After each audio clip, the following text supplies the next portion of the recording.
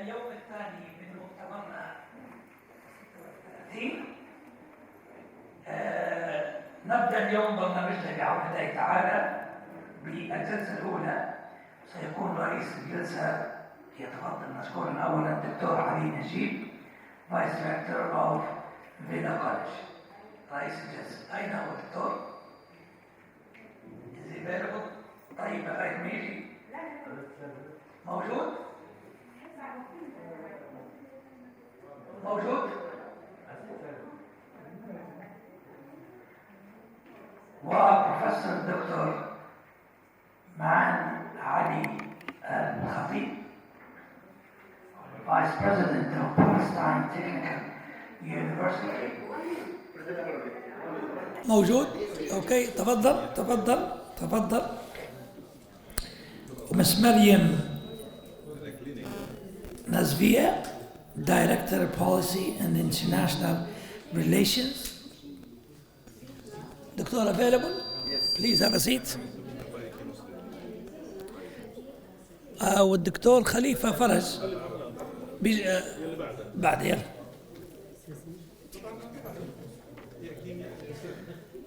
بروفيسور دكتور إيمان عيسى.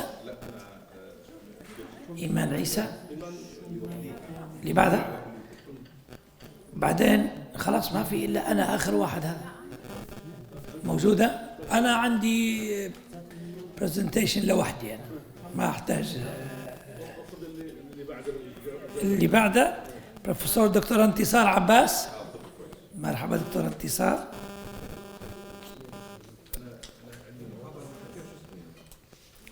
تفضلوا بالجلوس. عندك فيلم موجود؟ اي تمام، مرحبا بك. تحبي تبدي الكلمة ولا تحبي تاخذ الفيلم ولا تجلسي؟ أخذ الفيلم. الفيلم. شيخ، الفيلم تاع الدكتورة جاهز؟ جامعة أوروبا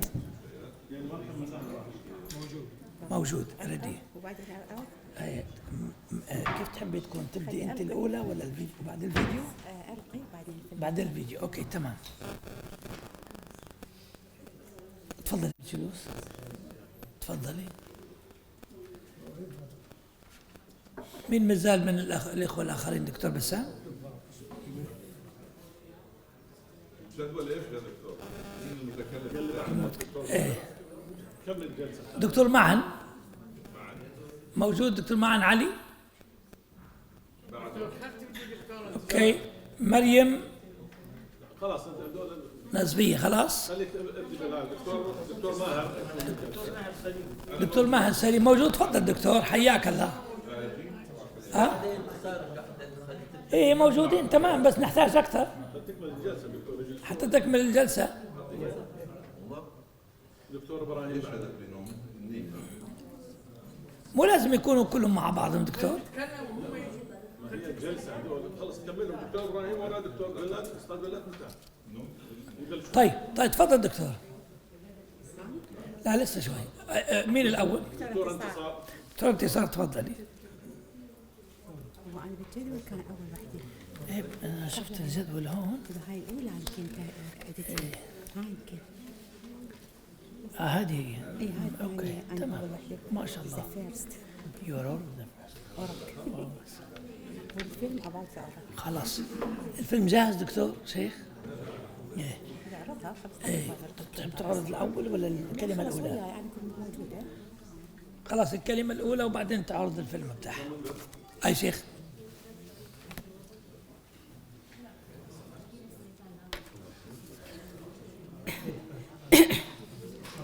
السادة أصحاب المعالي والمقامات المحترمون، السيد رئيس اتحاد الجامعات الدولي المحترم، السادة أعضاء الاتحاد المحترمون، أسعدتم صباحا. سأبدأ في إلقاء هذه الكلمة بدءا بالعربية ثم أتلوها على حضراتكم بالإنجليزية، ويسبق كلمتي عرضا موجزا عن قصة نجاح جامعة أوروبا. فنتفضل جميعا باستعراض الفيلم أولا ثم أتلو على حضراتكم كلمة الجامعة.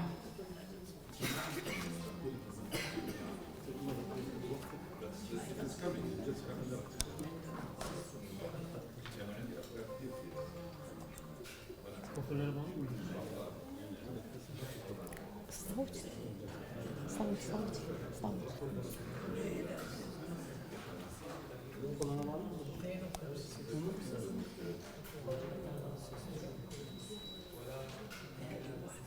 بغداد بين عامين 2014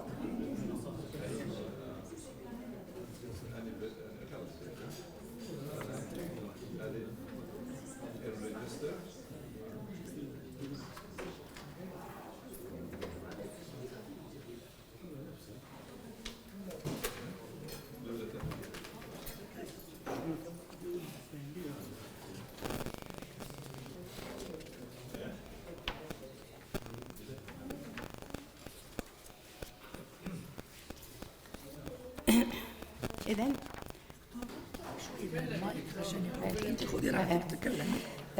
سنبدأ أولاً بعرض موجز لتجربة جامعة أوروك. قد تبدو جامعة أوروك حديثة في عهدها، حيث تأسست عام 2015، ولكنها زاهرة بإنجازاتها، فقد قطعت شوطاً كبيراً في إنجازات متلاحقة ترجمت فيها رؤيتها، حيث انعكست تبنت الجامعة إدارة الجامعة رؤية مميزة تتميز بابتكار معرفي وإبداع في أساليب نقل المعرفة، واعتماد مناهج دراسية متجددة وتنمية كفاءات مميزة.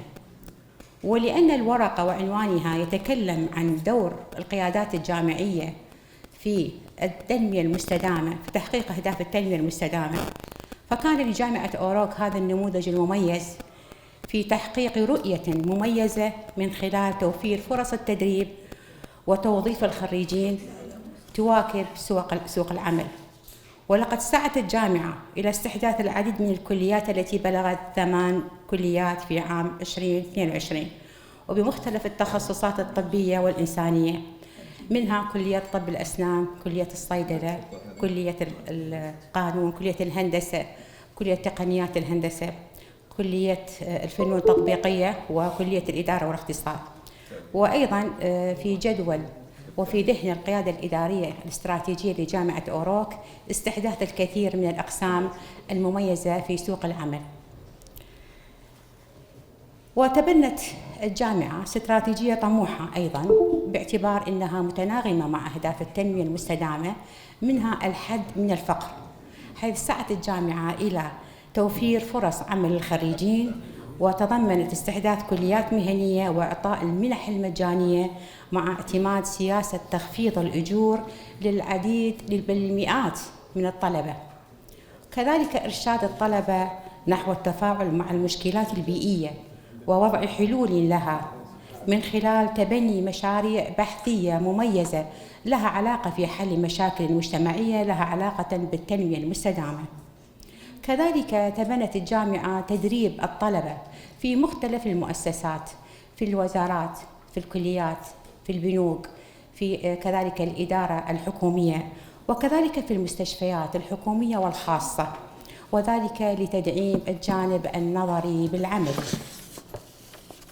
تطور عدد الطلاب في الجامعة، حيث بلغ عام 2022 9000 طالب. وكذلك توسعت الجامعة كثيراً في أبنيتها، وأقامت مشروع المستشفى التعليمي الذي يضم 200 سرير لتقديم خدمات صحية في مختلف التخصصات، سيتم افتتاحه إن شاء الله في عام 2026. اهتمت الجامعة أيضاً تناغماً مع أهداف التنمية المستدامة إلى جذب الكفاءات العلمية من حملة الألقاب العلمية من لقب أستاذ حصراً، وكذلك تبنت أيضاً اتجاهاً مميزاً ضمن أهداف التنمية المستدامة، وهو تحقيق المساواة بين الرجل والمرأة، حيث جامعة أوروك تميزت في تمكين المرأة، وكذلك من خلال مشاركتها في إدارة العديد من الأقسام العلمية، وكذلك تبنت مواقع حتى قيادية كمنصب العميد أيضاً في بعض الكليات. كذلك توفير الدعم لذوي الاحتياجات الخاصة.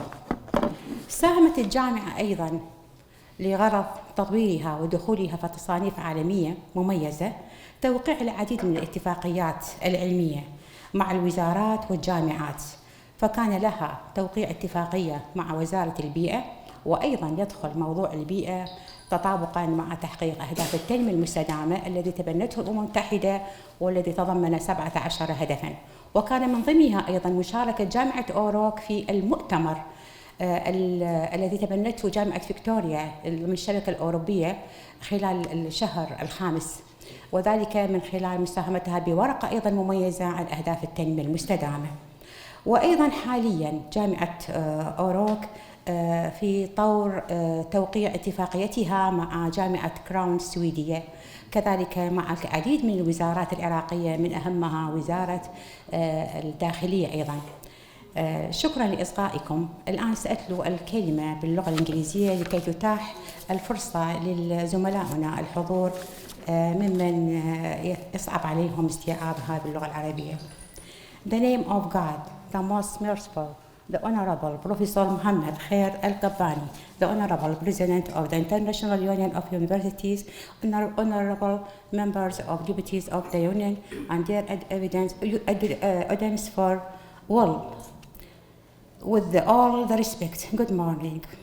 Orak University paper participation in the 36th Conference of the International Union of Universities in 24 to 26 October 2022 concerning administrative leadership and higher education institutions and universities. This paper briefly aimed to clarify the role of the University of Orak in achieving the goal of sustainable development through the vision of the university towards achieving knowledge excellence and young injury for renewed quality of life to develop skills in line with the labor market and sustainable development.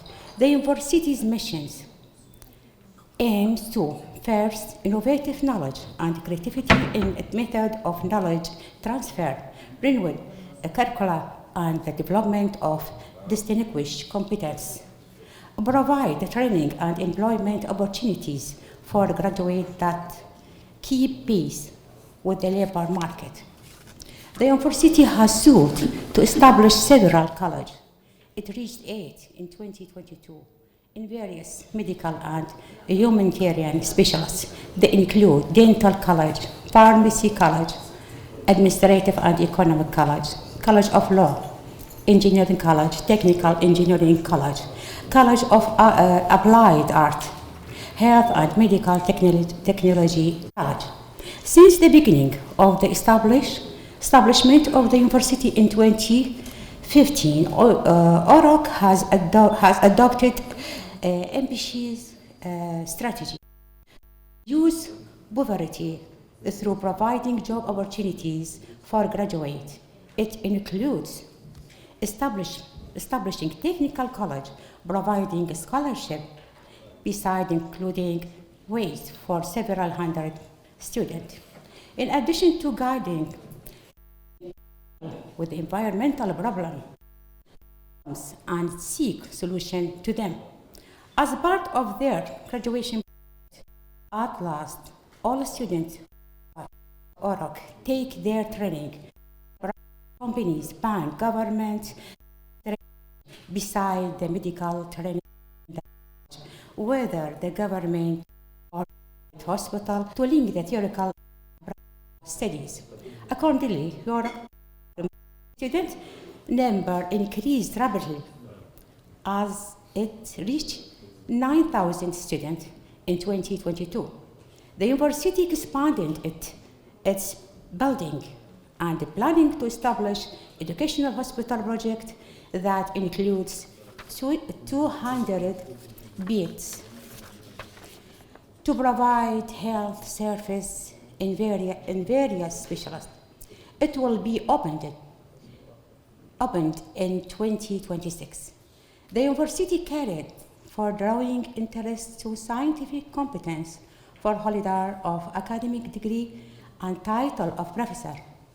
The great quality between men and women in Orak are empowered by giving them rules in the scientific management of the university's department. It also provides support for people with special needs. The university has contributed to the signing of many scientific agreements with ministries like the Ministry of Environment and Ministry of Interior Affairs, and universities such as the University of Victoria in Britain, and currently with the Swedish University of Crown. Thank you for listening. Assalamu alaikum.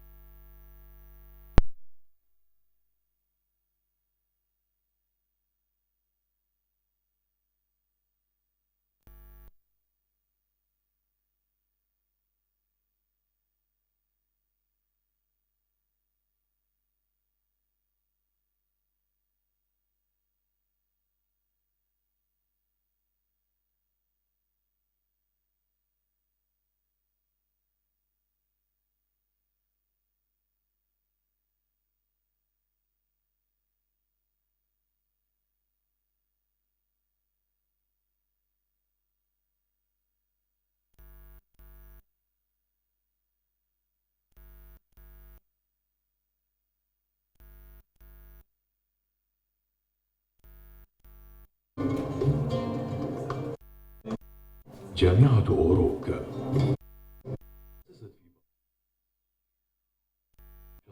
في 2015 وقد حملت اسم مدينة لها من تأثير في تاريخ العراق حضارتي السومرية والبابلية، حيث خرجت من هذه المدينة أول تلك اللحظة بدأت التعلم. أولى الملاحم الأدبية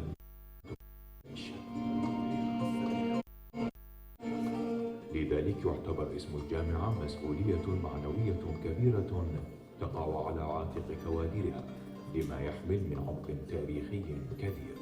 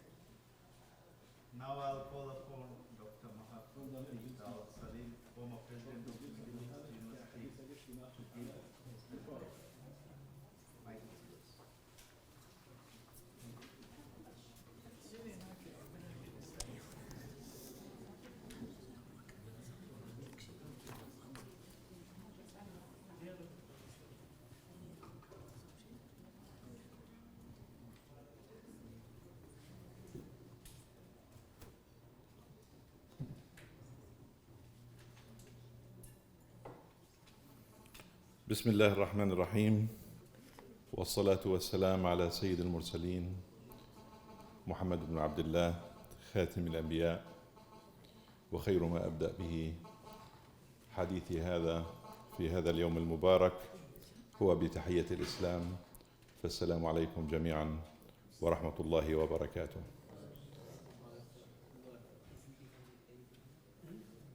بادئ ذي بدء، أود أن أتقدم بالشكر والامتنان إلى منظمي هذا المؤتمر لدعوتي للحديث في هذا اللقاء الجميل الذي يضم نخبة من الجامعات العربية والغير عربية، نخبة من العالم.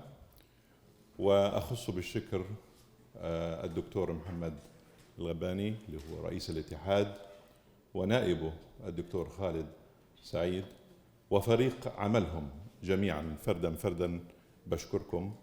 وأيضا أتقدم إلى الحضور الكرام بالتحية والتقدير، ويعني يسعدني أن أتكلم بحضوركم عن موضوع مهم جدا في عالمنا العربي والغير عربي، اللي هو التعليم العالي أو مستقبل التعليم العالي وقياداته التعليمية في ظل التحديات المستقبلية وحتى التحديات الحالية.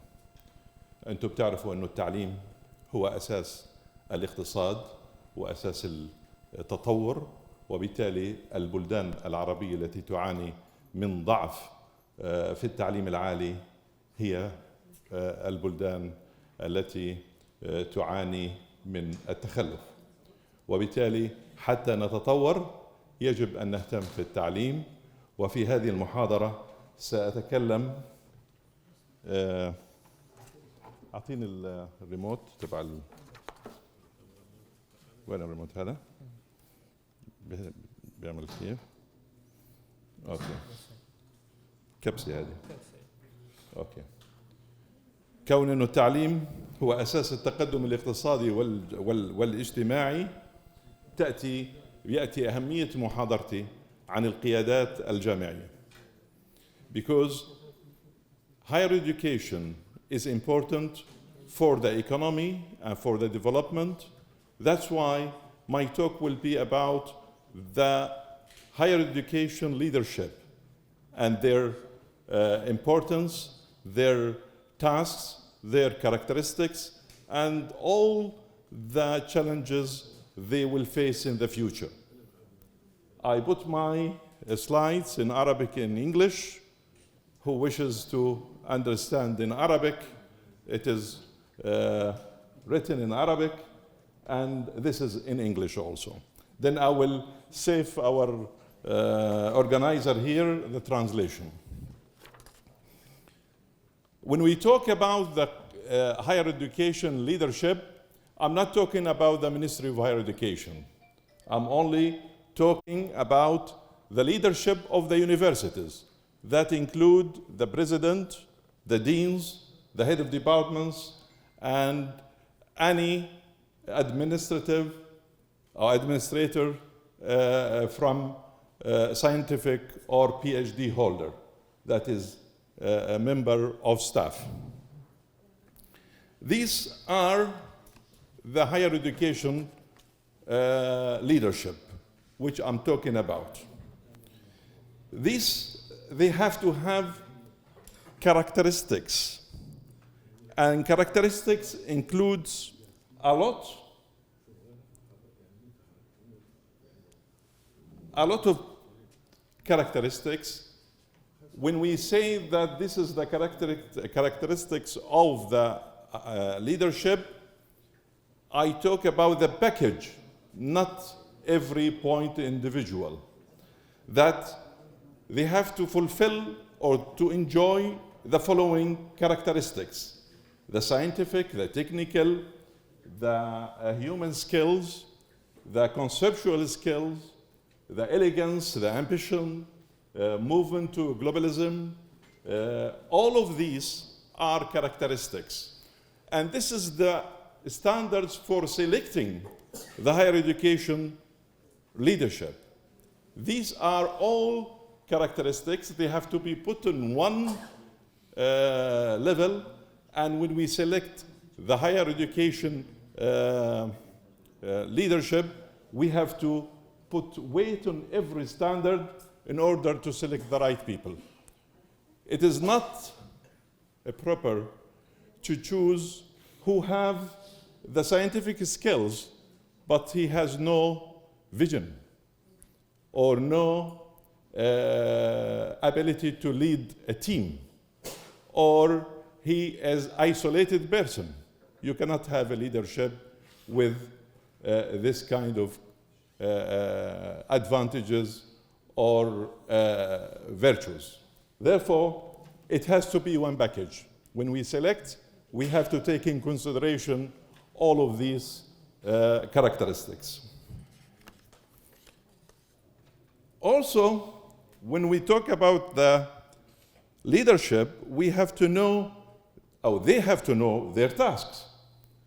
And the task of the leadership is very important, because sometimes president is appointed and he doesn't know what to do.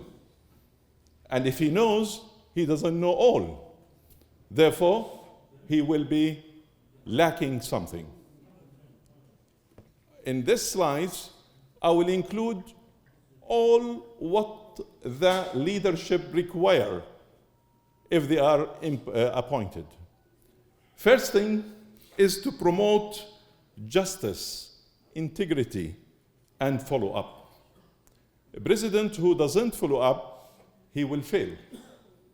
Dean who doesn't have integrity or justice, he will have a riot or revolution in his department and his faculty. Therefore, these tasks are important, and they have to, the leadership, they have to enjoy it. They have to have it and to do it. They have to have a vision. If we appoint leadership of university with no vision, the university will stand and doesn't move. Therefore, they have to have a vision where we are going as a university. It's like a dream. Today, we are here. I'm thinking of 10 years ahead, what to do. And this is the way the leadership should think. They have to transform the goals of the university into results, and also, and these results to achievements. And if they don't do that, the operation of the university will be minus. It will be nothing. Motivate faculty and staff to achieve goals. We are the leadership of the university. We have to inspire our staff. If we don't inspire our staff, encourage them, motivate them, do whatever to make them move, we have a problem. If we inspire them properly, you'll find that the operation will be smooth and it will be in the right way. Our problem with our universities, especially in the Middle East, when we appoint leadership, we don't think of these tasks. We don't think of these characteristics. We appoint them upon maybe we know them, they are close to the decision making. We don't take these things serious. That's why we are going in declination. The higher education in our country is in declination. Leadership should deal with variables. If there is earthquake, what to do? If I don't have the capacity to think, what I'll do? If we have snow, what I'll do? If we have a problem, if we have a riot, if we have a war, then the leadership should deal with all these issues properly. They have to support for the management elements, the planning of the university. The planning is part of the university, and they have to be. They have to support it, the organizing, the directing, the evaluating. They have to fulfill the job of the university. And all of you know that the three pillars of the university is teaching, research, and social responsibility. If the leadership do not understand the three and do very well and do a lot of work in order to fulfill the three pillars, the university will be lacking a lot of things. As I said, they have to do everything in order to make the university working smoothly. These are the tasks in general, and I always say it's like a package. They have to do everything. The leadership, they have to be knowledgeable, they have to have skills, administration skills, they have to have psychological skills, they have to be fulfilling all of what I said. What are the challenges for the leadership and our universities? I summarize the challenges in these slides.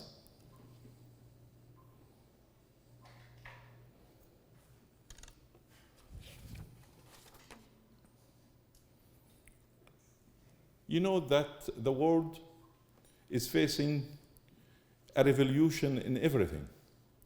Technical, technological, cognitive, everything. Even the method of teaching is changing. 20 years ago, when I started with e-learning in our university, the higher education administration, they were against this, and they considered e-learning is not a method, a proper method for teaching. Nowadays, it is a demand. It is something required by law that you have to include e-learning in your teaching. Therefore, we have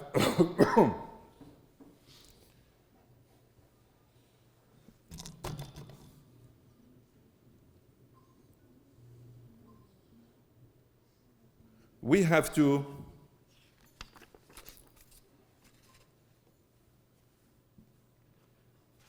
depend on the administration which have enjoyed this knowledge of technology and how to run the universities. The phenomena of international leader is important. What do we mean with international leader? International leader means that this president or this leadership, they have knowledge, they know how to run their universities, they have good relation with other universities in the country, in the region, and international. Because with Bologna Act, with the mobility of the students and the staff, if the leadership, they don't have this characteristic and advantage of having contacts with other universities, the university will be in trouble. And nowadays, universities are open. And that's why we have ranking, we have competition, and I'm going to talk about it. They have to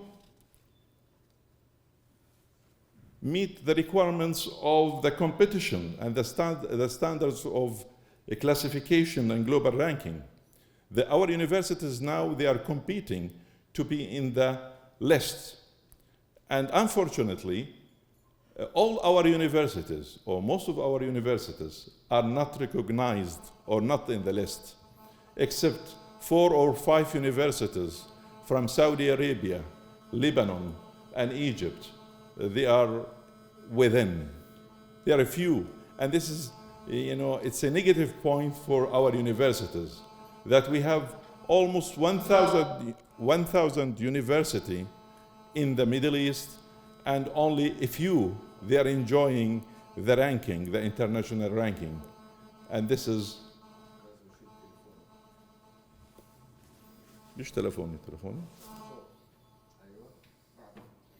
Yes. بس مش شغال هو.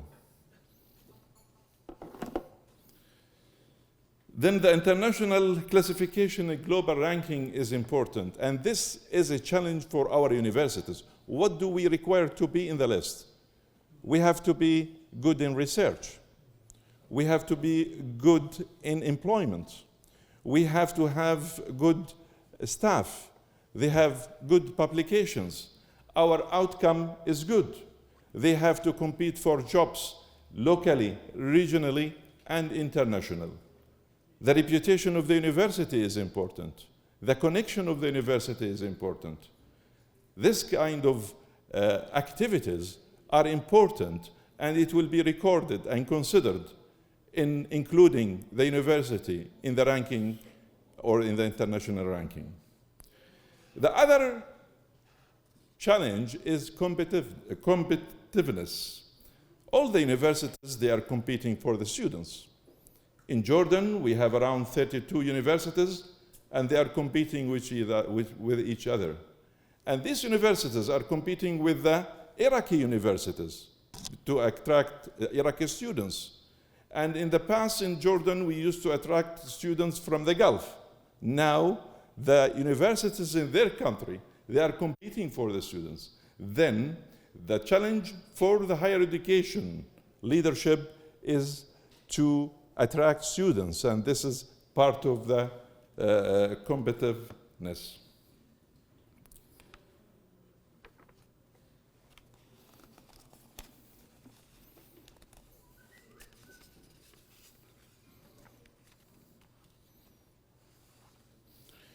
The other part of the challenge, I passed by it maybe,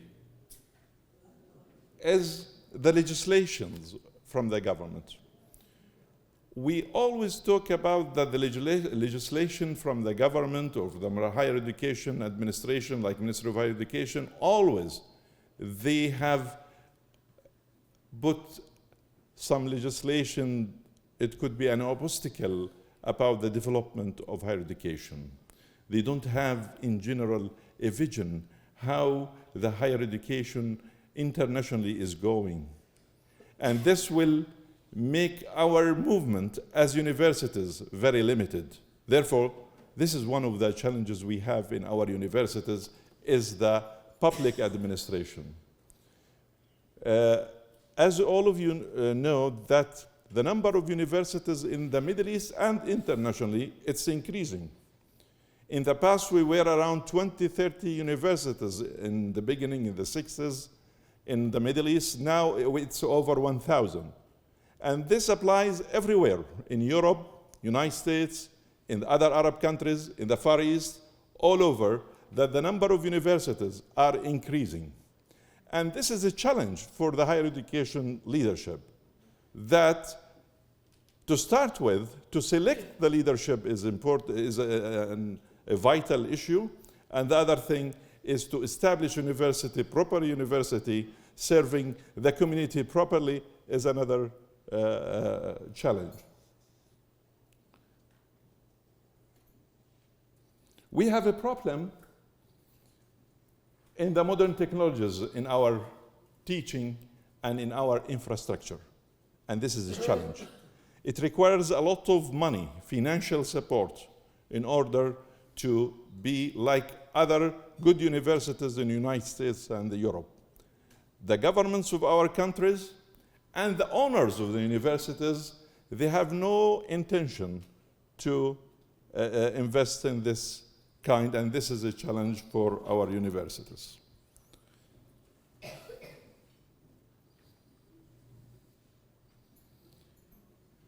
I talked about finance. There is something called internationalization.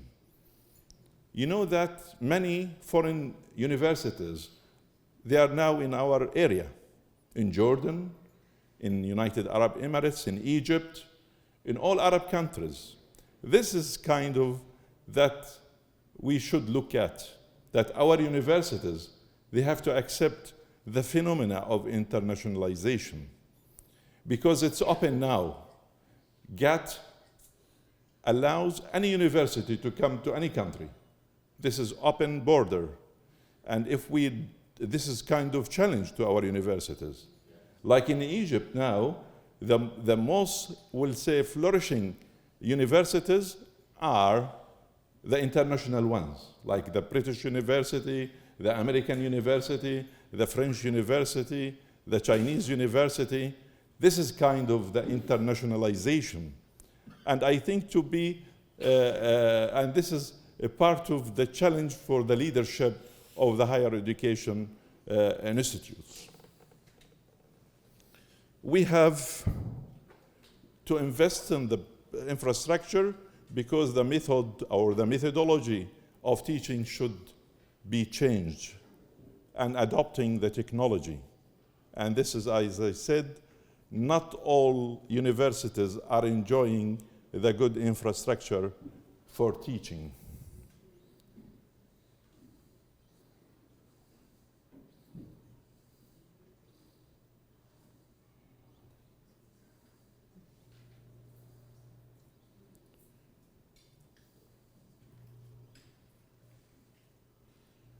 Now I'll put some recommendations,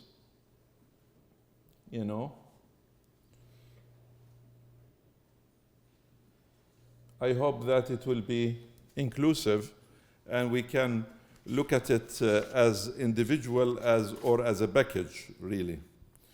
First of all, in order to have proper leadership in our universities, we have to train them. It is odd now to say to a president that you have to be enrolled in training to enhance your skills. Maybe they will think that it is part of insulting, but this is important. That all leadership in the universities, they should be trained.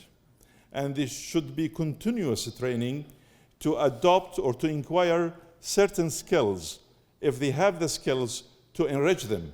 And this is important. Because a president, he has to know in management, he has to know in science, he has to know in education, he has to know in accountancy, he has to know in politics, and he has to enjoy good communication skills. Therefore, like learning other languages is important. And this applies to all university leadership. The other thing is to restudy our programs now and to improve what we have now, and we have to to imagine that things are changing. Therefore, we have to develop a new curriculum, new disciplines, a new specialization that it will meet the requirement of the future. You know that many jobs, they will disappear in a few years. And other jobs will replace them. Therefore, our university leadership should look at opening new disciplines like in big data, analytics, artificial intelligence, and others. And they have to include e-learning with their curriculum. E-learning is not what we think is as we experienced during the COVID-19, like using Zoom or WhatsApp or whatever. E-learning is a science, and it is a technology, and it is a methodology, and it requires a team of SMEs, subject matter experts, and instructional designers, and animation people, and computer people, in order to prepare a content or e-content. And this is required in it should be part of our study.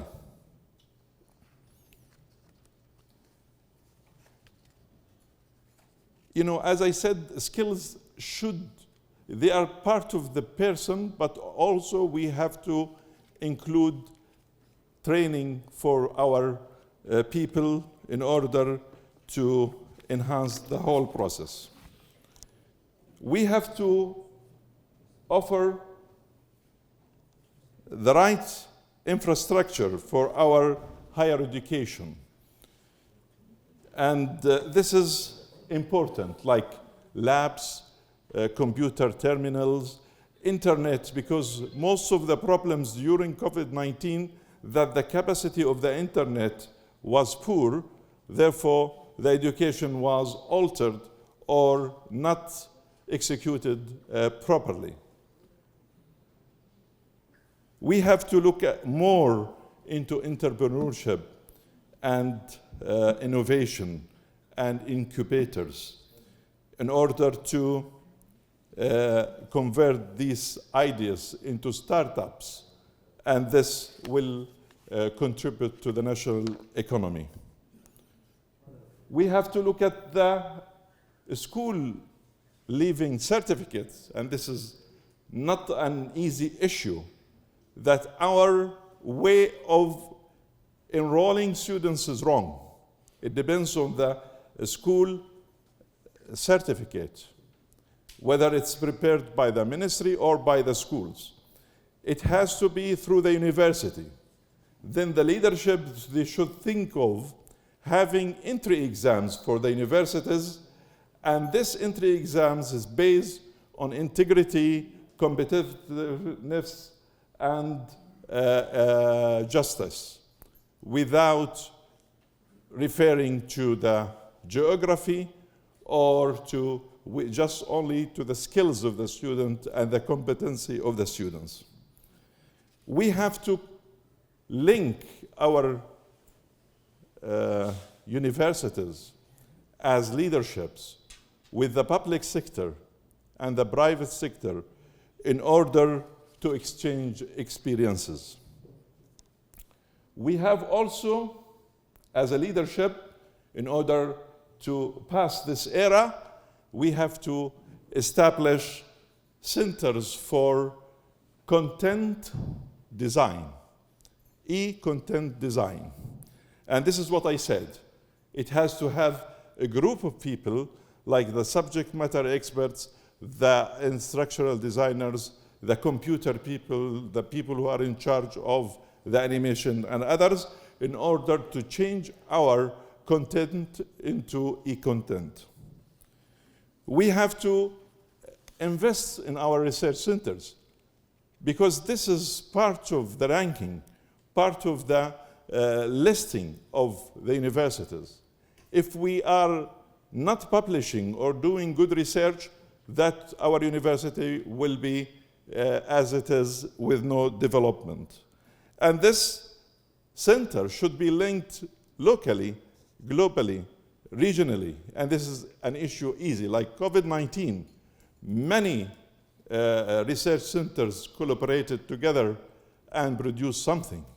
And this issue could be an example for the future that a lot of research could be contributed, collaborated with other research centers. We have to conclude cooperation and partnership agreement between higher education institutions in the various programs, locally, regionally, and globally. This is very important. This is just a summary of what we think of the higher education leadership facing and the challenges. I hope that I summarized the challenges and I put some recommendations. Thank you very much for your listening, and I hope we'll meet again. Yeah. Thank you very much, Professor, for a very comprehensive and also very thought-provoking presentation. I think you have covered quite well the attributes for effective leadership as well as challenges for the higher education leaders. And I'm glad that you have also provided a set of recommendations for higher education leaders. If there is any question or comments from audience, Professor?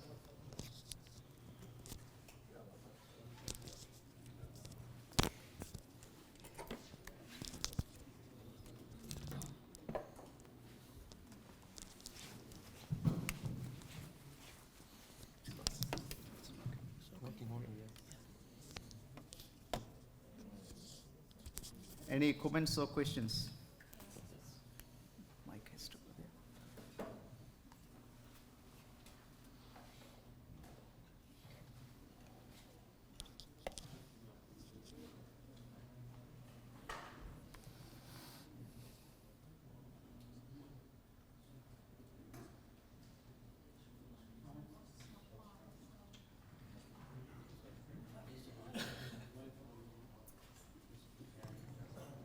ما في سؤال، ما في ملاحظة، ما في إضافة، ما في شيء. لازم يكون ما في جواب مكشف. Yes, please. تفضل. My voice is not high. Did you hear me? Yeah, we can hear you. We can hear you. Okay. Good morning. Thank you, Dr. Professor Adil. My question for you, I have one question. How did the technical university in West Bank overcome all the challenges, or try to overcome the challenges which related to the technology and the methods during corona pandemic? You know, like I'm not in West Bank, but my colleagues and a member in the higher education, the Palestinian higher education. Therefore, I can answer you that really it was a challenge for our universities in Palestine to cope with COVID-19. But to be honest, they were a unique, we'll say, experience for other universities in the Middle East, that they did not stop teaching to start with. Many Arab universities stopped teaching for a while because of the COVID-19. But the Palestinian universities and schools did not stop. How did they overcome? This is, I think, part of the Palestinian people, that, you know, they faced a lot of challenges with the occupation, and they know how to deal with crisis. And in general, the Palestinian universities, they are, from point of infrastructure, they are well set up. Therefore, did not really face any problem, we'll say major problem, during the COVID-19. And this is a plus to our universities in Palestine, even though they are under the occupation, but they function properly. And as I said, and it was really like amazing that it is the only country, we'll say, that did not stop education. Yeah, and I would attribute this to the infrastructure, the investment in the education for the Palestinian people, and for the staff they have, the higher education, the education system. And you know, Palestine enjoys a good standard or listing among the Arabs, like maybe number 2 or number 1, I'm not sure. But I think Tunis is number 1 and Palestine number 2. And this could be the answer of your question. Thank you for the question. Thank you for your answer, دكتور. بارك الله فيك. شكرا جزيلا. أي ملاحظة ثانية؟ أي سؤال؟ قبل ما ننتقل للمداخلة اللي بعدها. أي سؤال؟ Any question? Okay. Next step. Mine, right? Is that yours? Yes. Yeah, okay. So you are on the chart now. Dr. From Maldives.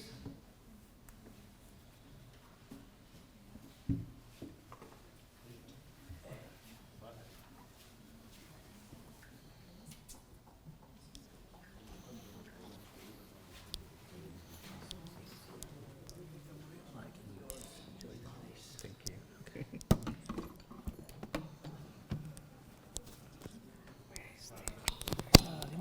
This one. Okay.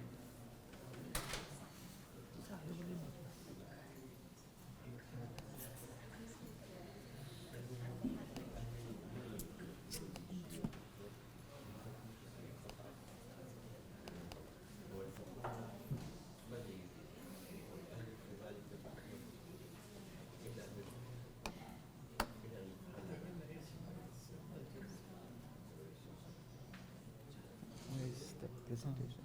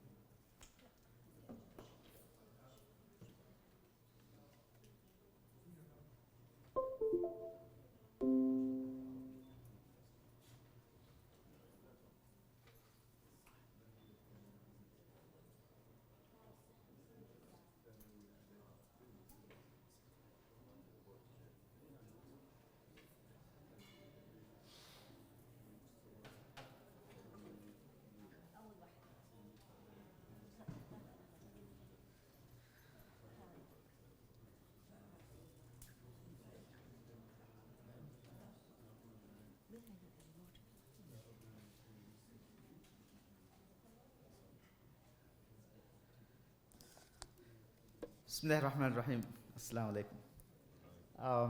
I'm going to actually present on the development of higher education in the Maldives, growth challenges, sustainability, and future directions. I know the development of higher education in the Maldives could be quite different from other contexts, and I'm not sure whether similar trajectory has been actually shared by many of the Middle Eastern or Arab countries. But I'm sure that the challenges and future directions would be very common, and I actually can see it from the professor's presentation.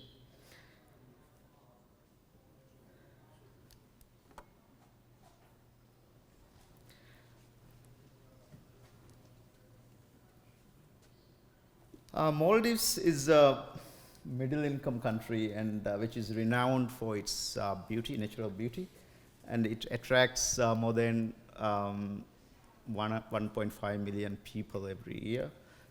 The country's population is very small, around 500,000 people. And we have experienced a significant growth over the last 3 decades, largely attributed to the development in the tourism. It's a very market-friendly country where there are both public and private higher education institutions. The structure of the higher education sector in the Maldives is similar to that of the small island states, and I'm sure there would be a lot of similarities with other developing and some of the developed countries in the region as well. The system consists of 3 main set of institutions. There are 2 public universities, as Dr. Ibrahim Zakaria Musa has yesterday highlighted, 7 colleges, 1 polytechnic, and a number of higher education and tertiary institutions offering tertiary and vocational education. According to the current regulations and also the Higher Education Act, which was passed last year, universities can offer up to level 10 of Maldives National Qualification Framework, which is up to PhD. Colleges can offer up to level 9, and then institutions can offer up to level 6. Level 9 is master's degree or postgraduate degrees, and level 6, for your information, is advanced diploma or foundation degrees or associate degrees.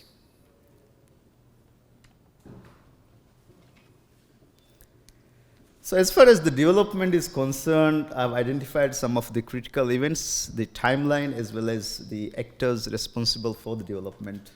1970s to 1980s, we had tertiary training opportunities were available only for limited number of people in the Maldives.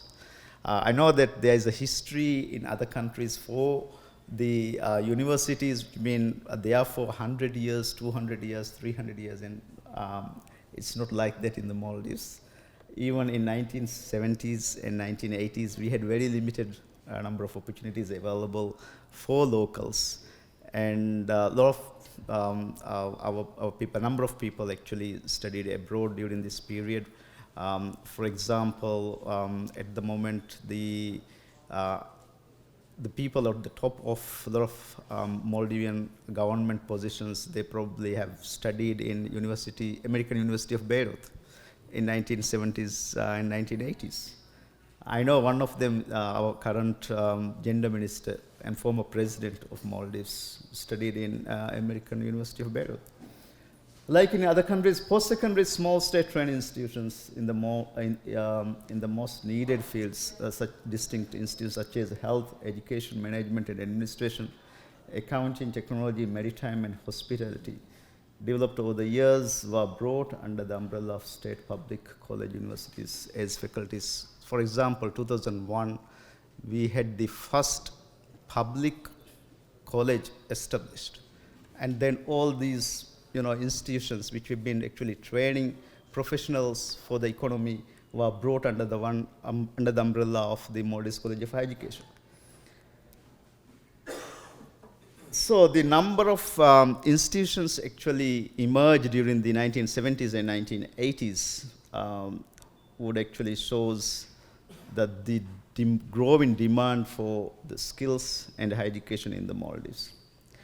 In 1998, as I mentioned before, Maldives College of Higher Education was officially formed and established.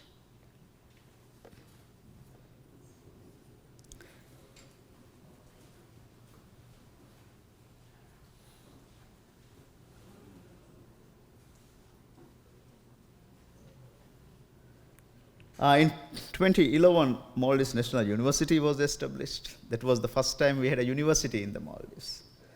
As far as the religious, Islamic, Sharia, and Arabic studies concerned, in 2004, the College of Islamic Studies was established.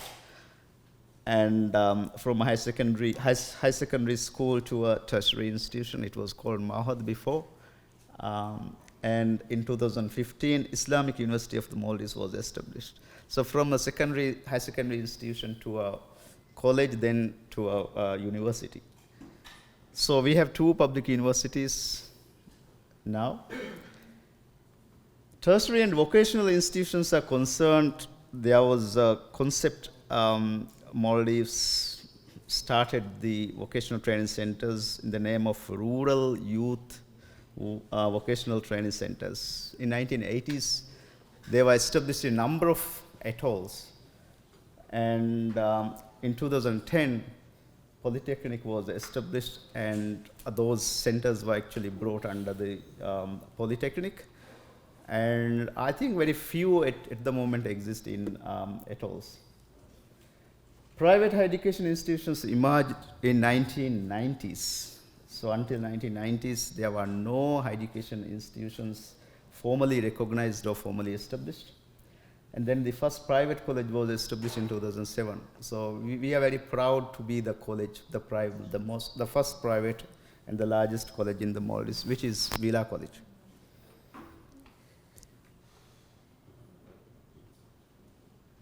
And just to give you some background on the gross enrollment ratio in the Maldives, in 2011, we had just 6% gross enrollment ratio rate is concerned.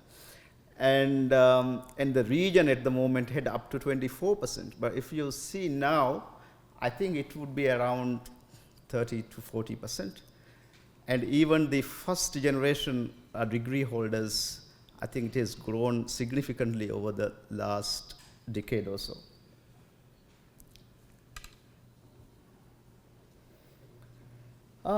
In order to give a quick overview of the players in the market, both universities and colleges in the Maldives, I have taken this from the MQA website.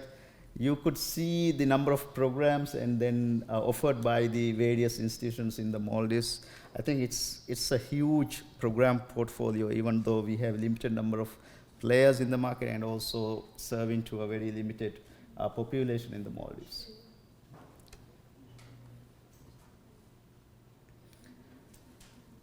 For you to give a brief about the Maldives National Qualification Framework, on the top you have got the level 10, which are doctoral degrees, high professional diploma and high professional certificates. Level 9 is master's degree, and level 8 is postgraduate diploma and postgraduate certificate. Level 7, bachelor's degree, and honors degree is also at the same level.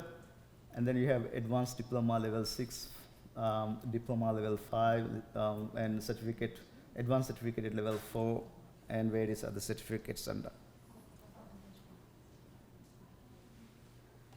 So let's look into the governance and critical events and actors as far as governance and regulatory framework is concerned. There has always been a line ministry administratively responsible for the governance of higher education. used to be along with number of other portfolios in the ministry. Higher education department within the ministry was the norm until 2018, where we had the first higher education ministry established. As far as the regulatory bodies are concerned, Maldives Accreditation Board was created in 2000 by a presidential decree. It was renamed as Maldives Qualification Authority in 2010. Maldives Technical, Vocational and Training Authority was created in 2011. So we had a unified national qualification framework before until now, and also it was the Maldives Qualification Agency which was overseeing and regulating both technical and vocational as well as the academic professional programs. And then in 2011, there was Technical and Vocational Training Authority established. And later on, last year, it was actually renamed as the National Skills Development Authority. So now the technical and vocational qualifications are administered or regulated by the National Skills Development Authority, which was actually established under the Higher Education Act passed last year.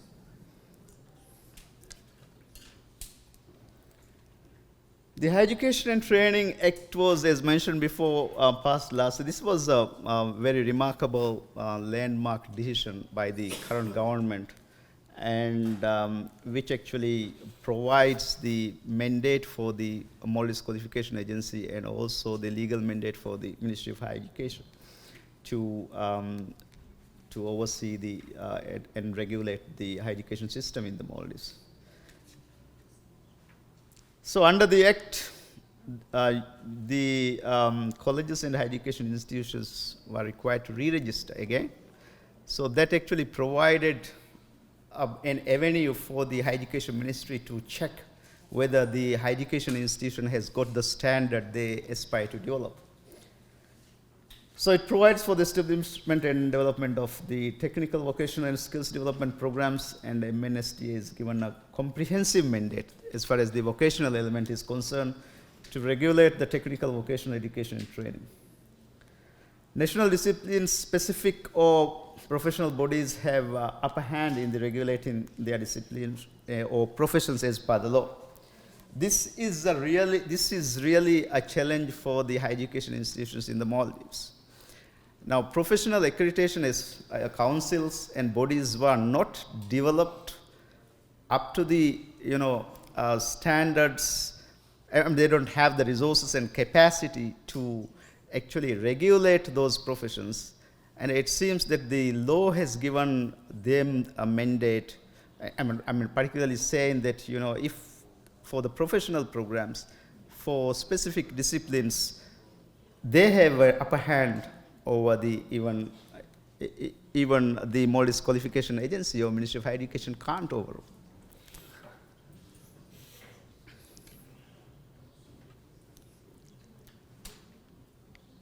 So as far as the growth, expansion, and accessibility is concerned for the higher education provisions, when Maldives College of Higher Education was formed, they had 28 certificate level programs and 9 diploma programs in limited disciplines.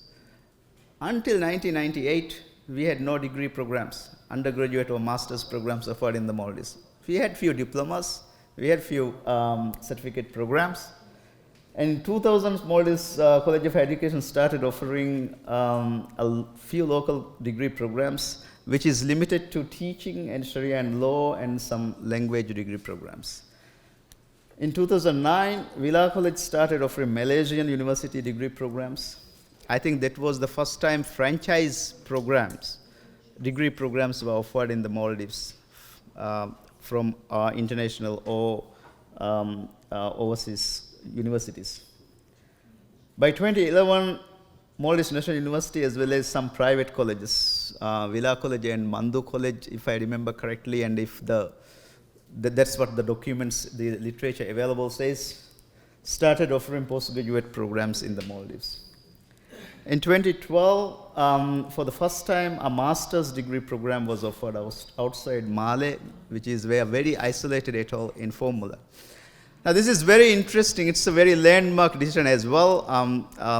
I think even though we had certificate programs, diploma programs, and degree programs in the Maldives. Maldives is a very dispersed country. We have got 200 plus inhabited islands scattered around a very large area. So the accessibility is a real challenge. And I think in 2012 only we were able to actually reach out them and start the programs or the provisions available up to master's degree. As far as professional programs are concerned, Maldives National University started offering professional accounting, so AAT programs in 1990s, and in late 2000s, private colleges started professional programs such as ACCA, which is an accounting program, CAT, CIMA, and marketing professional program, CIM.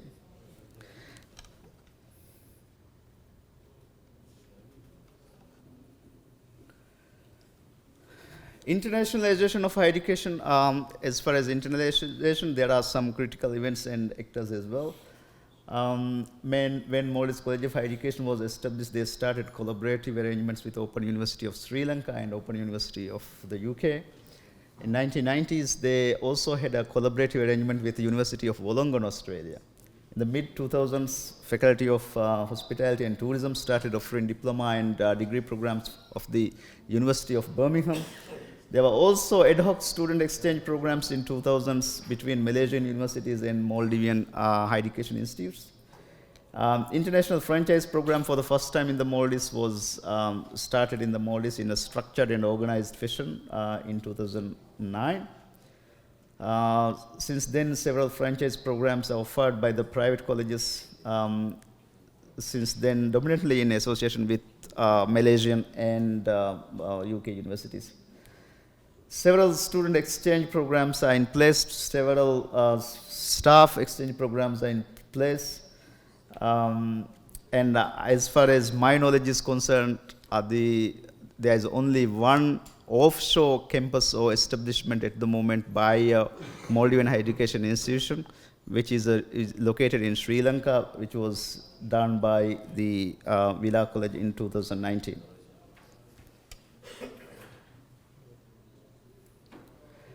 Higher education funding. Public universities and government higher education institutions are funded by the government. There's a budget allocation. And then they were also given the opportunity to actually charge a nominal fee in addition to the government funding. For individual students, scholarships and student loan schemes are available from the government-funded projects for specific purposes and specific needs, and based on the state training requirements. A national student loan scheme was launched in 2010. Free first degree scheme was launched in 2018. And there is no direct state funding available for private higher education institutions in the Maldives.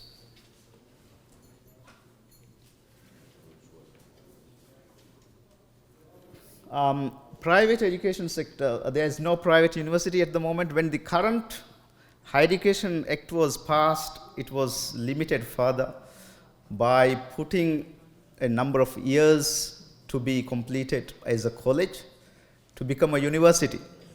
But I think the way forward is, rather than having a number of years as a constraint, to lay down the standards to be met in order to become a university. There are many private colleges and higher education institutions. No direct funding is available, and ad hoc skills development projects funding is available as required by the donor agencies from the government. That's the only mechanism for higher education institutions, private higher education institutions. No incentives in terms of support and resources from the state. Public-private partnership opportunities are available for limited vocational and skills development projects. All right, challenges, I think there would be the same challenges for everybody. Market perception of higher education in the Maldives is like students, they prefer to do a degree program within the shortest available period, So which are, for example, for undergraduate degrees, 3 years, and then they want to do everything while they, honor the commitment for family and work. 3 years, you do your degree while working, while honoring your family commitment. So that's a very, very big challenge. Higher education is seen as commercial product by a lot of colleges as well as higher education institutions. Massification of higher education, there are increasing number of higher education institutions and colleges as well as the number of programs available. Students are, students have all sorts of choices. Mismatch of expectation between regulatory bodies and higher education institutions. I think that has to be sorted out in the Maldives. What we expect is the standards and way forward doesn't match with the expectation of the government. And a lack of agility in the part of the regulatory bodies. For example, online education. So we have been talking about online education, but some of the universities, even the government, they don't believe that the higher education can be offered online. So we need to actually embrace it. A lack of emphasis on research both at the national and at institutional level. There is no research council. There's no way that the universities can be actually provided research opportunities or funding in particular. No progressive pathway or conducive environment for education professionals and academics. Now, universities, for example, they have their own system of the career pathway to become a professor or associate professor or assistant professor. But there is no unified government system which actually provides for it. A lack of human resources, academic and researchers, PhDs and professors. I would tell you an example. Recently, we have actually undergone a validation inspection by the Taylor's University. We wanted to bring their programs to Maldives. And then they made 2 recommendations to us. One is to increase the number of PhD holders. We have only up to 20% of our faculties as PhD holders, while the equivalent faculty in Taylor's University, they have got up to 85%. So that's a huge challenge. I think it's an inherent challenge for all higher education institutions, including the universities. A lack of focus on student mobility. We talk about internationalization. We don't have a proper student visa arrangement at the moment, which actually limit our ability to bring international students and also provide for staff exchange. A lack of focus on national needs in developing and offering programs. This is also a very big challenge. Public universities, national university in particular, they need to actually focus on the national needs, providing programs which actually are in need of the nation, rather than competing the individual small colleges on neck and neck. Key regulatory bodies moving forward in different paths. MNSDA, they want a different framework. A Maldives Qualification Agency, they want a different framework. So they are moving into different paths. We need to have a unified one. Ill-designed free degree scheme and student loan scheme, I don't have time, so I have been getting messages and indication that I should finish soon, but I'll cover quickly the 2 slides. Bureaucratic and regulatory hurdles in student mobilization internally and to bring international students to study in the Maldives. Strong accreditation councils, I have actually highlighted this before, and international online provisions. Now, MOOC courses, all the universities across the world offering online programs. So the competition is boundaryless now. So we have to be really prepared to take that challenge on. Future directions to have a unified national qualification framework, I've talked about it. To have a conventional non-university and alternative university system and provisions of higher education. This also needs to be recognized at a national level. To make available multiple paths and disciplines, to make higher education training relevant to employment, to have alternative tertiary education recognized within the system, to work on recognition of micro-credentials, pre-academic and, just finish this. Pre-academic and professional credits and experience to ensure programs cater for the sophisticated skill sets required by the employers, diversify and expand academic and professional program portfolio, prioritize on national needs, and in particular we need to go for STEM-related education in the Maldives. And I think I'll finish it. I've touched upon them within the challenges, and the slides would be available for participants. Thank you very much. If you have any question, I'm ready to answer. Sorry about this. No problem. Thank you very much.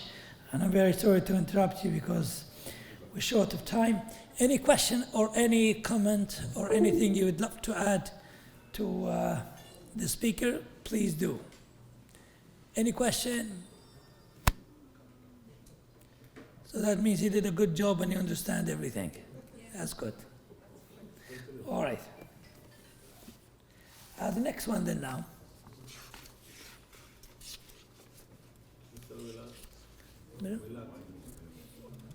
Mr. Walad, where's Mr. Walad? Available. Okay. Please stick to the time, Sheikh. 10 minutes, yeah? Thank you. ما في موبايل هنا. لا ما في.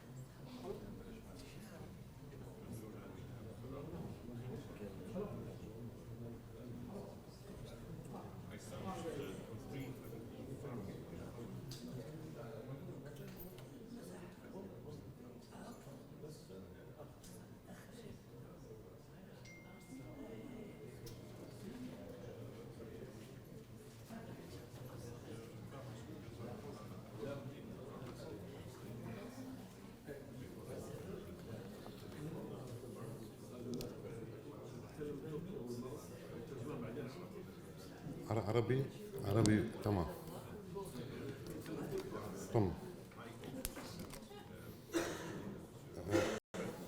İlk başta Sayın Uluslararası Üniversiteler Birliği Mütevel Heyet Başkanı Nevzat Hoca, Başkan Yardımcısı Doktor Halit Said ve Başkan Yardımcısı Doktor Besim As-Samrai bizi davet ettikleri için teşekkürlerimi sunuyorum.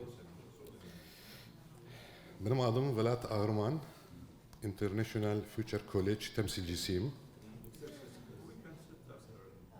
Ses gelmiyor mu? Geliyor mu? Evet, tamam. İlk başta davetiniz için teşekkür ederim.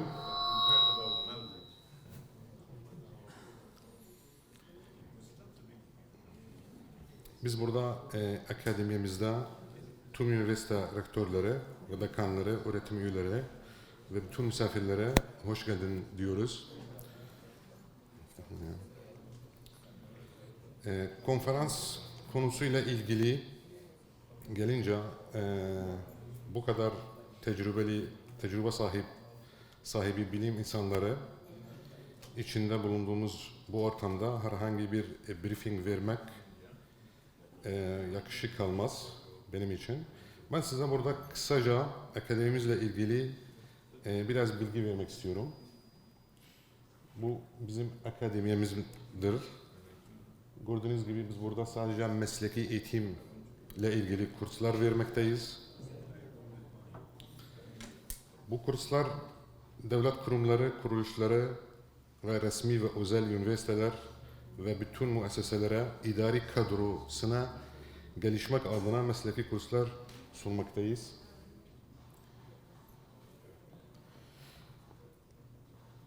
Bu konuyla ilgili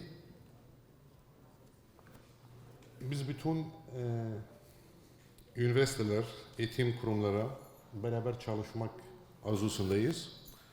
Yurt dışındaki, Arap dünyasındaki bütün üniversiteler, eğitim kurumları, kolejlere falan hepsine işbirliği için davet ediyoruz. Fazla zamanınızı da almayacağım. Kısa ve net internetten tabii ki bir sunum hazırlamadığım için internetten gösterdim. Fatih خليك على أول صفحة.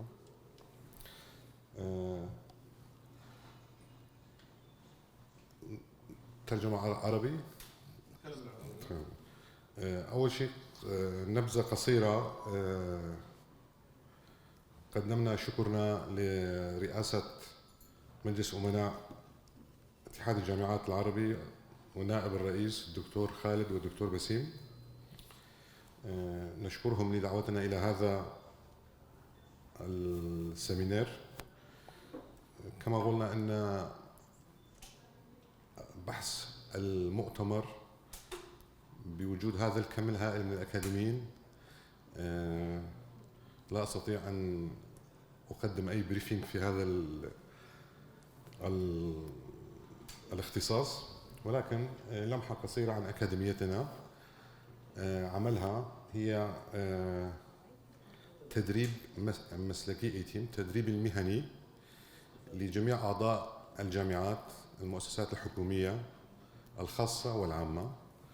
وقدمنا طلبنا بالعمل مع جميع الجامعات في الدول العربية وفي الدول أورتا آسيا والدول الآسيوية في هذا المجال. وأخيرا نشكركم شكرا جزيلا وإسطنبول'a hoş geldiniz.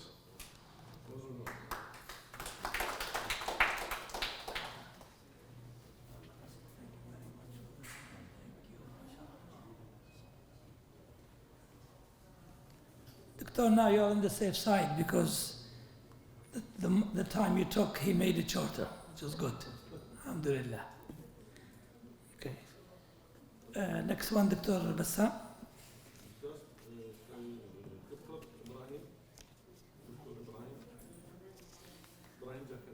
Dr. Ibrahim Zakaria from Maldives, is he available? Yeah. لا مو هذا الدكتور الثاني.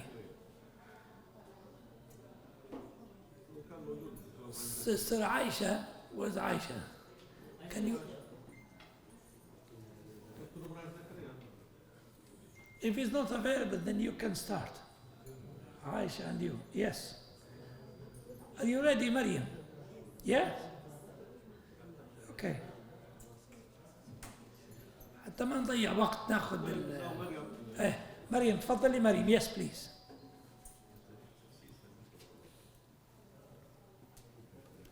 So Maryam from Maldives. Yes. I need to control this. The laptop can be here. Mic, yes. Laptop Laptop is not there. You can use this. Okay. Yeah. Okay. Yes.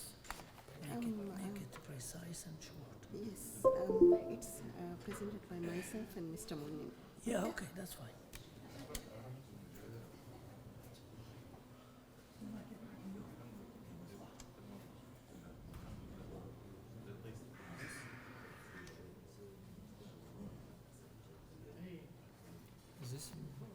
Yes.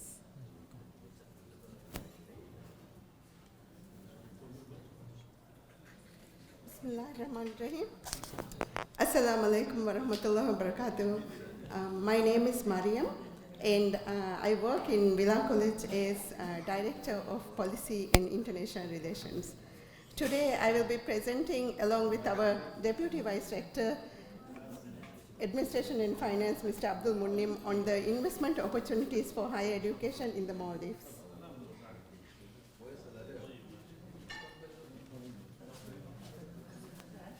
As it's important that when we consider any investment to get a background information about the country and the higher education institution. Our presentation is divided into two parts. I will be presenting the first part of the presentation, which is focusing on Villa College and Maldives, to get an idea so that you would be able to understand the context of the country and higher education in the Maldives. And part 2 of the presentation will be focusing on investment opportunities for higher education in the Maldives, which will be presented by Mr. Munnin.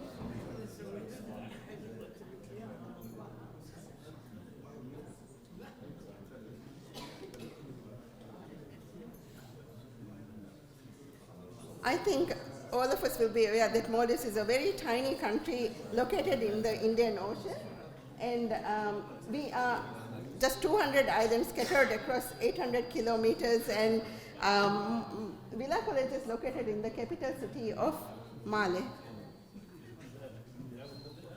I think many of the presentations before Dr. Zakaria, Dr. Najib has highlighted that we are a very small country with many islands, and it's a lot of scattered nature of the island actually imposes a lot of geographical and barriers and challenges when it comes to higher education implementation.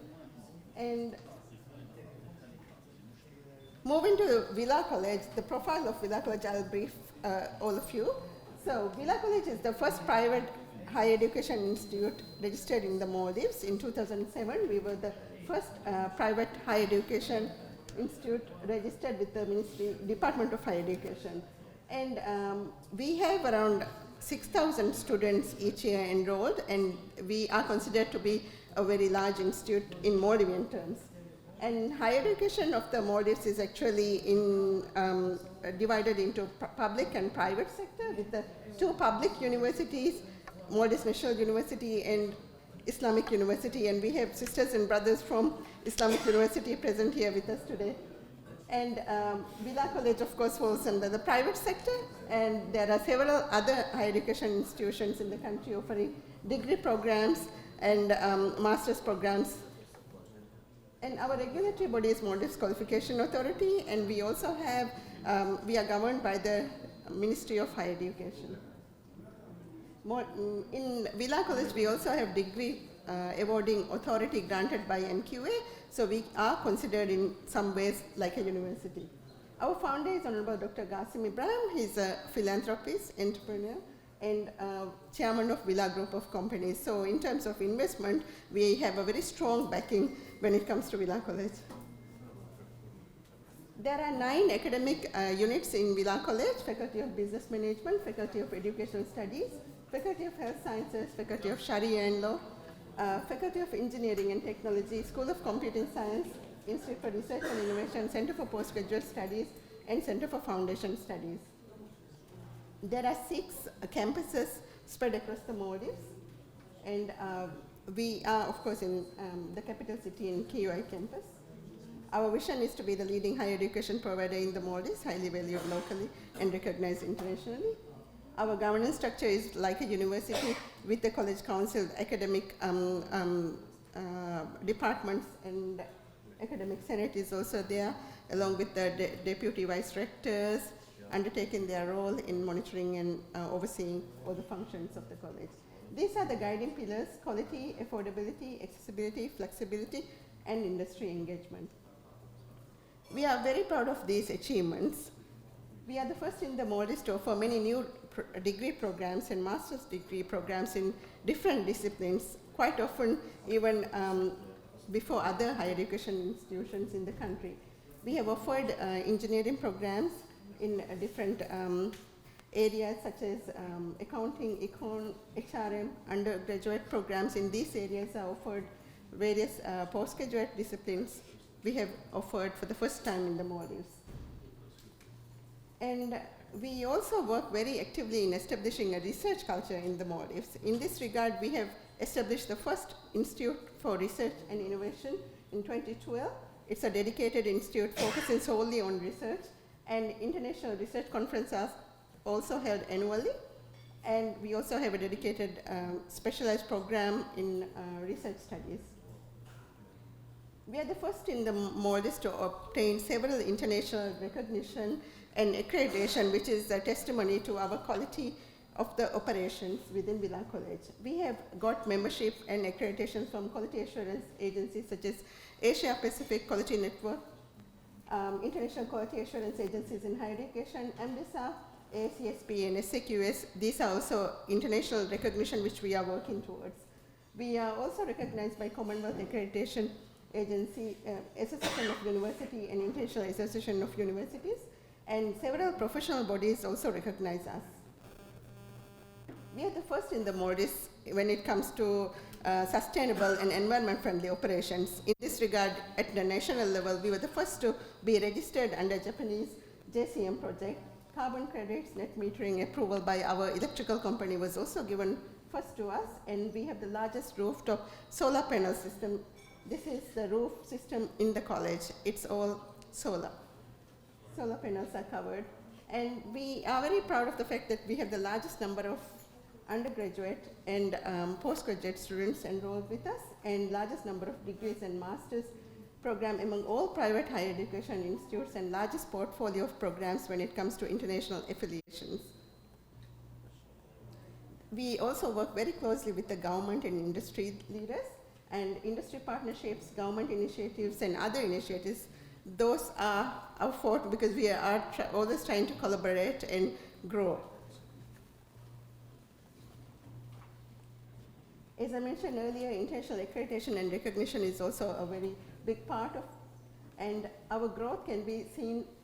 We started with just 54 students, and now we have over 6,000 students. When it comes to number of graduates, we are very proud that now there are over 15,000 students whom we have graduated over the years.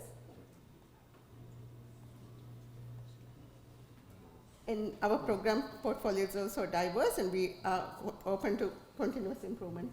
And research is also another strong area. This is snapshots from our International Research Conference. And one of our strengths is also our high school, which actually caters to advanced level, A-level grade 11 and 12.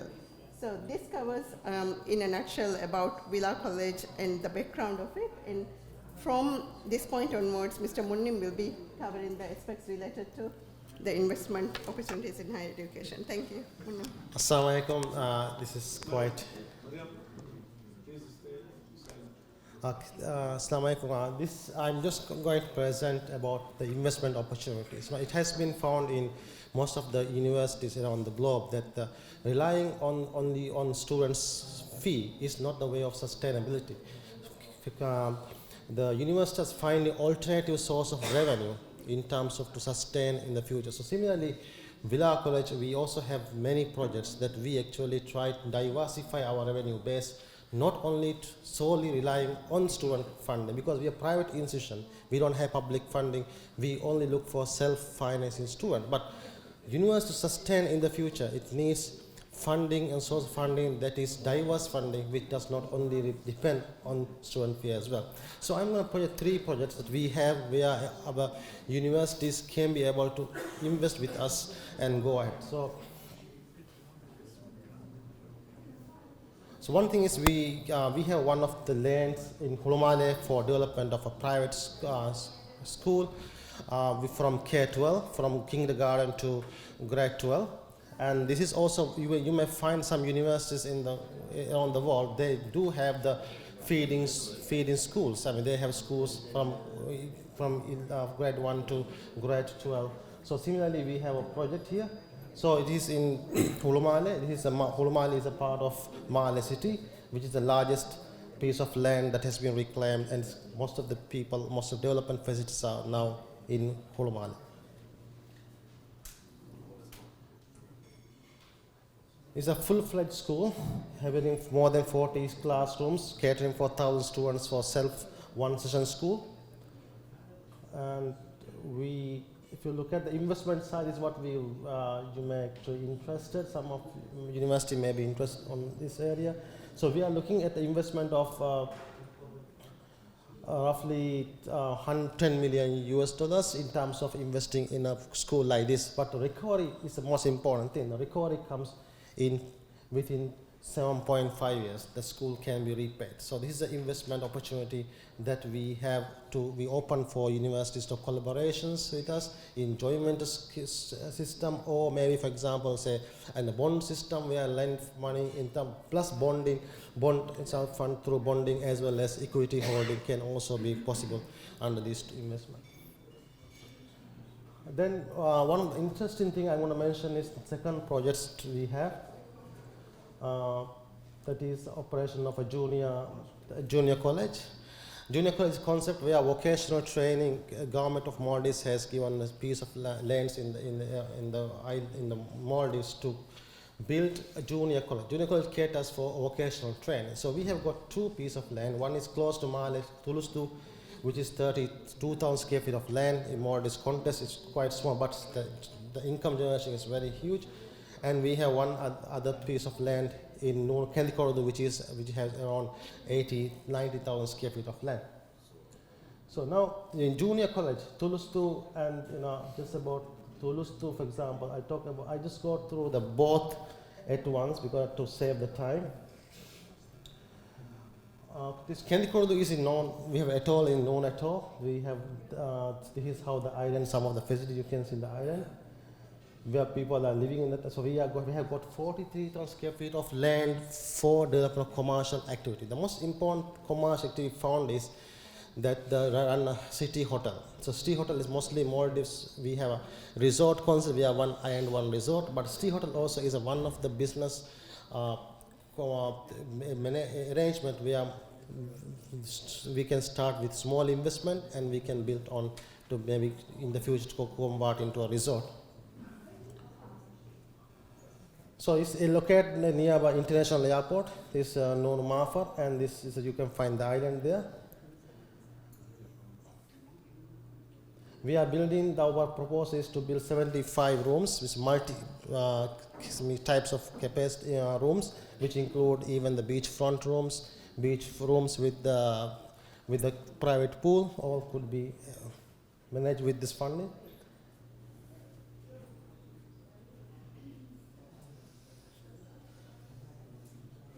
So we are looking for investment of $5.7 million, and the repayment. The most important is repayment of such investment, and the repayment of this comes within a period of less than 7 years. A city hotel in Maldives can be repaid in 7 years. Means a university concern, if you want to diversify your revenue base, one of the things is to invest in alternative source of revenue. One of the things is invest in tourism in the context of Maldives. So similarly, we have another project near Male, which is Tulustu, which is just like 15 minutes from the capital city and 15 minutes roughly from the Male International Airport. So it is found mostly in the area where Male is situated, a radius of 1 hour radius. Most of the city hotels are very successful in the Maldives. So we have this island is mostly famous for surfing.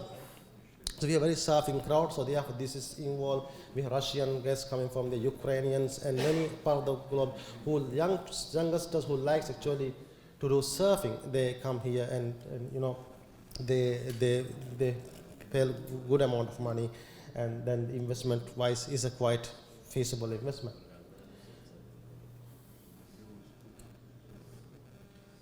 Since again we are proposing 75 rooms city hotel, with having pools, swimming pools, and the cafeterias, and many other amenities. And this is involved $4.5 million. And recovery of these hotels is, you can find this MPV is positive, IR is higher than the most cost of capital, in technical terms we talk about, and the payback period is within 7 years. 7 years is a good period in context Maldives to repay investment of this size. So Maldives is one of the country which actually tourism is hugely being actually advertised, and mostly our main source of revenue is coming from mostly about 80% of our GDP is from tourism industry. So we have these opportunities available for universities who may be individuals who may be interested to actually invest in. So we have opened for this. If you have any questions, you have intention for collaborations with us to diversify your revenue base. You may have some funding available for such investment. We are ready to work with you. That's how the reason why we share this investment opportunity we have with us. Thank you much for listening to our presentations. If you have questions, we are ready to answer. Thank you very much.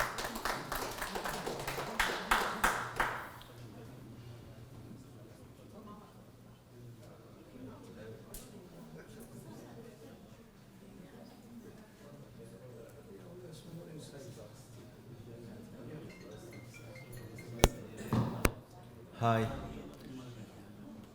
Please attention. Please attention, please.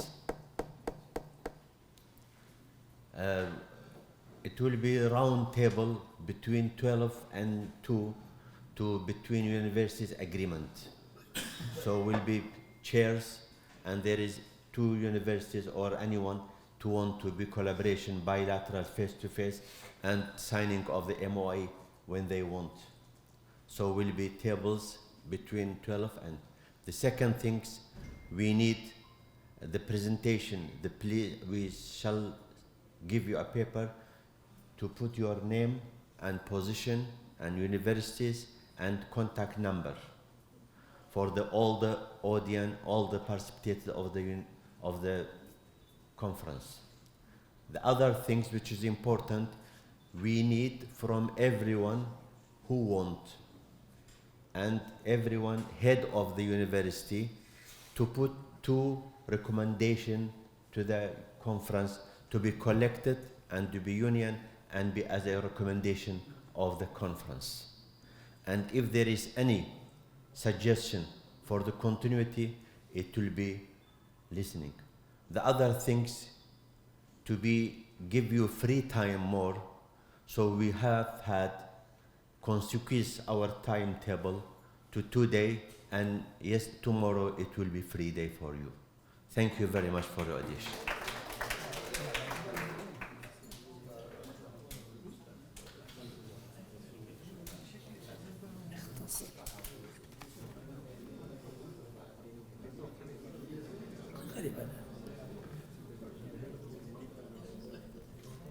Okay, shall we continue inshallah? شكرا جزيلا. الآن مع الدكتور خليفة حميد كلية الشريعة بجامعة المرقب بمدينة الخمس بليبيا، فليتفضل مشكورا لا مأمورا. تفضل دكتور. His speech will be in Arabic and then we will give a conclusion inshallah. تفضل دكتور.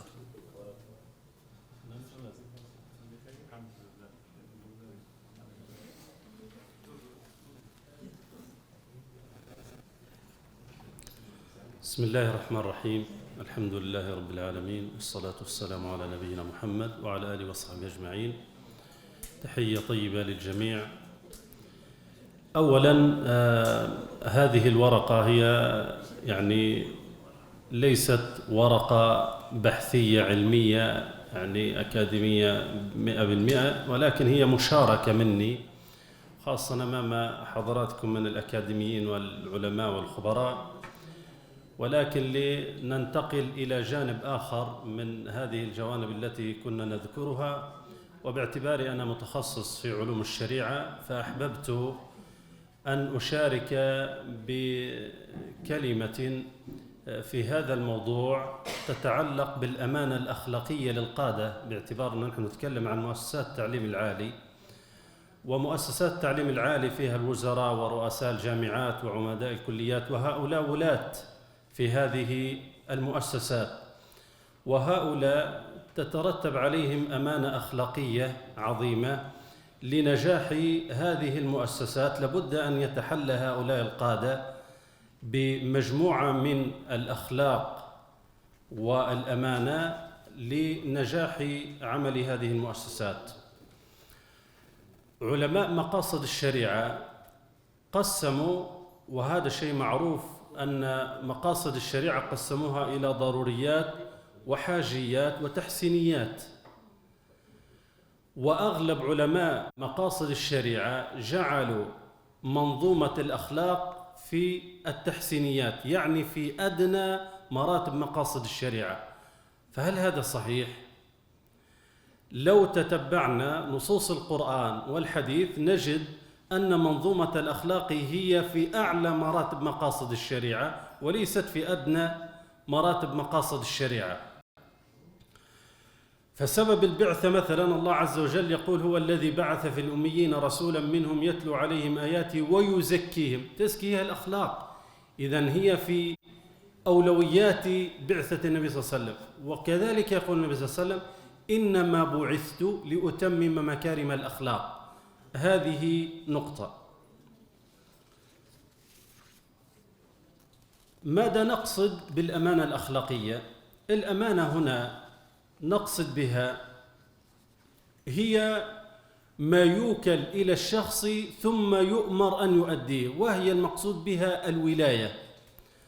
الله عز وجل عندما ذكر الأمانة ذكرها في باب الولاية، فقال إن الله يأمركم أن تؤدوا الأمانات إلى أهلها، والمقصود بها أمانة الولاية والمسؤولية، بدليل أن الله بعد ذلك قال وإذا حكمتم بين الناس أن تحكموا بالعدل. والأخلاق هي مجموعة من الصفات الذاتية التي يتحلى بها الشخص، وهناك مجموعة من الأخلاق العملية لابد أن تطبق عملياً، وهذا ما نقصده في هذا الباب، وهي مجموعة من الأخلاق العملية لابد أن ترسخ في مؤسساتنا لإرساء العدالة ونجاح عمل مؤسساتنا التعليمية، وهذا طبعاً دور المسؤولين في مؤسسات التعليم العالي.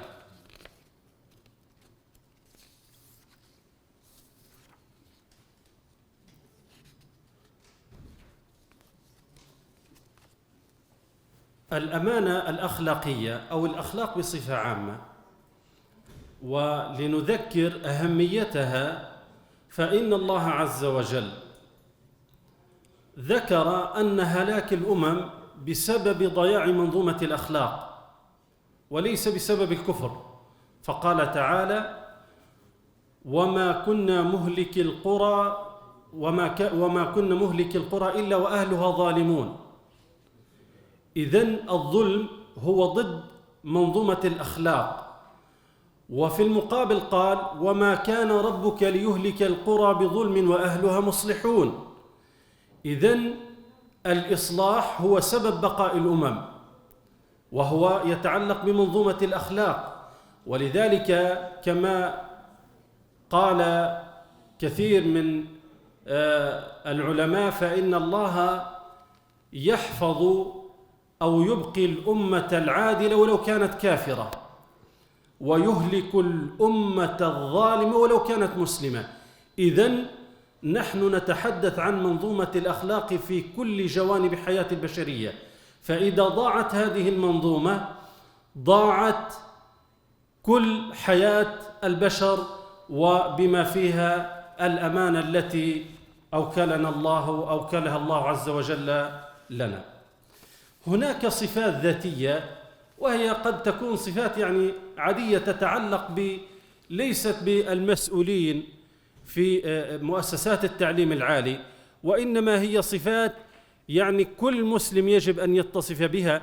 وأنا ذكرت شيء من التفصيل في هذا، لن أذكره هنا، وإنما أذكرها من باب الإيجاز فقط، وإن كنت ذكرت بعض هذه الصفات وكيف وما علاقة هذه الصفة بهذا المسؤول في مؤسسات التعليم العالي. على سبيل ذلك مثلا ذكرت مجموعة من الصفات الذاتية، منها الصدق، لأن التعليم هي رسالة. القادة في مؤسسات التعليم العالي هم قادة رسالة العلم والقلم، فكيف يكون القائد الذي يؤدي رسالة العلم والقلم للأمة يكون كاذبا لا يتحلى؟ إذن هذه رسالة لن تؤدي أكلها، لأنها رسالة مليئة بالكذب والغش والتزوير، فكيف تكون رسالة صادقة وهادفة تنتفع بها الأمة؟ ذكرت العدالة، والعدالة كذلك يجب أن تتوفر في داخل مؤسساتنا، لأنه إذا لم تتوفر العدالة بين العاملين في مؤسسات التعليم العالي في كل مستوياتها سيحل الظلم، سواء كان بين أعضاء هيئة التدريس أو بين الموظفين أو بين الطلاب. كذلك النزاهة، وهي الترفع عن سفاسف الأمور وعن الرشوة وعن الوساطة، لأنه لا يليق بقادة مؤسسات التعليمية أن يتصفوا بمثل هذه الصفات فتضيع هذه المؤسسات. الأمانة والشجاعة، وهذه من المؤسسات أو من الأمور الأساسية الأخلاقية التي لابد أن يتصف بها قائد المؤسسات في التعليم العالي. الأمانة التي أوكلت إليه لابد أن يكون أمينا في تأديتها، وأن يكون شجاعا في اتخاذ القرار، وإلا ستؤدي إذا فقدت هذه الأخلاق من المسؤولين ستصبح مؤسساتنا التعليمية يعني ستضيع وسيصيبها الضعف والهوان. كذلك التواضع، كلما كان المسؤول متواضعا كلما ازدادت هيبته في قلوب العاملين، في قلوب من حوله، لأن التكبر والطغيان في مثل هذه الأمور سيفرق من حوله ولن يقبل رأيه. تحدثت عن كثير من مجموعة من الصفات التي لابد أن يتصف بها القادة. هناك جانب آخر وهي الوسائل العملية لترسيخ أخلاقيات العمل بالمؤسسات. هناك مجموعة من الأخلاق العملية لابد أن يرسخها قادة مؤسسات التعليم العالي داخل المؤسسات. على سبيل المثال تحديد أسلوب القيادة في التحاور مع العاملين، لابد أن تكون هناك لوائح، هذه اللوائح ترسم فيها سياسة الحوار وعدم الاستبداد وسماع رأي الآخر. ولأننا في مؤسسات تعليمية، كيف قائد في مؤسسة تعليمية يرسم يعني سياسة تكميم الأفواه وسياسة الاستبداد بالرأي وسياسة الطغيان؟ هذا لا يكون في مؤسسات تعليمية تدعو إلى محاربة مثل هذه الصفات. كذلك انضباط الوقت واحترام الوقت. إذا كان القادة لم يحترموا الوقت في مؤسساتهم فكيف بالعاملين احترام الوقت؟ لابد من تقديس الوقت واحترامه، وتحدثت عن أمثلة وكثير عن ذلك إذا أردنا أن يعني نصلح من شأن مؤسساتنا التعليمية. كذلك ترسيخ مبدأ العدالة والمساواة وتكافؤ الفرص بين العاملين، فلا بد من ترسيخ مبدأ العدالة. هذا أمر مهم، لأن إذا فقدت العدالة كما قلنا حل الظلم والفساد في المؤسسات. وكذلك لابد من تكليف المسؤولين داخل المؤسسات العملية على سبيل العلمية على سبيل الكفاءة وليس الوساطة والمحسوبية. كذلك كفاءة استخدام الموارد المتاحة. الموارد متاحة كثيرة جدا لدى مؤسساتنا التعليمية، ولكن تحتاج إلى عقول لتنمية وكيفية استخدام هذه الموارد ولو كانت قليلة. كذلك لابد من نشر ثقافة التنافس الشريف داخل مؤسساتنا. كيف نعرف المواهب؟ كيف نعرف الإمكانيات؟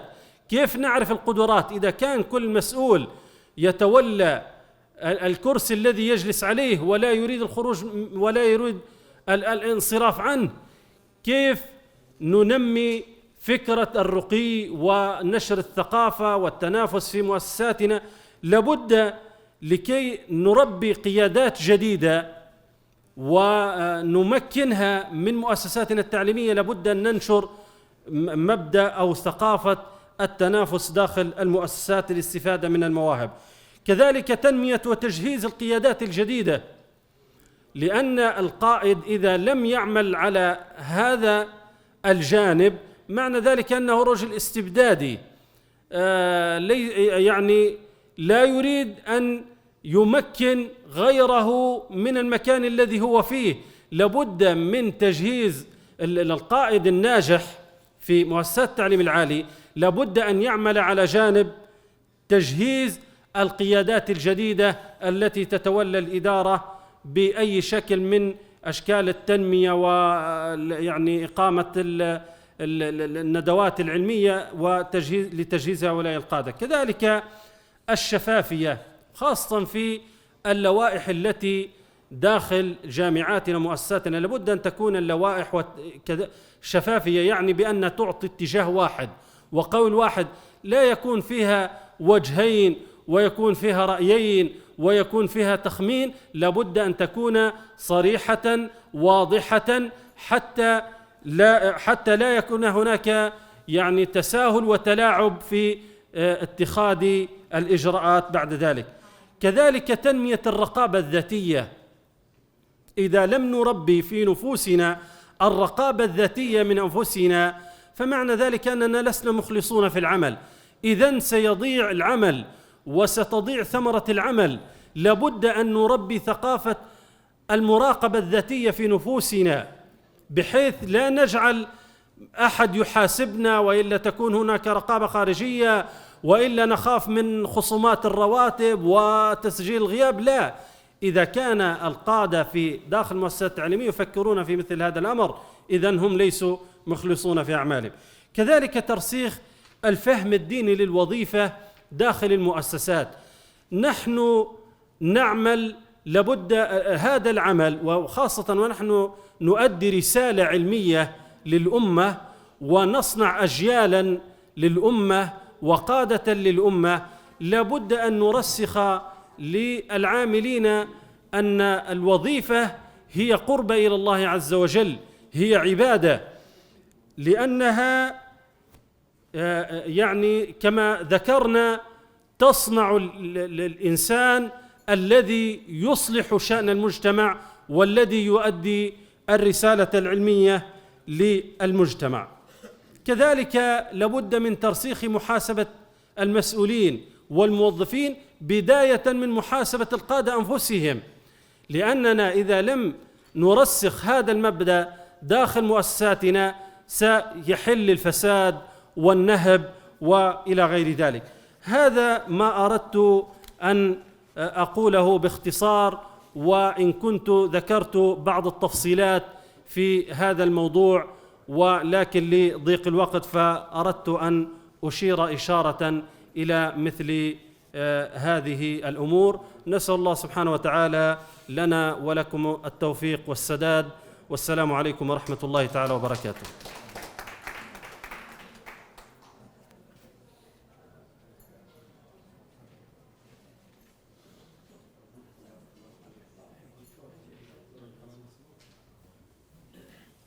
شكرا دكتور خليفة. Dr. Khalifa has spoken about important values for the leaders. Yes, sir. Do you have any question? Any question for him? Yes, please. Dr. Khalifa, تقريبا عندك سؤال، بالك تكون جاهز إني بحضانه. مايك.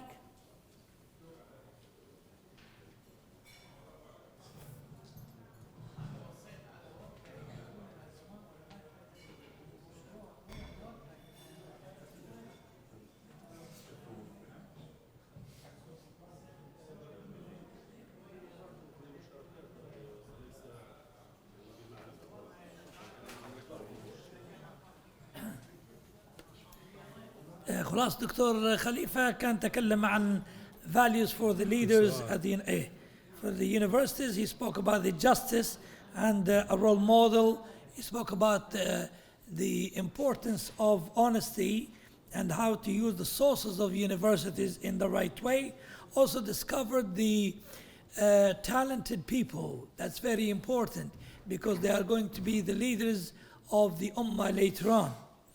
And he said it's very important to have leaders after you leave, so that would be only done by training and development.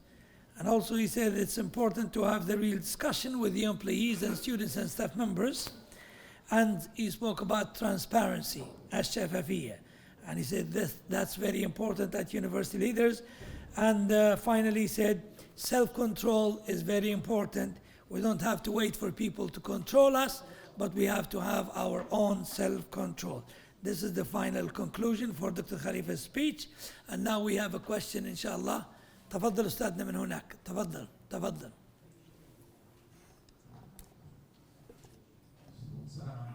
عليكم السلام.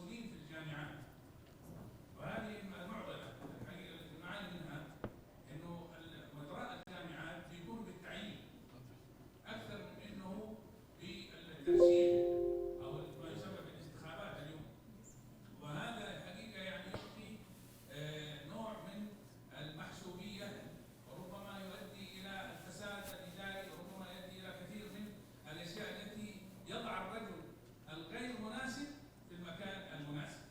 فهذه مشكله كبيره الحقيقه في كثير من التداعيات التي تحصل في الجامعات. فلذلك يعني وعنوان المؤتمر هذا واللقاء هو انه ما هو دور مدراء الجامعات في تطوير التنميه والتقدم الى الامام والتطوير. الحقيقه المدير الان هو يعني في معظم الاوقات هو معاق، لانه وضع في مكان ليس هو مكانه، فبالتالي لا يؤدي فاقد الشيء لا يعطيه. فنحن نبدا الحقيقه ان نلف في هذا المجال حتى نستطيع ان يعني يخرج عندنا اجيال لا يهم شيء فقط الا سوى ان يتخرج ويحصل على وثيقه عباره عن اضافه لكن يمكن نعلق على باحثا او يكون قائدا، وهذه مهمه جدا الحقيقه.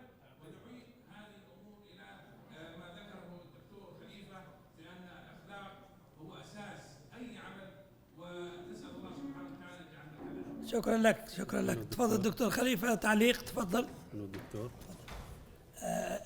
ذكرنا بالاسم دكتور لو سمحت، الاسم دكتور حبيب. ما شاء الله، تفضل.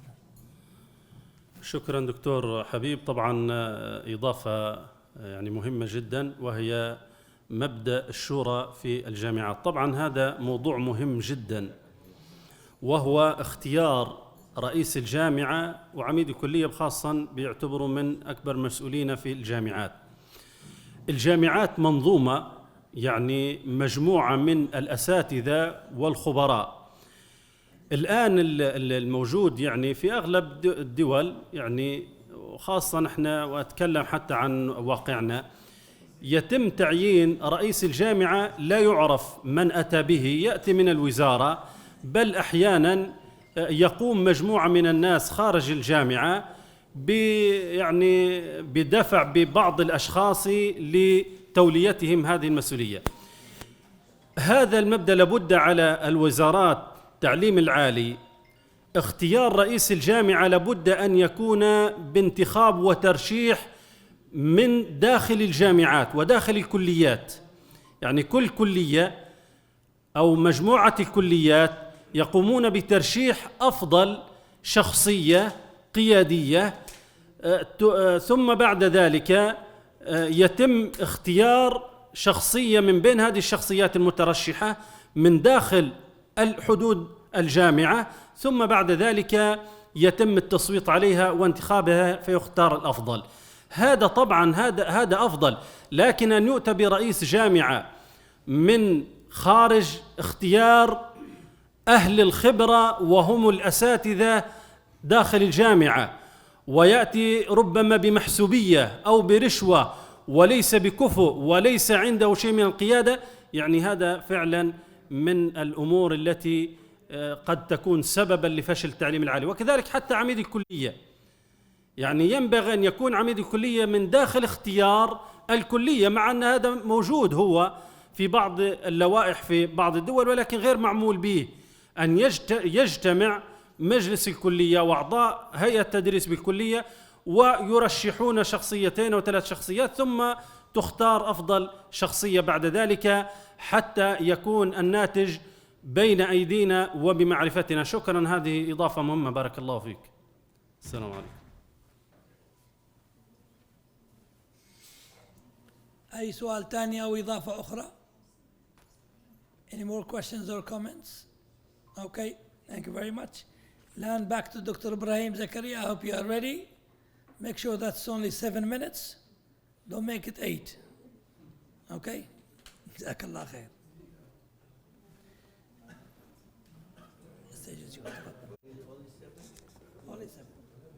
Bismillah ar-Rahman ar-Rahim.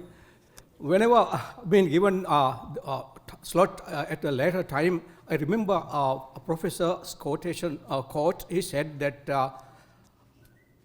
he attended a conference where at a later time all the participants went out, only one remaining. And he asked, why are you staying here? He said that I am the next speaker after you.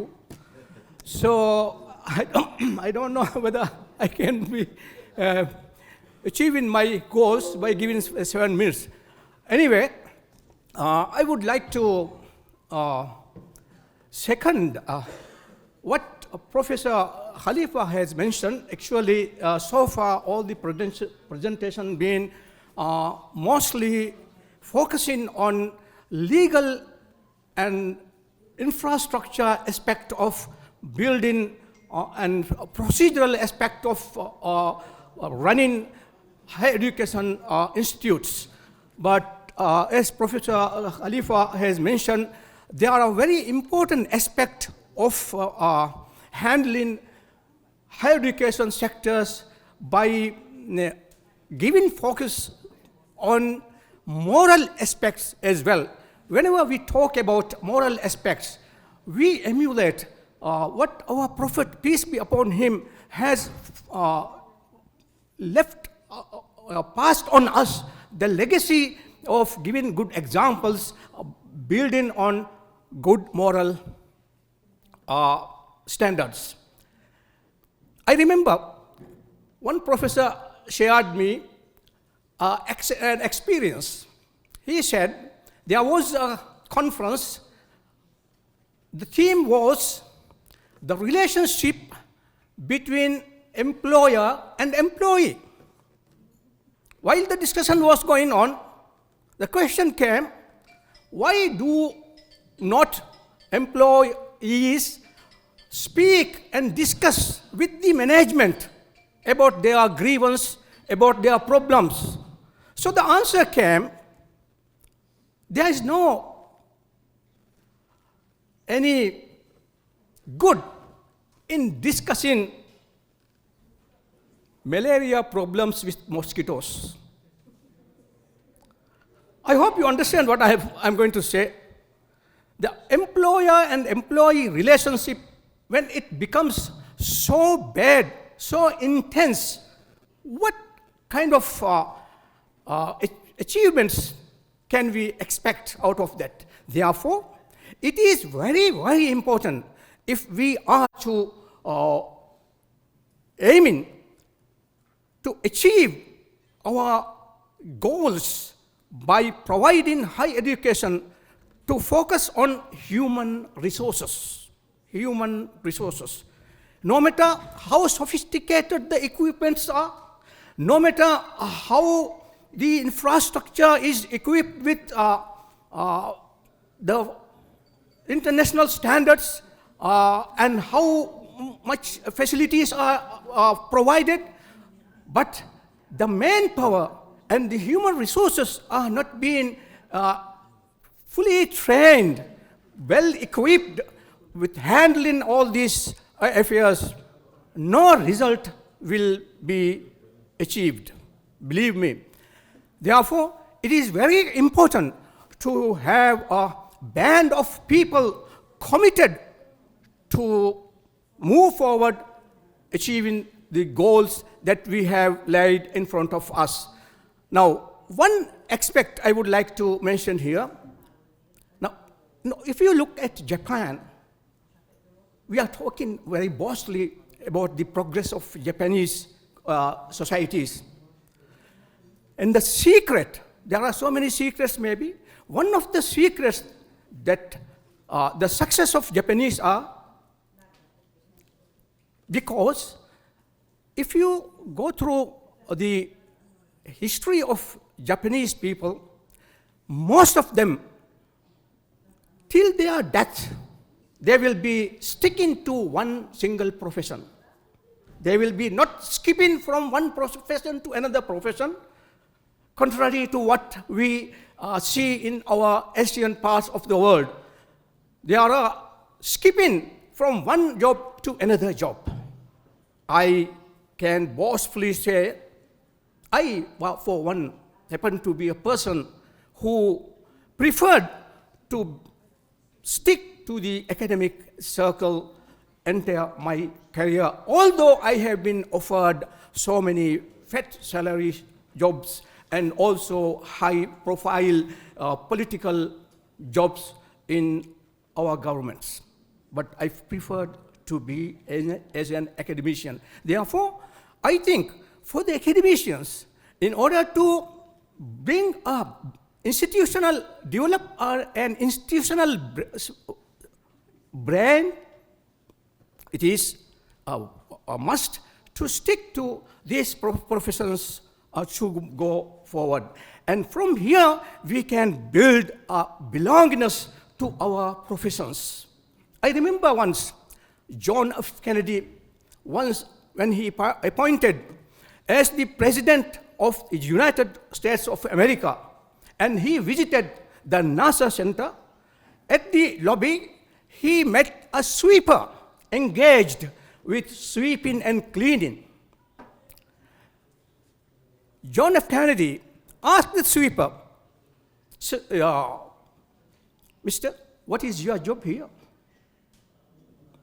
And he, with his wholeheartedly, with inspirational mood, he said, and this quotation has been repeatedly saying in very many training human resources programs, repeatedly saying this quotation and this statement. What did he say? Sir, we are going to put a man on the moon. Now just think of this statement. A sweeper, a very ordinary person employed at NASA, when he was asked, what is your responsibility and what is your job? Boastfully he said, with belongingness to that whole institutions, sir, we are going to put a man on the moon. Now, do we have that kind of a sense, a feeling to our own institution? This whole sense comes, as Dr. Professor Khalifa mentions, through moral values, by standing upon a firm standard of morality that our Prophet, peace be upon him, throughout his entire life in Mecca period of time, what he developed a moral culture rather than a legal culture. Now, we are very much talking about rules and regulations. I'm not trying to belittle these rules and regulations. Of course, there should be rules and regulations which we can use as a map, as a compass to move forward, but by focusing on our legal aspects, our legal culture, we tend to neglect the moral aspect of our entire life, whereby we are already left out the spirituality which boosts to move forward with a very small time period. Our Prophet managed and successfully developed a band of army, you may call it, a group of people who have conquered the whole world within a short period of time, when there was no facilities, when there was no any sort of tools or means available as we have right now. So the question is, why is that we, despite of the fact that we have so many facilities, equipments, state-of-art facilities all available around us, but still we are far behind than most of the societies in the world. So in order to minimize and respect your time, and I know all of you we all have gone through a point of time where I happen to be a students. When there are a lot of talks coming from our lecturers, professors, we also tend to be very boring, and we do so many mischief things, and we have done so many idiotic type of things while we are boring. So I don't want to waste your time, but in order to conclude, what I would want to emphasize here, that unless we focus on the development of our moral aspects and development of human resources, and also trying to understand and read the statement written on each and every human being's forehead, make me feel I am important. This statement has been written on each and every human being's forehead. But we never ever try to understand or read that statement. Therefore, as I have mentioned earlier, in order to have a relationship between the management and the staff, there should be a very humble sort of connectivity with all these parties. Never ever try to treat them like slaves. Gone are the days where people have been treated like slaves. Now we are in 21st century where we are trying to revive what our Prophet, peace be upon him, said about the human value, human quality. And lastly, we shouldn't be following the model of Lord Macaulay, who happened to be a Governor General in 1832, appointed by British Empire in India, where he introduced education system. And you know, the purpose of that time education system was to produce most obedient servants. To produce most obedient servants. In a sense, the education system at the time was to produce slaves. But now, the whole idea and philosophy has changed. Now, the purpose of education is to produce a good human being. And you know, what is the definition of good human being is? A man whose head is empty with worries, whose heart is filled with empathy, and whose hands are engaged with productivity. With these words, I would like to conclude my talks, and thank you very much for listening my tedious talks. Assalamu alaikum wa rahmatullahi wa barakatuh.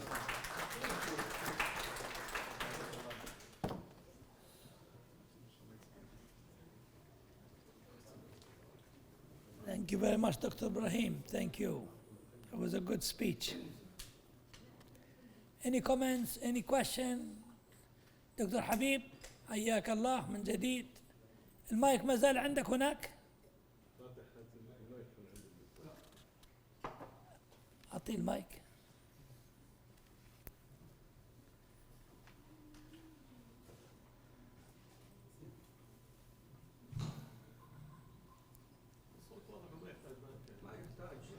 دكتور حبيب تفضل، الصوت واضح، تفضل. سؤال ولا عندك سؤال دكتور؟ ايه تفضل. دكتور ابراهيم بليز. Thank you for this paper. I agree with the speaker about the human resource. The human resource in higher education sector is very important and it's crucial. Unfortunately, this not happen very often. But the question is how we select the right person to be in the education system in order to be a leader. Because not everybody can be a leader, maybe he can be a manager. And there's a difference between the manager and the leader. Who can lead the education, who can lead the system? In Islam, Allah subhanahu wa ta'ala said, إِنَّ خَيْرَ مَنِ اسْتَأْجَرْتَ الْقَوِيُّ الْأَمِينُ. Honest and strong. Strong in making decisions. And honest in keeping all things from corruption. And this is the thing that we need to apply in our system. And this is the theory we have to create awareness about this and to transfer this idea to our new generation. And this is the ethics is available. So I agree with you that human resource is very important. Thank you. Thank you very much. تفضل. Would you like to say something? Professor, you have read my mind. Actually, Quran 1400 years ago laid a very strong criteria about selecting the good quality of people. Al-Qawi related to skills and strength and their power to manage, and Amin denotes this trustworthiness. So these two attributes, when comes together, will make progress and will achieve the goals. Thank you very much. Assalamu alaikum wa rahmatullah. عليكم السلام. Thank you very much. سؤال ثاني تفضل أستاذ تفضل. المايك. You have another question. MashaAllah, it means that you all have understood what I have said. Because normally, if there's no question, it means nobody had catched up what I have delivered.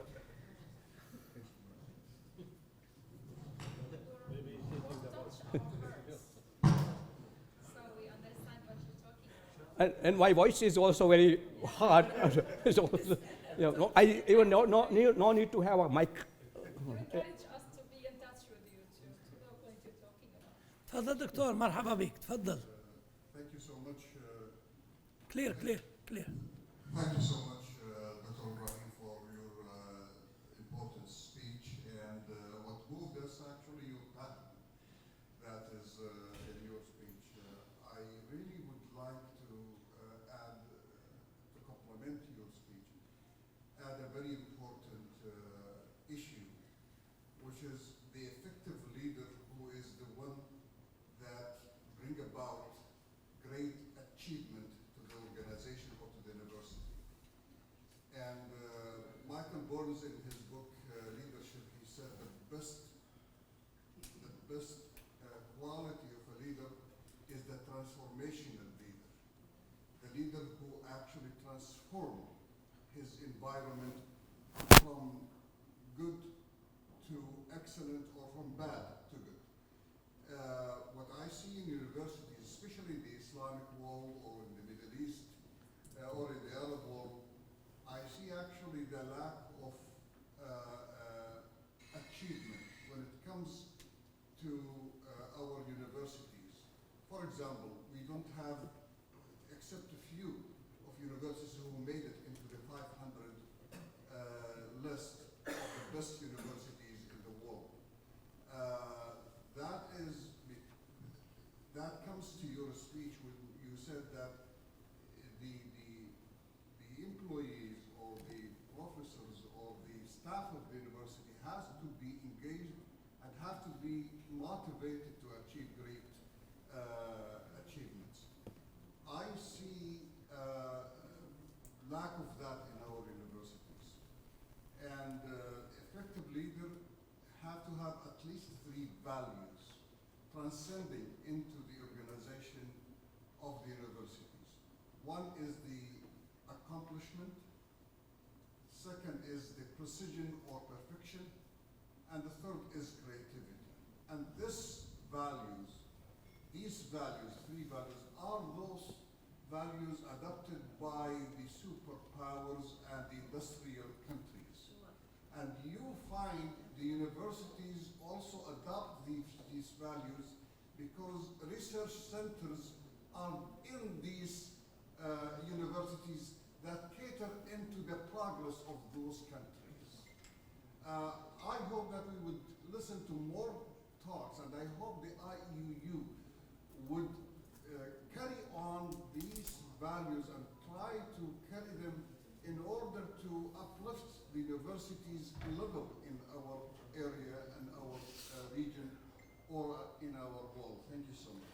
Thank you. Prof, thank you. I agree wholeheartedly what you have contributed.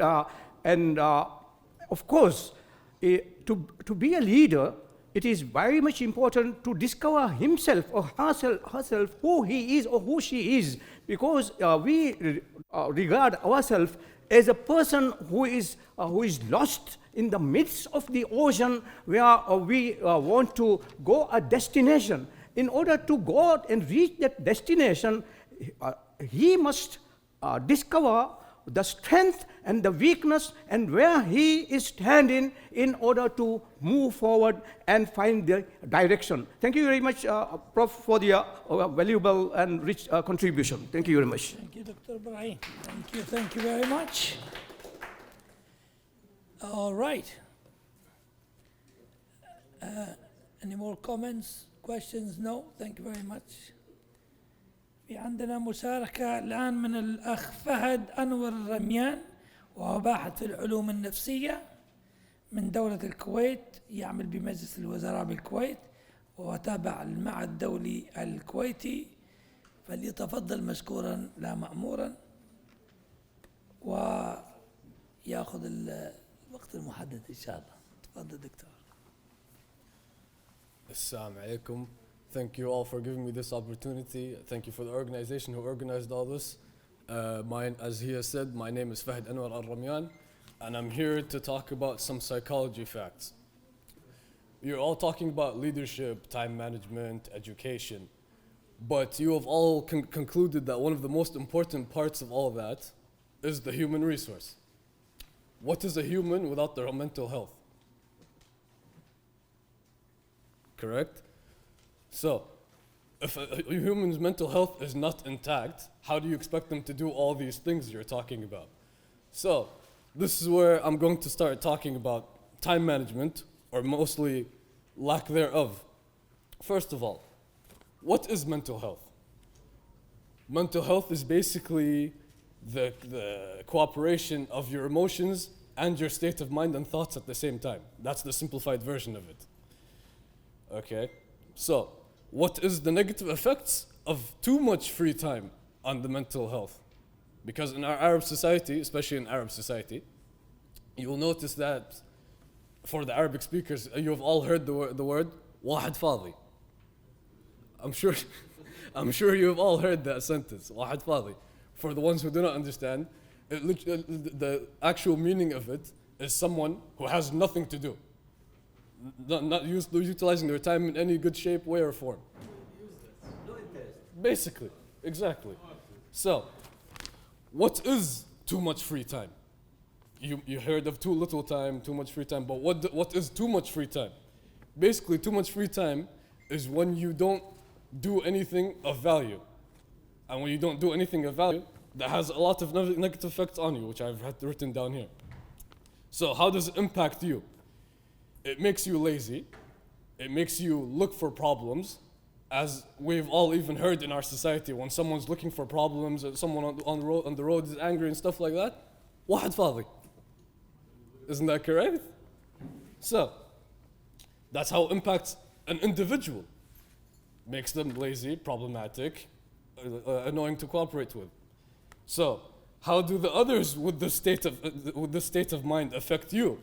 If you are also someone who with too much free time, how does somebody else with too much free time affect you personally? What do? There's such a thing as group mentality. When you're a part of a group, your state of mind becomes similar to those.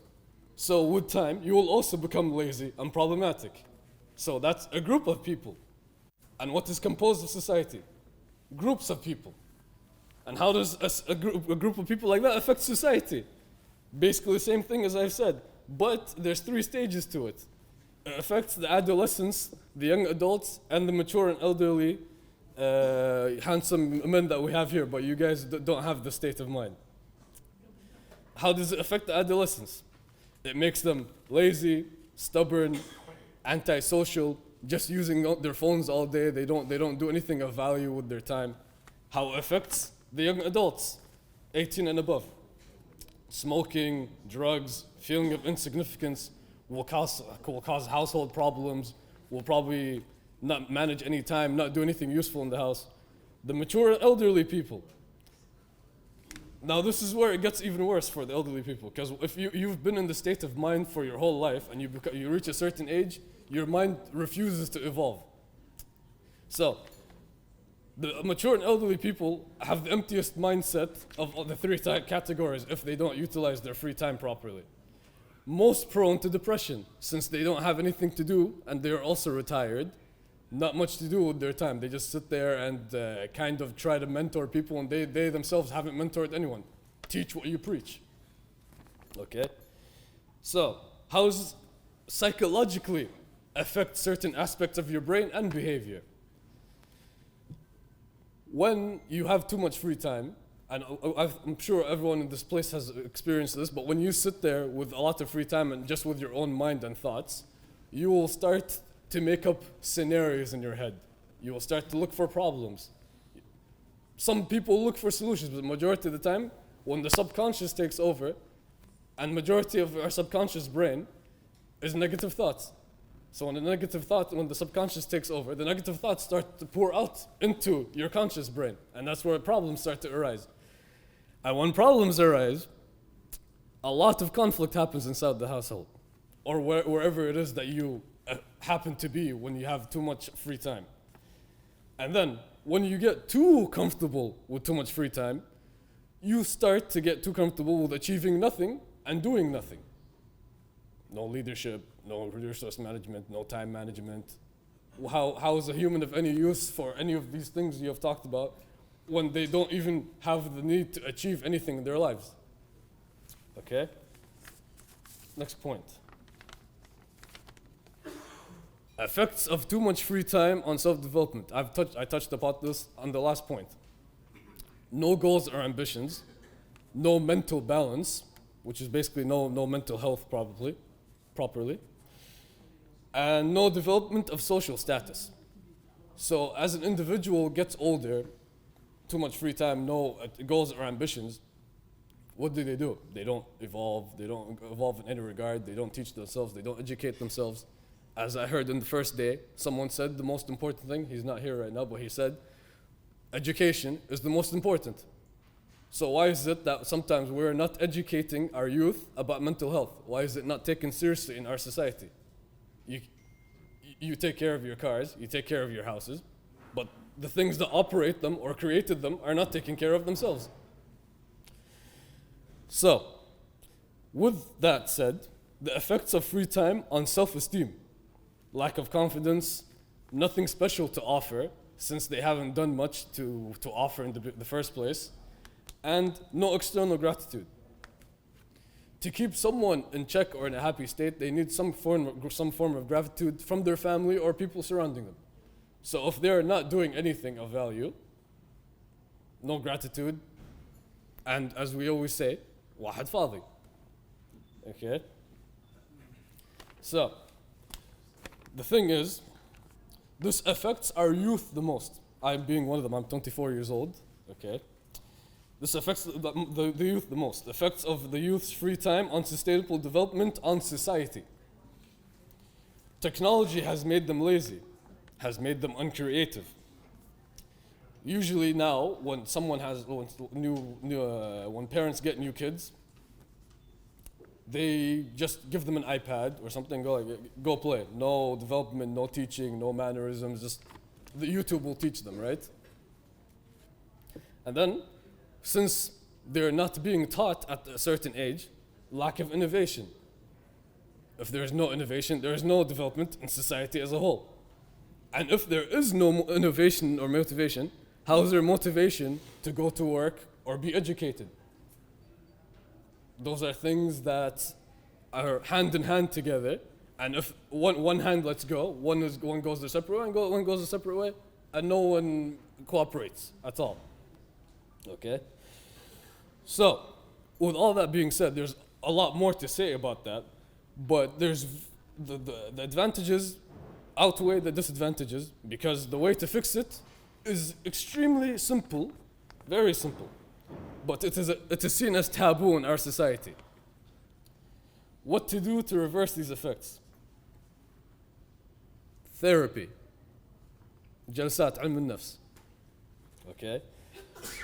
That is something that could help them a lot, because most therapists will see their behavioral patterns, how they talk, how they act, their time schedule within the day, and they'll sometimes help them make a schedule and be like, okay, now this is what you need to do, because if when you wake up during the day and you have no plan, people always tell you, you woke up on the wrong side of the bed because you woke up with nothing in your mind.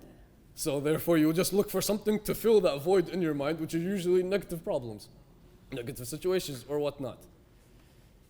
So with the therapy and having a time schedule, that's where hobbies come in hand.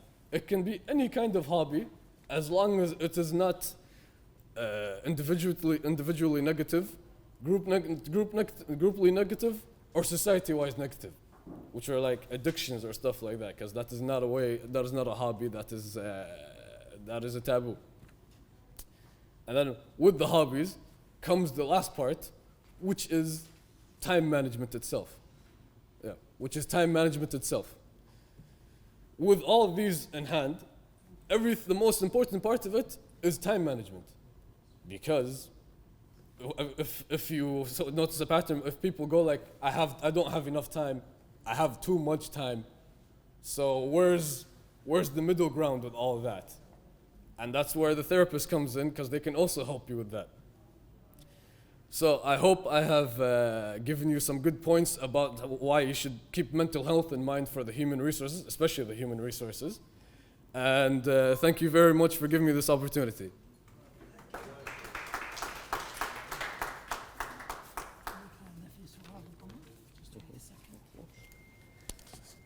Okay, thank you very much, Fahad. Thank you for the information about psychology. Any question, anything you want to add?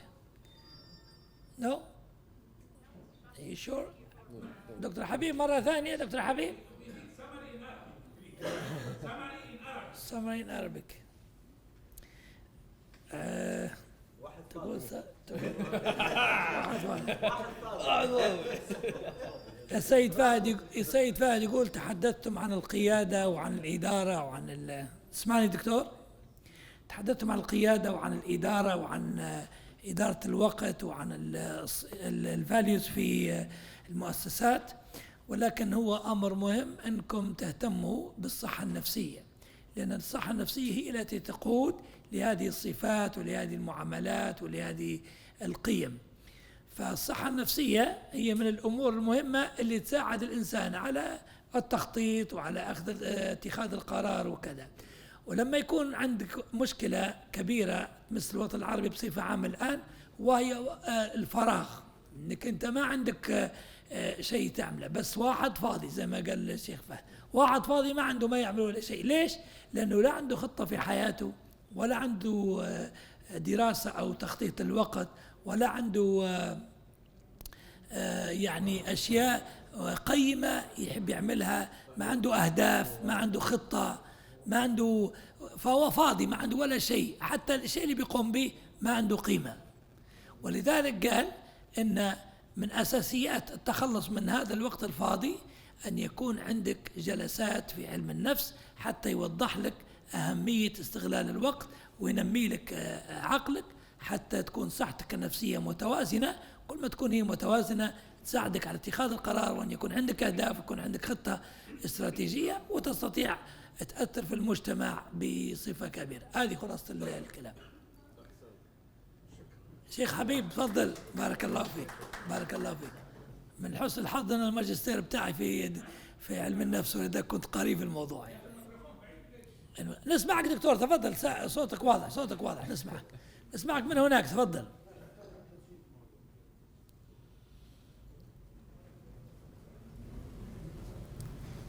أنا أسلام، أنا فهمت الموضوع العربي لأن هذه لغتي كأخ في إطار التايتل بتاع المؤتمر. أنا أقول فعلا كلمة علم النفس مهمة جدا. أنا أقترح هذا الفكرة على الضرورية إنه فعلا نحن في الجامعات نحتاج أن يكون هنالك يوجد عيادات نفسية للطلاب، لأنه فعلا الطالب حينما يجلس 4 سنين في الجامعة يعاني من اضطرابات نفسية لا يعلمها يعني أستاذه أو إدارته، وهذا شيء مفقود عندنا في المجتمع يعني العربي تقريبا. لا بس موجودة أستاذ حبيب في الجامعات الآن. الأخت في العراق تقول موجودة، نحن في ليبيا عندنا، الأخوة في الأردن موجود المرشد النفسي والمرشد الاجتماعي في الجامعات وحتى المدارس. نعم.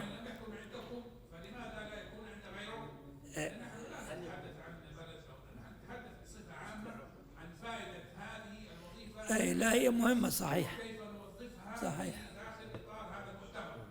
وانا اقول فعلا الجانب النفسي مهم جدا، لانه فعلا هنالك في ضحايا من الطلاب حينما يتخرجون مثلا في تخصصات ليست تخصصات. يعني هو يبقى مثلا هندسه يروح يدخله مثلا علم اجتماع، يبقى طب يدخله جغرافيا، يبقى يجلس 4 سنين 5 سنين هو معقد نفسيا يطلع المجتمع وتعبان. يعني هذه ناحيه جدا مهمه جدا. نعم. نحن نتكلم في اطار التعليم. وشكرا. شكرا لك استاذ حبيب. شكرا دكتور. اي اضافه ثانيه؟ شكرا لك سيد فهد. بارك الله فيك. ثانك يو فيري ماتش. الشيخ بسام منو في ثاني؟ نص ساعه.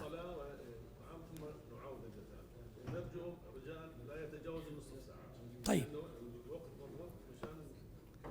نخلص كل شيء ان شاء الله. تمام.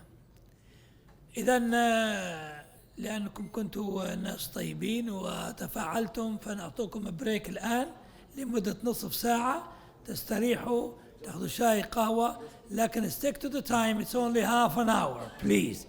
Okay, stick to the time, half an hour. تفضلوا خذوا بريك. شكرا لكم. عدنا والعود أحمد، أهلا وسهلا بكم في الجزء الثاني من اليوم الثاني من هذا المؤتمر الرائع. نبدأ الآن في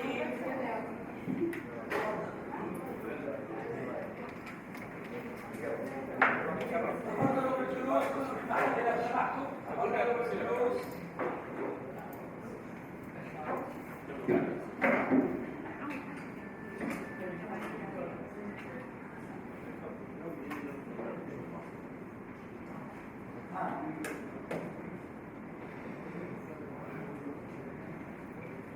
إذا عدنا مرة أخرى لنلتقي ونستكمل برنامج مؤتمرنا.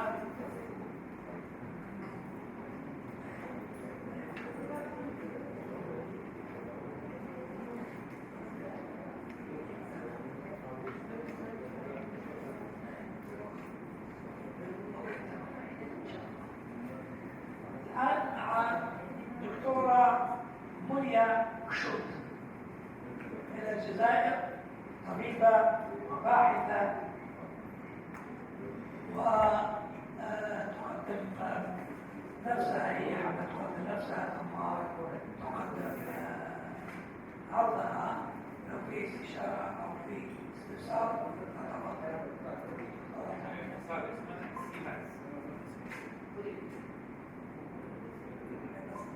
بسم الله الرحمن الرحيم، والحمد لله رب العالمين، والصلاة والسلام على أشرف المرسلين وعلى آله وصحبه أجمعين. أحييكم بتحية الإسلام وتحية الإسلام السلام. السلام عليكم ورحمة الله تعالى وبركاته.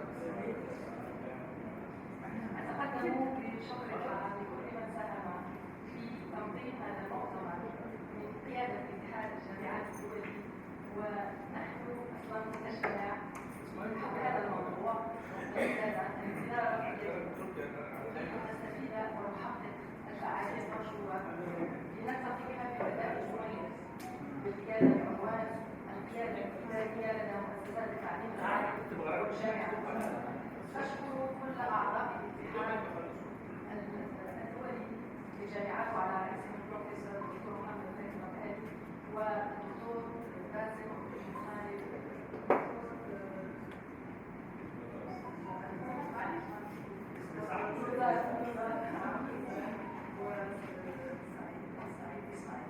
وكل الأعضاء كل باسمه وكل بمقامه، ولنا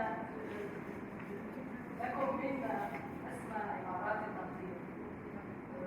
كل أساتذة والحضور الكرام أنا أتشرف بكم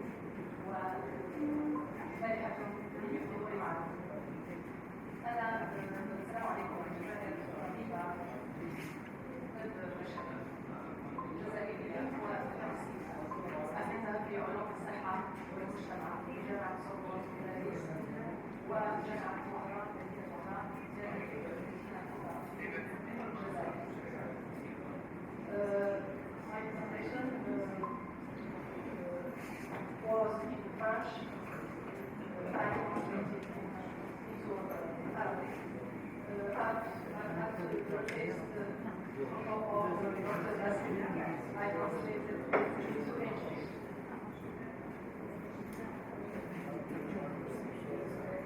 Our topic today is very important. We thank members of the Union for choosing this subject. All of them are excellent at the conference. My presentation will focus around the challenge facing the university for its leadership effectiveness. Challenge for the effective university leadership. This was a vast title that encompassed several parts which I to summarize in the most salient points.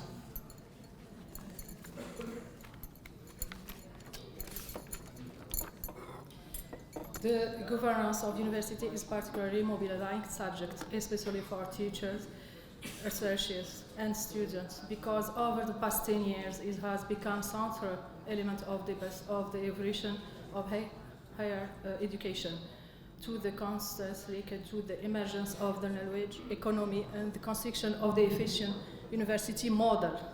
This polysemic concept of governance stems both from financial for theories and from the idea of reducing information asymmetries and giving financiers the means to ensure that they obtain a fair return on their investment. And from the theory of the organization seeking to define the optimal decision-making system to reconcile the interests of the various stakeholders of an organization. The governance or set mechanisms implemented by the field to achieve effective coordination based on internal protocols when the firm is integrated hierarchy, or based on contract partnership and standard when it's related to external partners, is reporting law, good practice in coordination, become the alpha and the omega of the companies. Good governance will be the condition and the result of successful strategy, which would involve listening to and satisfying customers and financiers, developing a corporate culture based on common values, managing human resources, promoting the involvement and motivation of staff, and a truly efficient and transparent information and management system. From theoretical points of view, the emergence of new public management has made it possible to transpose the concept of governance into public organization. From political points of view, the budgetary crisis, the dysfunctions of the administration, and questioning of traditional model of conception have found an echo in the criticism of public service by users and elected officials.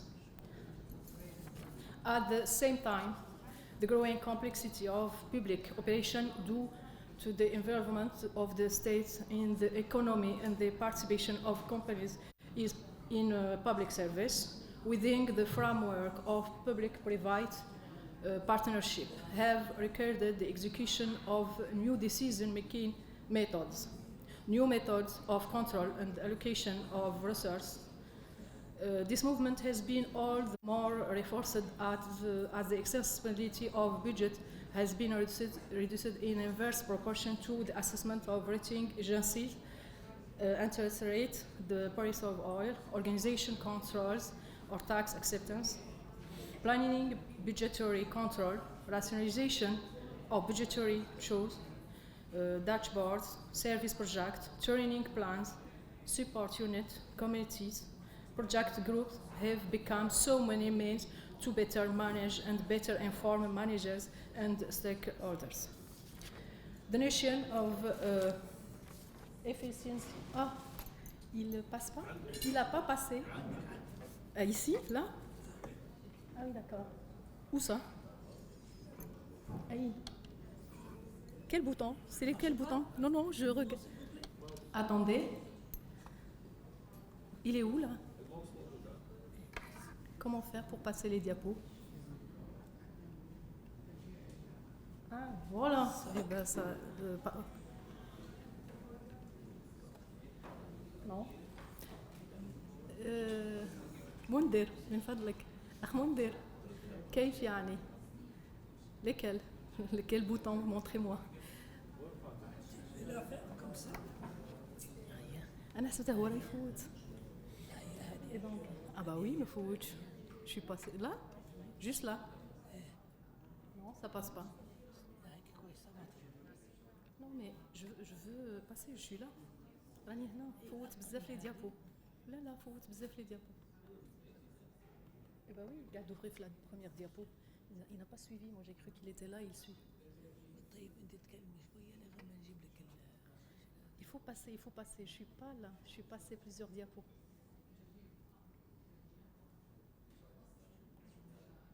bah non في انتظار يعني سبقت لي ديابو سبقتهم حسبته هو كان معي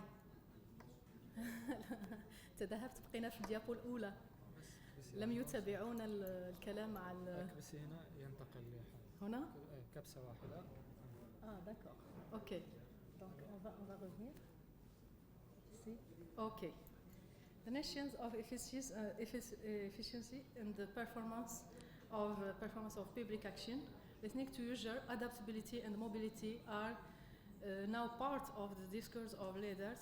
All these elements have reinforced the idea that the traditional hierarchical organization of public administration described by Weber must be reformed. The autonomy of service is becoming an essential model of modern administration, and the crucial point of this evolution is the definition of system of governance that allows managers to fully exercise their responsibilities and meet the expectation of their stakeholders. This entrepreneurial type of practice with the public values of the university. At the flow effect linked to the demographic process in the first year will be added at stock effect with the need to graduate in the incoming cohorts. Certainly, higher education has long since become mass system, but the university product has become more complex to defend. To the traditional double function of production and dissemination of knowledge has been added responsibility in terms of positive externality induced by the presence of university in a territory, impact on terms of economic, vitality, social and cultural. Technological innovation, whether pedagogical or administrative, cumbersome producers and not as simplification, sometimes even by those responsible for their implementation. Even the pedagogy has evolved. The student must no longer only acquire knowledge, he must be able to master a certain number of skills and acquire the ability to learn the new ones. He must therefore be able to evaluate the content of its teaching before perhaps begin able to evaluate its teachers. All this obviously modifies the teacher-student relationship and can make it difficult to adapt a peaceful mode of governance. The academic freedom of academics is conditioned in the scientific field on calls for tender from a research agency and in education on the requirements of categorization, authorization and accreditation. The financing of universities depend as much on the evaluation of the studying offers and its research as on the political and economic weight of its presence in a given territory. Teacher unions and the students' representatives have taken up this issue and are taking part in deepening the discussion. Local authorities, in order to strengthen their strategy of attractiveness and development of their local sphere, wish to be fully associated with the governance of universities.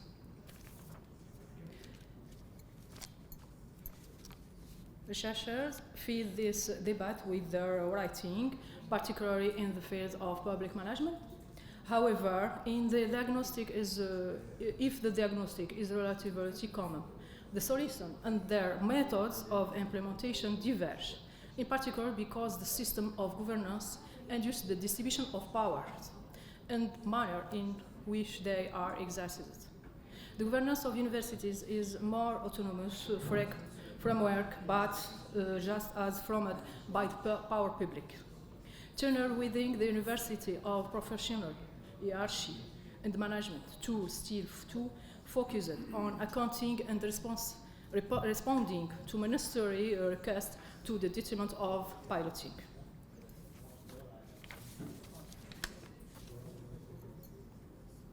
The governance of universities has become a theoretical and political issue and therefore fully management and public management issue. القيادة الفعالة أختزلها في هذه الجملة: القيادة الفعالة للجامعات للتعليم العالي شرط ونتيجة لاستراتيجية ناجحة. Excuse me. La gouvernance serait la condition et le résultat d'une stratégie réussie. Permet le développement d'une culture d'entreprise basée sur des valeurs communes. La gestion des ressources humaines favorise l'implication et la motivation du personnel. Un système d'information et de pilotage performant et transparent. C'est une transformation du rôle de l'université dans la société. L'élitisme est devenu masse, la masse est devenue entreprise, un risque de néolibéralisme nécessite une régulation de l'État, passant par de la verticalité, de l'autoritarisme à la collégialité, une autonomie qui permet une liberté d'enseignement et de recherche. Néologisme, ce nouveau mot qui est la gouvernance, du gouvernement qui est un nom politique, gouverner l'action, de gérer l'État. Et la gouvernance s'est répandue dans tous les domaines. Suite à la crise de l'État de Providence, qui était basée sur l'égalité des chances et qui va vers le développement durable. Donc, de l'equal opportunity since the substantial development. من تكافؤ الفرص إلى تنمية مستدامة. شكرا. أغتنم الفرصة، اسمحوا لي في النهاية حتى أقول فقط كلمة أضيفها بعد تحديثي عن الجامعات والنقاط المهمة في تحقيق القيادة الفعالة. هو أنه نحن في بداية شهر نوفمبر، يعني أواخر أكتوبر بداية شهر نوفمبر، ولن أفوت هذه النقطة، لأن أول نوفمبر بالنسبة لي كجزائرية هو الثورة الجزائرية. الفاتح من نوفمبر هو تاريخ النضال من أجل الحق، ونحن هنا نجتمع من أجل الحق. والنضال من أجل الحق لا ينتهي بالنسبة لي في وجهة نظري حتى الموت، نعيش به حتى وإن استقلينا. الاستقلال حققناه في جزء كبير، الله يرحم شهدائنا، ولكن ما زلنا تحت الهيمنة كلنا وكل العالم. من مسؤوليتنا حتى نسترجع هيبتنا، ومن خليجنا الذي هو يعتبر صلاتنا. عراقنا هو عراقتنا، سوريا هي فكرنا، ولبنان صوتنا، وفلسطين مسجدنا، ومصر أمنا، ليبيا أصلنا أصالتنا، تونس قلبنا، المغرب غطاؤنا ستارنا، وجزائر. شكرا لك. شكرا للجزائر أن جعلتني جزائرية، وتحية لكل من ساعدونا من أحرار العالم، من الفرنسيين الصادقين الذين ماتوا معنا في ثورتنا، أخوتنا في الإنسانية، حتى لا نظلم أبناء المستعمرين ونكون منصفين. واليوم تحية خاصة لضيوفنا من أندونيسيا والمالديف، لأن العرب هم أهل الدار كما نقول. وأختم القول فقط 3 أبيات فقط شعرية من شاعر مفدي زكريا، شاعر الثورة الجزائرية، والذي هو من كتب نشيدنا الوطني نشيد قسما، ولحنه له الموسيقار الكبير المصري محمد فوزي. نقول ويقول أيضا في إليادته حول أول نوفمبر، الفاتح نوفمبر، تاريخ النضال ورمز النضال، يقول: جزائر يا مطلع المعجزات، ويا حجة الله في الكائنات، ويا بسمة الرب في أرضه، ويا وجهه الضاحك القسمات، ويا لوحة في سجل الخلود تموج بها الصور الحالمات. ذكرتنا في الجزائر بدرا فقمنا نضاحي صحابة بدر، شغلنا الورى وملأنا الدنا بشعر نرتله كالصلاة تسابيحه من حنايا الجزائر.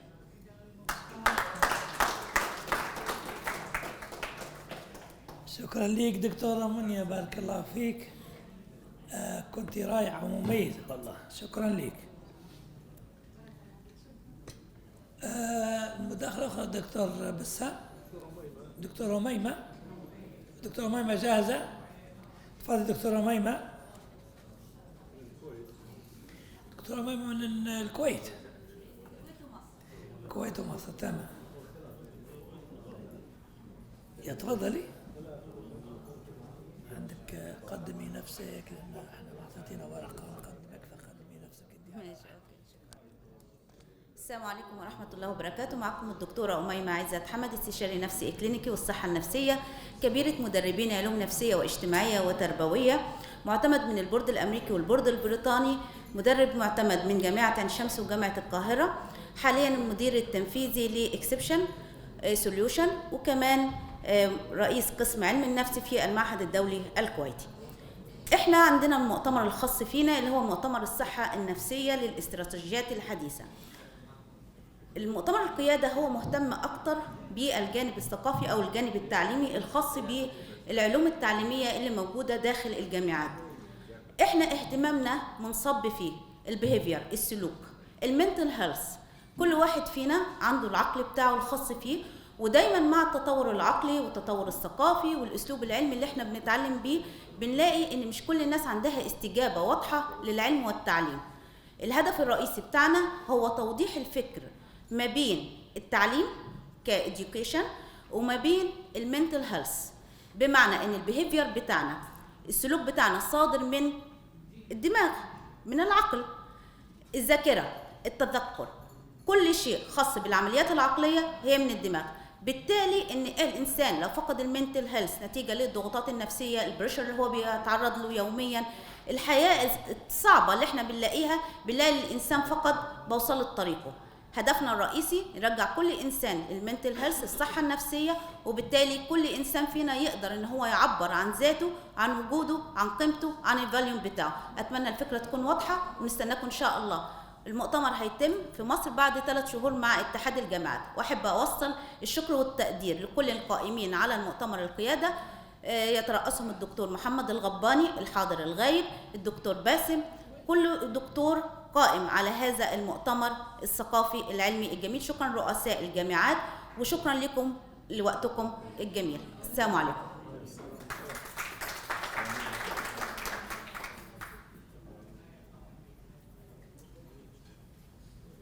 شكرا لك دكتورة ميمة، شكرا لك.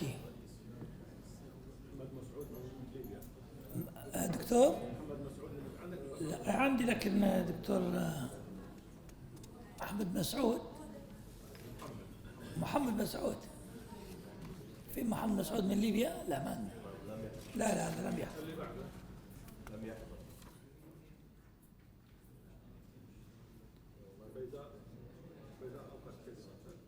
بيداء القت،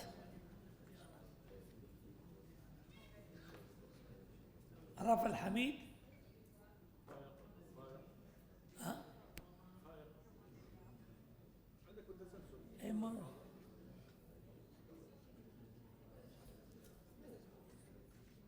بيداء خلف.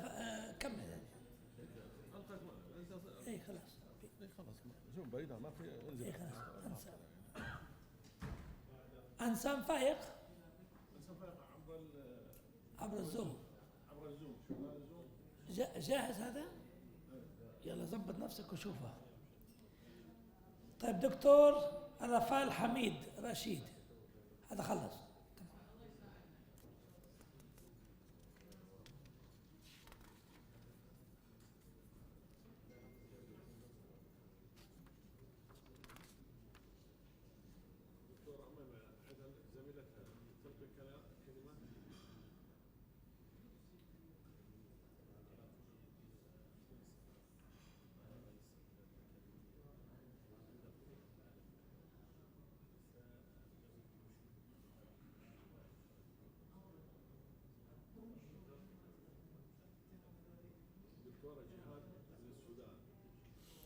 دكتورة جيهان من السودان.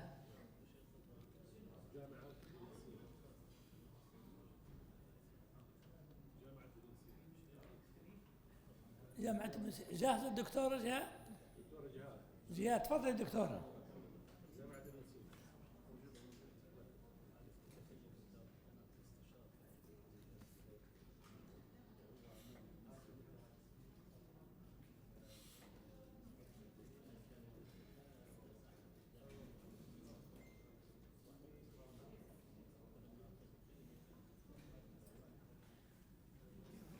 دكتورة.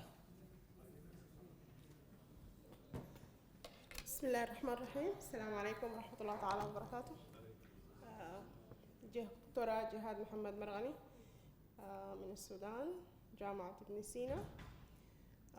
جامعة ابن سينا جامعة خاصة في السودان، تأسست في عام 1999 باسم كلية نصر الدين الطبية، بس كانت تحتوي على مجموعة بتاعت كليات طبية فقط، والآن توسعت وضمت عدد من الكليات الجديدة. تضم حاليا حوالي 14 كلية. آخر كلية انضمت أو تم التصديق لها كلية الاقتصاد والتخطيط التنموي. حقيقة أنا ما عندي يعني مداخلة كثيرة، لكن بس داير أتكلم عن المنهجية في قيادة أو القيادة الإدارية بالجامعات عموما وبالجامعات السودانية خاصة. فأرى إنه كل النظريات اللي بتتكلم عن منهجية إدارة الجامعات دائما ما بتغطي كافة النواحي.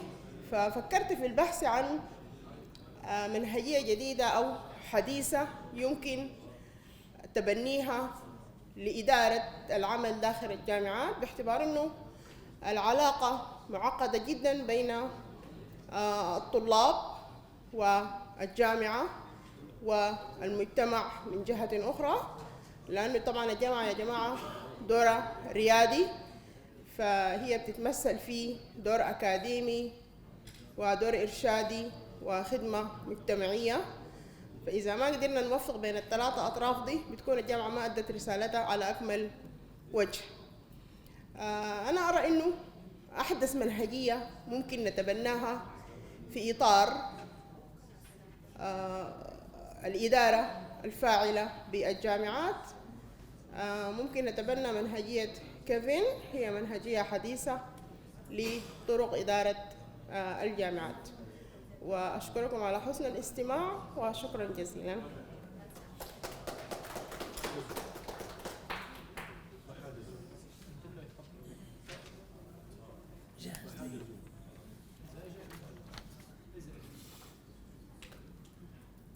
شكرا لك دكتورة، انجزتي. دكتورة عايدة النومان، اخصائية نفسية من المعهد الدولي الكويتي، وهي مدربة مدربين معتمد من عين شمس والمعهد التطبيقي بالكويت، باحثة في علم النفس في بيئة العمل السامة. صحيح؟ تفضلي دكتورة. لا دي دكتورة، تفضلي. تفضلي دكتورة.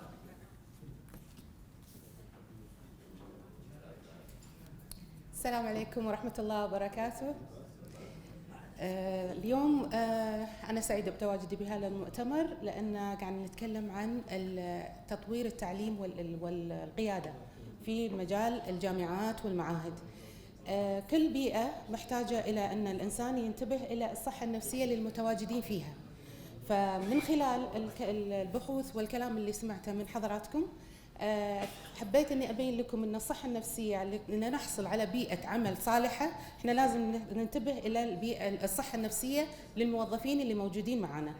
كل الموظفين الموجودين معنا لهم شخصيات مختلفة، فيفضل أن نتعلم كيف نتجنب أن تكون البيئة اللي إحنا نعمل فيها تكون سامة. نتعرف على الشخصيات السامة اللي هي ممكن أن هي تؤدي إلى بدل ما أن احنا نتطور في عملنا راح نوصل إلى أن احنا بانحدار وتكثر المشاكل ولا نستطيع أن احنا نحقق أهدافنا في هذا المكان.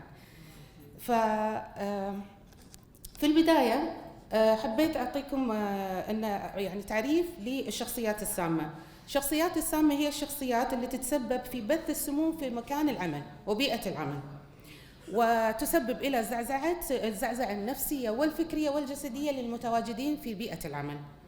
من هذه الشخصيات اخترت لكم 7 شخصيات، منها الشخصية النرجسية. الشخصية النرجسية هي التي تعظم وتضخم الأمور وعندها تضخم ذاتها على مستوى الآخرين، فلا يهمها ولا تركز على من هو موجود معها بالعمل كثر ما هي تركز على ذاتها فقط. هذه الشخصية لها حلين، أما أن احنا نتوافق معها ونتعامل معها بحذر، والحل الثاني أن احنا نسحب نفسنا من هذا المكان ونغير بيئة العمل بالكامل. لأن الشخصية النرجسية صعب أن التعامل معها، لأن الشخصية هذه تعتبر نفسها الصح دائما وهي الأهم وهي نمبر 1. الشخصية الثانية هي المتلاعبة والاستقلالية. هذه الشخصية ننتبه منها لأن هي شخصية تتلاعب في الكلام وتتصيد الأخطاء وتتصيد نقاط الضعف حتى تستطيع أن تسيطر على الموجودين. فهذه الشخصية أيضا نتعامل معها بحدود، لا نعطيها أكثر من حجمها لأنها هي راح تتطفل على حياتنا أكثر. الشخصية الثالثة هي الشخصية دائمة الشكوى، وهي الشخصية الدرامية، احنا نسميها الدراما كوين، دائما عندها دراما. هذه الشخصية لا تبحث عن حلول ولكن تحب كثيرة الشكوى، تثير الشكاوي دائما وأبدا. عندما تمسك هذا النوع من الشخصية وتحاول أنك تعطيها حلول للشكوى اللي تشتكي منها لا تقبل منك أي حل، إنما تريد أن تستمر باستنزاف طاقتك ووقتك، ولكن لا تريد أبدا أنها تجد حلول لأي خطأ هي تعمله. الشخصية الرابعة هي الفيكتيم، الضحية.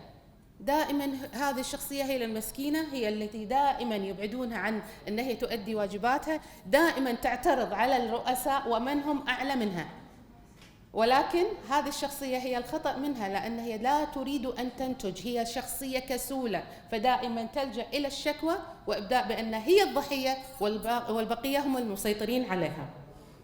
الشخصية الخامسة هي الحقودة، امبيشوس يسمونها. هذه الشخصية تتمنى زوال ما عندك. عندما يعني في بعض الشخصيات الحقودة عندما يكون عندك بحث معين أو تطور معين أو فكرة معينة لقسم معين، دائما تنسب هذا الشيء لنفسها وتحاول بقدر الإمكان أن تفشل كل مخططاتك وكل تطوراتك وتنسبه لنفسها. هذه الشخصية الحقودة. الشخصية المتعطشة للسيطرة، هذه الشخصية حتى لو الموقف لا يحتاج أنها تكون مسيطرة هي دائما تفرض سيطرتها في الصح والخطأ.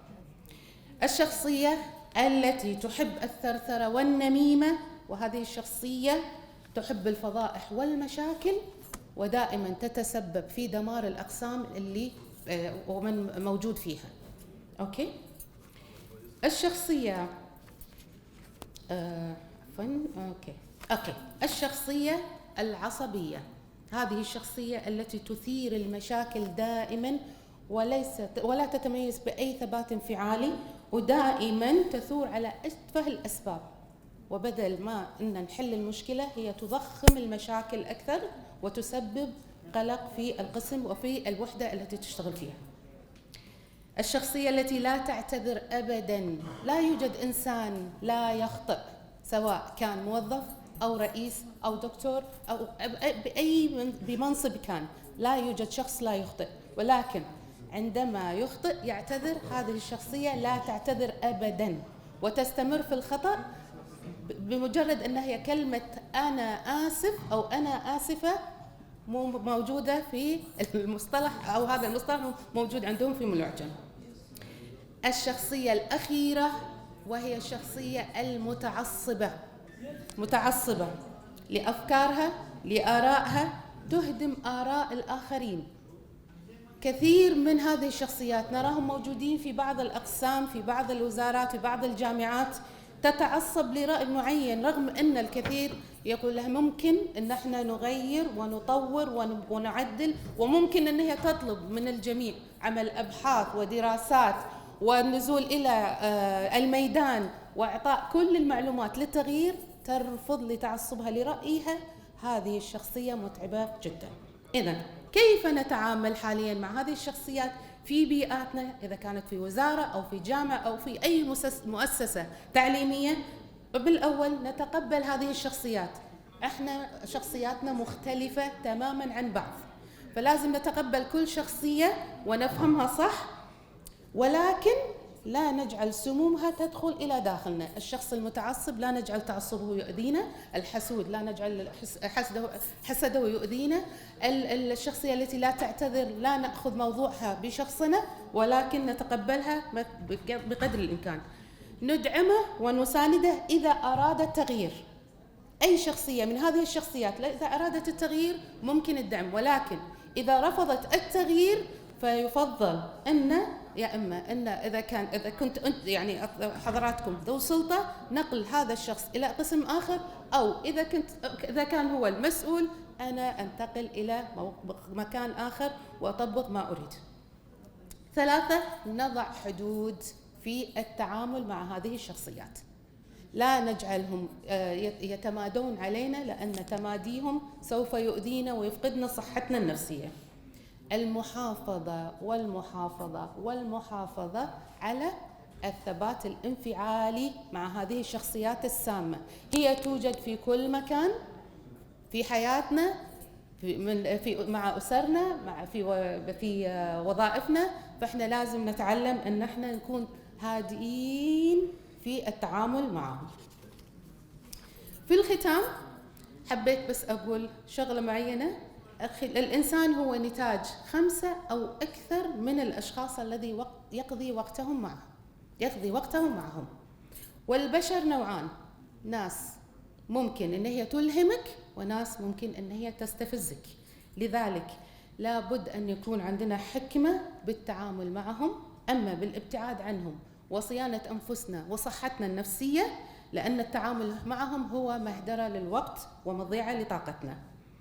أكثروا من الناس الإيجابية في بيئة العمل التي تتواجدون فيها، حتى ممكن أنكم توصلون وتحققون أهدافكم المرجوة. ولكن حينما تكون هناك شخص سام في العمل، أنا أقول لكم شغلتين: إما أن احنا نشيله من القسم حتى أن احنا نقدر نمثل لنا تيم أو فريق متكامل، أو أن الشخص اللي عنده طموح يغير مكان عمله. وشكرا لكم جميعا. تفضل. إيه تفضل.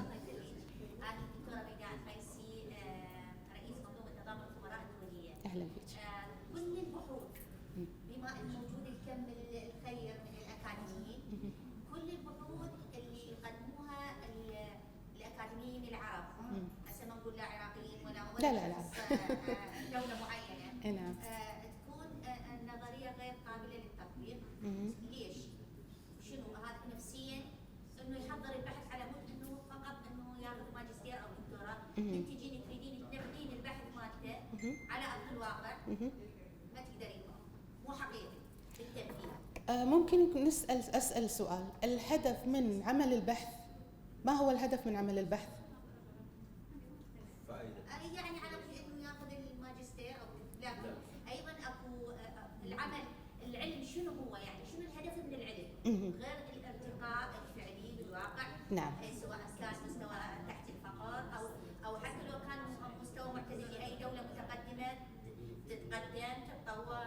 زين احنا الباحثين اللي عندنا ما عندهم شيء، نجي احنا كجهه مموله منظومه تضامن الخبراء فد بحث نتبناه نبذ على ارض الواقع، خصوصا واقع البلدان العربيه سواء كان العراق، سوريا، اليمن، لبنان حاليا، على الخط ليبيا موجوده ايضا متضرره. صحيح. نريد احنا كخبراء نلجا للاكاديميين، صحيح. خبراء يعني خلينا نقول قاعده العلم وقمتنا. صحيح. نشوف البحوث مالتهم مو حقيقيه بس فقط على الورق، خلينا نقول نظريه وليس تطبيقيه. بالضبط. هذا يرجع نفسيا، اليس يرجع للباحث نفسه؟ اولا يرجع نفسيا، لان اذا انا حاطه بحث اولا في لي هدف معين، الهدف هذا انا في لي خطوات، في اهداف صغيره من ضمنها هو التعاون مع بعض. احنا نفتقد مع الاسف في البيئه العربيه التعاون الصحيح. انا لما اكتب بحث انا راح اكون محتاجه كذا جهه تساندني في هذا البحث وهذا في تحقيق هدفي، صح؟ في جميع المجالات وليس مجال واحد. أنا أكتب بحث أوكي، لكن ما هي المجالات أو التخصصات اللي أنا محتاجتها علشان أقدر أحقق هذا الهدف وأوصل مثل ما تفضلتي إلى كيفية تنفيذ البحث. فنفسيا في بعض الناس نفسيا لا يتقبلون الرأي الآخر، هذه واحدة من الشخصيات لا يتقبلون الرأي الآخر. عندما أكتب بحث، هل أنا البحث هذا ما أقدر إني أناقش فيه أو إني أضيف أو يعني أكنسل منه أشياء، لأن إحنا لازم نتعاون مع بعض، صح؟ طيب لما يجيني شخص يعطيني أو دكتور أو بروفيسور أو يعطيني رأي آخر غير الرأي اللي أنا أو البحث اللي أنا سويته، ما راح يتقبله. فهذا نفسيا في عندنا نوع ما من التعصب للرأي. احنا مشكلتنا التعصب بالرأي، لازم يكون عندنا نتقبل الرأي الآخر، نتقبل الآراء الأخرى، نتقبل البحوث الأخرى، أنزل ميدان، أسأل. هذا الشيء مو تقريبا مو يعني ما أقول مو مطبق كلش، لكن في جزئية مو مطبقة فيه. لذلك ما في تعاون صحي وما في تعاون مثمر حتى نصل إلى ما احنا نطمح إليه وهو هدفنا الكبير، أن احنا كلنا نتعاون مع بعض. دكتورة ولو أطلت عليك أنا آسفة آخذ وقت الآخرين. زين دور الجامعات أكيد تحاجيني على رئيس ورؤوس. إي نعم. دور الجامعة، رئاسة الجامعة، العمادة من تتبنى البحوث اللي خلينا نقول قابلة للتطبيق. ماكو ربط. ما هذه المشكلة بالوطن العربي. طيب حاليا احنا في مؤتمر اكو بحوث جيده جدا ممتازه وعمليه، ولكن البحوث اللي عملون به بحوث ليست مجرد الترقيه العلميه. اكو نوعين من البحوث، البحث اللي ينفع المجتمع وينفع الانسان، واكو بحوث مجرد الترقيه الوظيفيه. الترقيه الوظيفيه غير شيء كذلك ينفع، ولكنه قد يجوز ما يستثمر.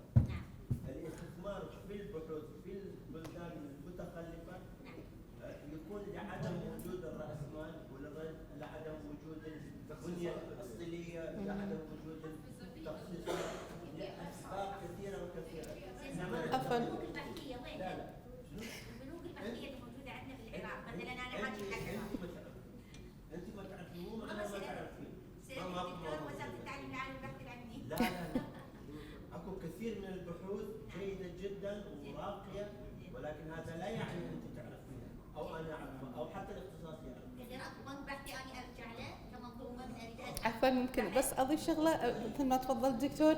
هو في بحوث ولكن ما الهدف من هذا البحث؟ احنا لما نبحث على الهدف الأساسي احنا راح نحط خطة مدروسة. ما عليه لا نحط إسقاط على الحكومات ولا نحط إسقاط على الجامعات. أنا كباحث عندي هدف معين في البحث اللي أنا سويته، صح؟ فإذا شنو خطتي؟ شنو هدفي من بعد ما أنا كتبت هذا البحث؟ أني أبتدي أدرسه صح، أحط خطوات تطبيق هذا البحث، منو الناس اللي ممكن يعينوني في تطبيق هذا الشيء. أبتدي أنا في بعض الحكومات تبي تشوف نتائج قبل لا توافق لك، صح؟ في بعض الحكومات كذي. فهو ممكن تبتدي اجتهاد من الجامعة نفسها، من قسم معين يعمم على باقي الأقسام، يعمم على الجامعة، الإدارة ممكن تشوفه، الدراسات العليا تتبناه. نبتدي خطوة خطوة. ما في هدف إن احنا أقول الحكومة أنا صاحبة البحث، لا أنتظر حكومة، أنتظر أدائي أنا، خطتي أنا، الخطة ما راح تمشي مثل ما أنا أبي، في يعني لازم يكون فيها obstacles. أبتدي أغير المجموعة اللي حوالي، ممكن أغيرها التيم اللي أنا ماشية معاه، ممكن أغيره. لكن لما يكون هدفي قوي وشايفة منه منفعة وأبي أطبقه، راح أدور كل الطرق وما راح أنطر الحكومة. صح؟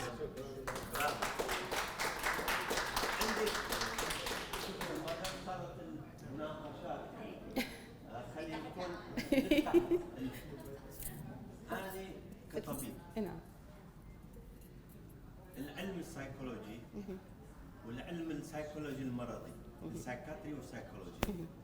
السيكولوجي النافع والسيء ينفع أو يعالجها، ولكن السايكاتريست يعالج المريض النفسي. في السيكولوجي جنابك درستي 10 شخصيات، كلها شخصيات غير نافعة. زين، ليش؟ هل الغير نافعين أكثر شيء 15-20% من المجتمع؟ ليش ننسى 80% من المجتمع النافعين الجيدين، شخصيتهم اللي عندهم إثارة، واللي عندهم عمل، واللي عندهم حب الوطن، اللي عندهم حب العمل. مئات الألوف الموجودين، احنا بس الناقصات. احنا في بلداننا وفي البشرية كلها، البشر دائما يخاف من السيء، يخاف من الضرر، صح، ولكن ما يستنفع من النافع. فأنا أشوف أنه نركز على النافع ما في الحياة. صحيح. الحياة فيها منافع بقدر المئات الألوف المرات بقدر السيء. فإذا السيكولوجي، علم السيكولوجي محدود في مأساة أو بعض الأشياء اللي غير نافع، ولكن أريد من جنابكم أنتم الشباب الاثنين، يعني صراحة سويتوا للمؤتمر قيمة. شكرا، بارك الله بكم. الله يبارك. اللي أريد من عندكم إن شاء الله أن يكون الشخصية النافعة كذلك دورة في المجتمع، إن شاء الله، حتى نزيد المنفعة. شكرا جزيلا. دكتور، بس حبيت أعقب على كلامك لو سمحت. المرض النفسي معدي. أي. فعندما يكون عندك شخص في القسم عنده مرض نفسي، راح يأثر على الموجودين تأثير سلبي. بالضبط. فليش؟ اي بالضبط. فعشان كذي انا ختمت قلت خالط الناس الايجابيه. السلبيين موجودين في حياتنا ما نقدر ننكرهم وتاثيرهم واضح، لكن لما خالط الايجابيين، هذول الناس اللي راح يوصلوني لهدفي. في ناس مثل ما قلت، في ناس الشخصيات المتعصبه النرجسيه ما يبون يتغيرون. لا يتغير، ما يتغير، بالعلاج النفسي يتغير. لا، إذا كان رغبان بالعلاج النفسي على فكرة. يعني الأخصائي النفسي والمعالج النفسي ترى ما عنده الأعشاب السحرية، كذا لما يكون تقبل. المريض النفسي أنه ما يعرف هو مريض. لا، هذا فرق. ما عنده أعراض، وبالعكس يقول أنا هاي شخصيتي، أنا هاي كبري. يعني ما ينفع وياه أنه نقول له، لكن لازم بالطريقة دي. هو السايكولوجيست شغلته أنه كيس باي كيس، صح، يروح انه الديفكت مال البيرسوناليتي، صح، حقيقة ما عشان لا هو بس خلاص اوكي. اضافه ولا سؤال؟ اضافه هي تجلس وظيفي، ما عندك مشكله. لا بقول انه معيقات البحث العلمي في العالم العربي او العالم بشكل عام هي معروفه تمام، كلنا اكيد بنعرفها، لكن الهدف من نشاط الدكتوراه، الهدف البحثي مشكلتنا في العالم العربي انه احنا ابحاثنا منا اكسبيرمنت، منا تجريبيه، هي فقط بحوث يعني نظريه وصفيه لحاله هي موجوده، فعشان هيك ما بتقدم حلول واقعيه لهذه المشكله. برضه الابحاث يعني المفروض انا بقول دائما انها تكون تسلط الضوء على مشكله وايجاد حلول. صح. شكرا لك دكتورة، بارك الله فيك. شكرا لكم على مداخلاتكم جميعا. الآن عندنا مداخلة أونلاين عبر الزوم، ما نقدر نخليها تنتظر كثيرا. جاهز؟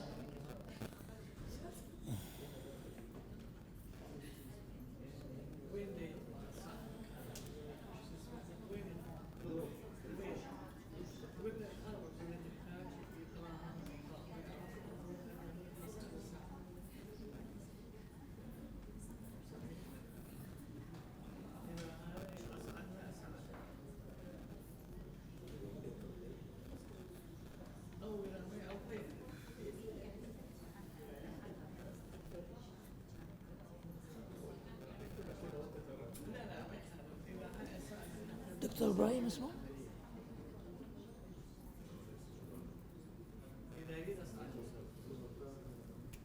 السلام على أشرف الأنبياء والمرسلين سيدنا محمد. دكتور محمد رئيس المؤتمر. دقيقة نعم الصوت مش واضح؟ لا الصوت واضح، انت توكل على الله. توكل على الله، توكل على الله.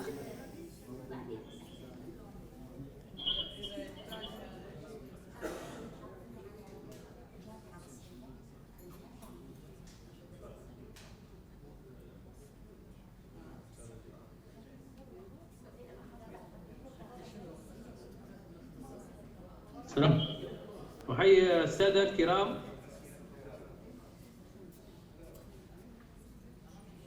الدولي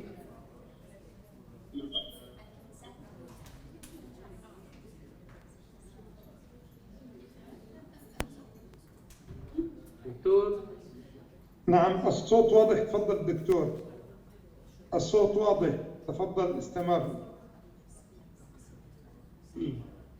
دكتور إبراهيم عدي ظهيري المركز الوطني لضمان الجودة المنطقة الشرقية في ليبيا. أحيي الدكتور والسادة الحضور على كان بودنا الحضور مباشرة، لكن لضيق الوقت لم نتمكن من الحضور، وإن شاء الله في فرص قادمة نكون مسبقين في هذا الحدث العلمي الكبير. دكتور معايا دكتور؟ واضحة الكل يسمعك يا دكتور، الكل الجميع يسمعك. تمام. طبعا مقدم لكم على الأقل محاضرة سريعة عن المركز الوطني لضمان الجودة، مفهوم الإدارة وأهميتها في مؤسسات التعليم العالي في ليبيا. طبعا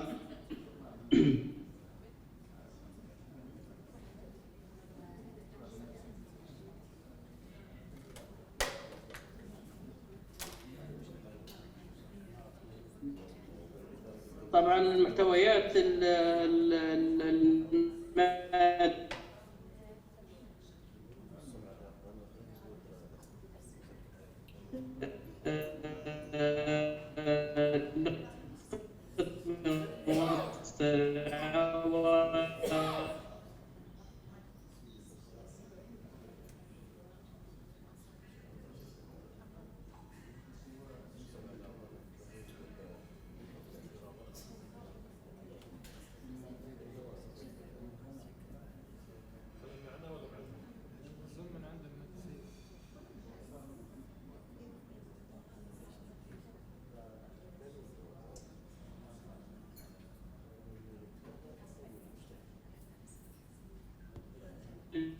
الأمم والشعوب والحضارات بكل الحضور بكل العصور، تضمن القيام بتخطيط للمستقبل، وتضمن تنظيم الأنشطة والوظائف التي تحتاجها البشرية، تضمن تنسيق الجهود والتكنولوجيا وتوجيهها لتحقيق الرؤى والطموحات، تضمن توجيه وتحريك دافعي العنصر البشري لرفع مستويات الأداء، وتضمن المتابعة والرقابة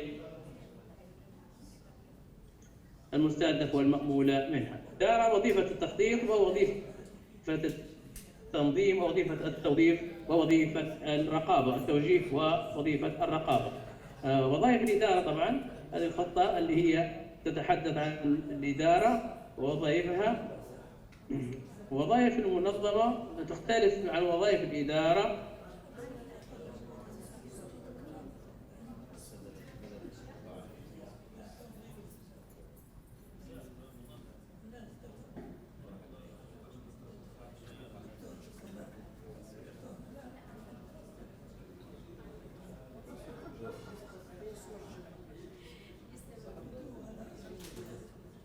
ووظائف المنظمة ليست بديلة عن وظائف الإدارة، بل تتكامل مع بعضها بتحقيق رؤية المؤسسة.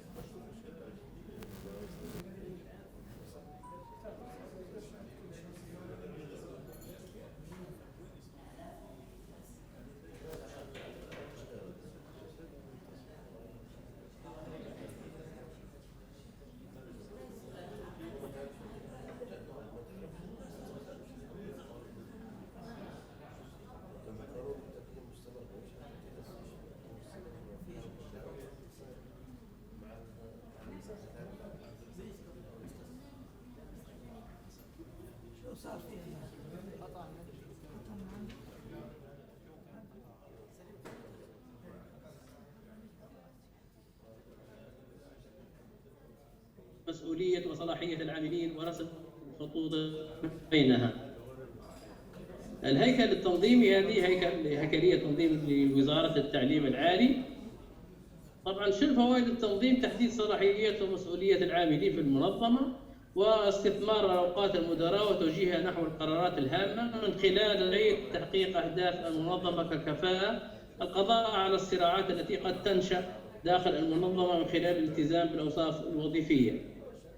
مبادئ الأمر والتفويض وتوافق السلطة مع المسؤولية، والمسؤولية غير قابلة للتفويض. أنواع التنظيم المؤسسي: فيه التنظيم الرسمي والتنظيم الغير الرسمي. أسس إعداد الهيكل التنظيمي: طبعا الأساس الوظيفي والأساس السلعي والأساس الجغرافي والأساس المختلط. إعداد الهيكل التنظيمي: والأساس الوظيفي المدير طبعا تنقسم إلى المخرجات، التسويق والإنتاج والأفراد والتمويل. الأساس الجغرافي طبعا تقسم حسب المناطق الشمالية والوسطى والجنوبية. وفي الأساس السلعي طبعا السلعة تقسم الرئيسي إلى سلع ألف وباء وجيم. الأساس المختلط المركب. وثم صفات الهيكل التنظيمي: صفتان هامتان للهيكل التنظيمي: الثبات والمرونة. الإشراف طبعا حسب العدد أو التي تتخذها المؤسسة. قد يكون نطاق الإشراف هو الرقابة أو عدد الأشخاص والأنشطة التي يستطيع المسؤول الإشراف عليها بكفاءة. يقصد بنطاق الإشراف والرقابة طبعا العدد يتراوح من 1 إلى 20 شخص أو وظيفة. التوجيه التقليدي يقترح 6 أشخاص كحد أقصى، بينما التوجه الحديث يقترح 20 كحد أقصى. يتأثر نطاق الإشراف طبعا بالعديد من العوامل الداخلية والخارجية، منها قدرات الرئيس والمرؤوس وحجم الشركة وطبيعة النشاط والرقعة الجغرافية المستهدفة. أنواع السلطة التنظيمية: عندنا السلطة الوظيفية والسلطة الاستشارية. الأوصاف الوظيفية: وصف الوظيفة ومواصفات شغل الوظيفة وأهمية الوصف الوظيفي. طبعا هذا نموذج خاص ببطاقة توصيف وظيفي، الأوصاف الوظيفية. ثم نأتي إلى وظيفة التوظيف. ووظيفة التوظيف طبعا يهتم باختيار وتعيين وتدريب ووضع الشخص المناسب في المكان المناسب لمؤسسات التعليم العالي، وذلك لتحقيق رؤية وزارة التعليم، تطبيق المفاهيم الحديثة في إدارة الموارد البشرية. وظيفة التوجيه ويقصد بها إرشاد والتحفيز الموظفين في اتجاه تحقيق أهداف مؤسسات التعليم العالي بكفاءة. وظيفة الرقابة كنترولينج، وهي الوظيفة الإدارية الأخيرة، وهي مراقبة أداء مؤسسات التعليم العالي وتحديد ما إذا كانت حققت أهدافها أم لا. ترتبط وظيفة الرقابة بوظيفة التخطيط بارتباط وثيق جدا. معايير ومؤشرات التخطيط هي ذاتها معايير ومؤشرات الرقابة. التفرقة بين المفهوم التقليدي والمفهوم الحديث في الرقابة. طبعا الفرق بين القيادي والإداري. القيادي والإداري طبعا عدة فروقات أما الإداري والقيادي. الإداري والقيادي طبعا أبرزها الإداري يميل أكثر للتقيد بإجراءات الإدارية والروتين ويتمسك بها إلى حد كبير. يهتم الإداري باللوائح والموضوعة بدون التفكير الناقد بأبعاد إنشائها ودواعي الإلزام بتطبيقاتها. القيادي هو شخص قادر على أخذ زمام المبادرة وتحمل المسؤولية الناجمة عنها، بينما يفضل الإداري عدم الخوض في مبادرة تخالف السياق الإداري. القيادي لديه أتباع يتعلقون به، بينما المدير لديه أفراد يتلقون منه التعليمات والأوامر الرسمية. الإداريين يخلقون الأهداف، بينما القادة يخلقون الرؤى والطموح. القادة يحبون التغيير، بينما الإداريين يحبون الرتابة والروتين. القادة متميزون بخصائصهم، بينما الإداريون متشابهون في سلوكياتهم. القادة يتحملون المخاطر، بينما الإداريين يتجنبونها. القادة يعتمدون منهج القدوة، والتأثير، بينما الإداريين يعتمدون منهج الروتين والعمليات الرسمية. القادة عادة يهتمون بالمهارات والتواصل الإنساني والتأثير، بينما الإداري الرسمي بشكل أكبر. علاقة الإدارة بالتخطيط الاستراتيجي والتخطيط في أوقات الأزمات. على الرغم من أهمية التخطيط الاستراتيجي والدول والمؤسسات والأفراد، إلا أن الظروف الاستثنائية المتقلبة في البيئة الخارجية قد تحول بين الخطط الاستراتيجي وإمكانيات تنفيذها، الأمر الذي يحتم تبني مفاهيم أخرى أكثر فعالية مثل مفهوم الإدارة الموقفية وإدارة الأزمات. إدارة الأزمات تعني بأنه لا بد من إيجاد أسلوب إداري جديد قائم على التكييف مع الأزمة الراهنة ومعالجتها في إطار علمي وعملي يتناسب مع طبيعة الأزمة. هذا يعني أن الآليات التخطيطية الاستراتيجية التي تعطلت أو فشلت لابد لها من إدارة موازية تتناسب مع طبيعة الأزمة. لذلك فإن الخطط واللوائح الموضوعة سابقا لا بد من إعادة النظر فيها بمنظار منطقي وتوافقي جديد يستوعب تبعات كل سلوك أو قرار يتم اتخاذه. أيضا يتم التعامل مع القرارات بسياق فردي غير جماعي، عمليات التقييم والتقويم المتتابع لمعرفة نتائج كل قرار فردي فتم اتخاذه. تم التعرض في هذه الورقة أو المحاضرة لعدد من المفاهيم والموضوعات الأساسية في علم الإدارة. تم تطرق إلى مفهوم الإدارة وأهميتها خصوصا في قطاع التعليم العالي، التنظيم، التوجيه، الإشراف والرقابة وتطبيقاتها في مجال التعليم العالي. التعرف على خصائص ومواصفات الإداري والقيادي وأهميتها في علم الإدارة وتطبيقاته العملية خصوصا في مجال التعليم العالي. أخيراً تم التعرف على طبيعة العلاقة بين مفهوم التخطيط الاستراتيجي والتخطيط في أوقات الأزمة في مؤسسات التعليم العالي. شكراً لكم جزيلاً على هذه المحاضرة، واللي إن شاء الله نكون وفقنا في بعض الشيء في هذه الأمور. دكتور محمد. شكرا السلام عليكم على هذه المحاضرة القيمة، رئيس مركز الجودة في ليبيا، وعلى أمل اللقاء القريب بك إن شاء الله. وأيضا نحن عندنا في اتحاد الجامعات الدولي مجلس ضمان الجودة والاعتماد الأكاديمي، ونرغب بانضمامكم لهذا المجلس ليزيد هذا المجلس بإذن الله قوة بوجود أمثالكم في اتحاد الجامعات الدولي ومجلس ضمان الجودة والاعتماد الأكاديمي.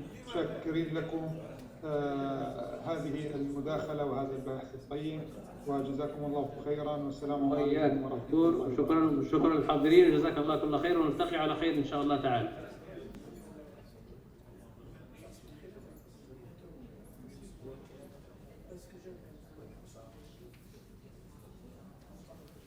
كانت هذه مداخلة من الدكتور إبراهيم الظهيري من مدينة جدابية من ليبيا. هذا مين اللي جاء الآن؟ مو وقت هذا. Was a gentleman.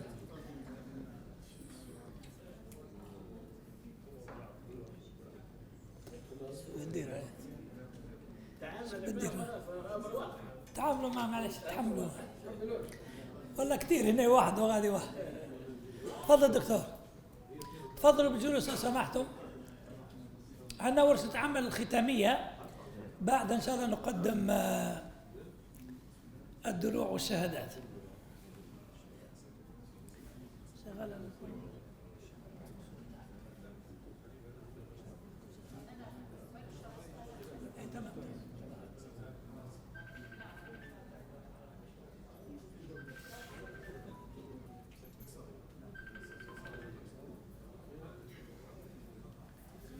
وكل واحد يقدموا فيه الناس، ولكن أنا ما لقيتش من يقدمني فحطيت شوية معلومات.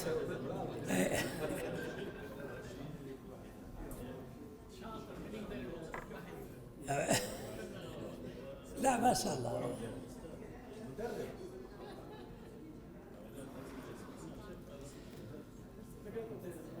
ما نحتاج المايك لأن المايك حيربطنا بصراحة. انتوا سامعيني كويس؟ مسموع واضح؟ اي تمام. طبعا احنا في هذا المؤتمر سأقدم شيء يعني مو مثل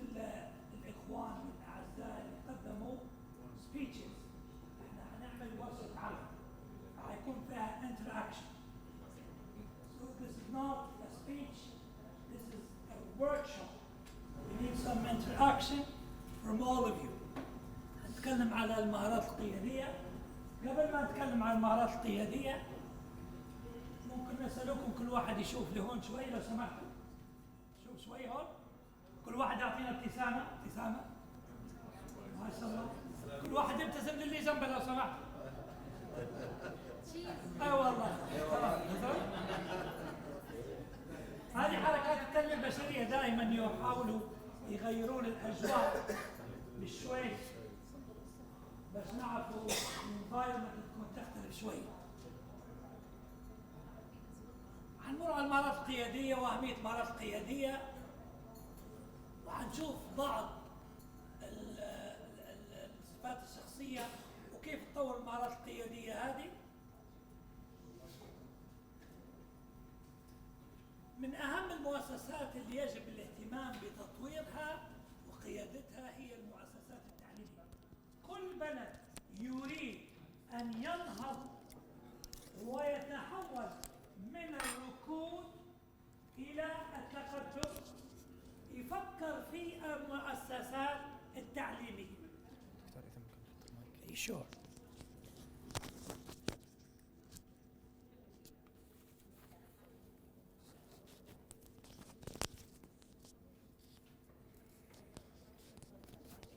تمام هيك؟ تمام. شغال؟ في صوت؟ هذا عشان الكاميرا. طلع فوق شوي.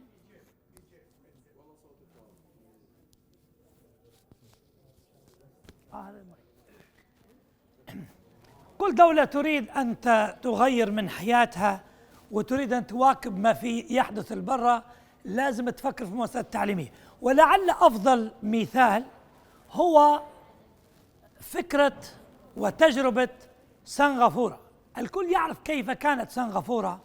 سنغافورة كانت قطعة من ماليزيا وكانت مستنقعات وبكتيريا وجراثيم ولا فيها مكان حتى للحياة، وطلبت أن تتخلى عن ماليزيا فقبل الأمر وقالوا لهم تفضلوا انفصلوا عنا. انفصلوا عنهم حتى يتخلصون منهم. السودان الشقيق معنا، السودان الشقيق معنا، السودان معنا. ركز معي الله يفتح عليك.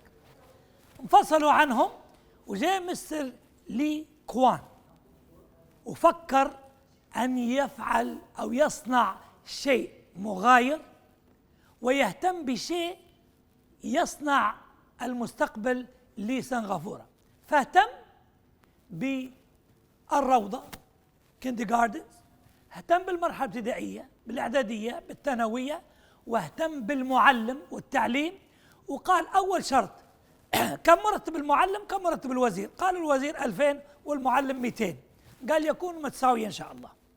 فساووا مرتب المعلم واعطوه حقوقه الماديه والمعنويه، وبدأ بالاهتمام بالروضه والمدرسه الابتدائيه والمدرسه الهاي سكول اللي هي الاعداديه والثانويه في بعض البلدان، ثم اهتم بالجامعات وقال انا هدفي الطفل اللي يشتغل الان او يدرس الان في سنه اولى، يعني يريد الثمار بعد 25 سنه.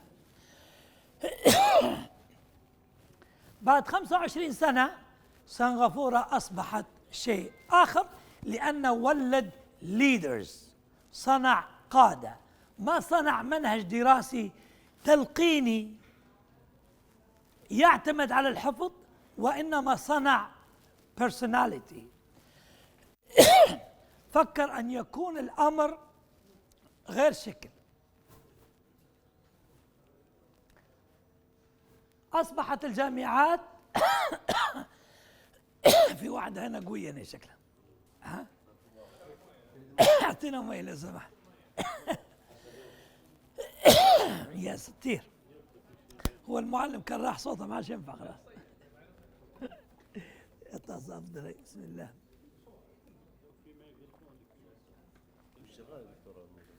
كيف؟ لا ما مش شغال البلا. ويعتمد نجاح المؤسسات التعليمية على مثلث جميل وبسيط. أولا نبدأ بالمنهج الدراسي اللي هي السيلابس اند كريكولم. لما يكون المنهج قوي مبني على أسس علمية أكاديمية يكون القاعدة الأولى في مثلث النجاح. أعضاء التدريس الانتقاء، تدريبهم، تطويرهم، أعطاهم فرص المشاركة في المؤتمرات، الملتقيات، التدريب، التطوير وهلم جرى. وأهم شيء وهو عنوان مؤتمرنا الإدارة التعليمية. في بعض البلدان طبيب يعطوه رئيس مستشفى، باحث جامعي كبير يقولوا له أنت رئيس الجامعة، ويبعدوه على العلم والبحث وكذا. لا، هذه الإدارة عندها تخصص خاص، خلي العضو التدريس يمارس مهامه كما هو يشاء. طيب عندنا سؤال هنا يختص بالإدارة، أيهما أفضل؟ جيش من الأسود يقوده أرنب، وإلا جيش من الأرانب يقوده أسد؟ وخذوا دقيقة تفكير، تفضلوا كل واحد يفكر ويعطينا إجابة. فكر. The Maldives, group of rabbits led by a lion, ولا group of lions led by a rabbit? Which is better for you, do you think? Think before you start. منو عنده مشاركة؟ تفضل دكتور. جيش من الأسود يقوده الأسد، وجيش من الأرانب يقوده أرنب. وهذه إجابة رائعة وإجابة صحيحة ويستاهل عليها تصفيق الدكتور. جيش من الأسود يقوده أرنب، الجيش قوي لكن الليدر ضعيف، يعني الأوتكمز ما تكون ممتازة. وحتى جيش من الأرانب الجيش ضعيف لكن الليدر قوي، it doesn't work، ما ينفعش، ما يمشي. لكن ليش ما يكون الجيش من الأسود والليدر متاعنا أسد، بعدين تطلع الأوتكم زي ما نحن نريد. ماذا يعني هذا الكلام؟ يعني أن الليدر متاعنا اللي هو الليدرز في المؤسسات متاعنا التعليمية لازم يكونوا قادة ناجحين، ويخلي الامبلويز والستاف ممبرز الموجودين عنده حتى هم أسود. فلما يكون هم أسود وهو أسد تصل الإدارة، تصل الجامعة إلى ما تصبو إليه. أما غير ذلك تكون النتيجة ضعيفة. ما هي المهارات ما هي المهارات القيادية؟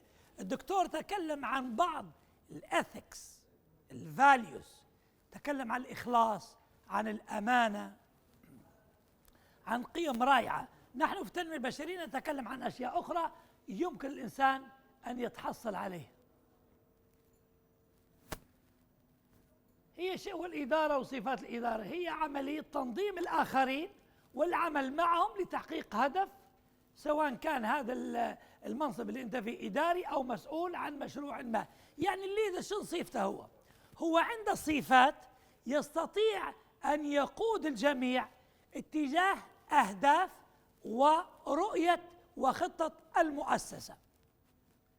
كل ما عليك أن يكون عندك أنت صفات تقود بها الفريق متاعك لتحقيق أهداف المؤسسة. وذلك في بريطانيا، أنا عايش في بريطانيا 22 سنة، بعد ما تقدم أنت أبليكيشن وتحب تشتغل معهم ويوافقوا عليك، يقول لك روح اقرأ our mission, our vision, our plan and our goals. إذا أنت عجبوك ويمشوا معاك تعال وقع، حتى لو أنت قبلت. يقول وقع الآن، يقول لك لا، روح اقراها في البيت، بعدين بكرة ترجع وتقول لنا إنك أنت happy to sign. ليش؟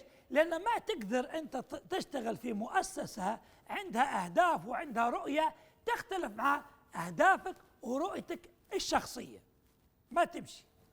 فلازم أنت تكون قادر على تحقيق أهداف ورؤية هذه المؤسسة. طب هل المهارات القيادية هذه مهمة ولا غير مهمة؟ قال والله هي من أهم أسرار وأساسيات النجاح في جميع معادلات النجاح.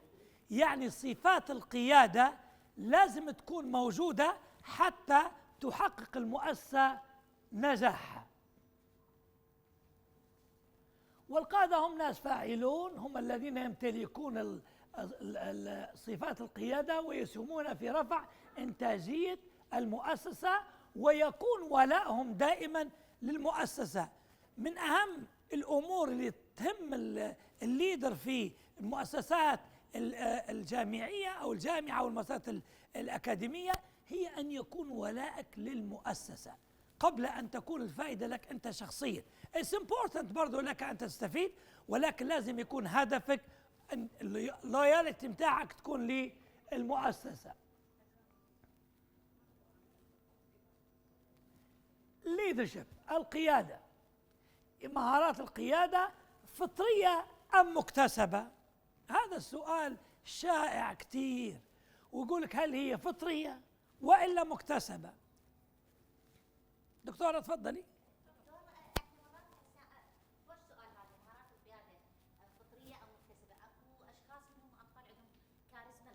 نعم ممتاز، كلام طيب، كلام طيب. لكن مرات الظروف جانب التطور التسوية تبقى الكاريزما تحت. تمام، كلام طيب. مين يزيد يشارك معنا؟ ليه فطرية ولا مكتسبة؟ تفضلي استاذ. بوث. تمام، يعني فطرية ومكتسبة.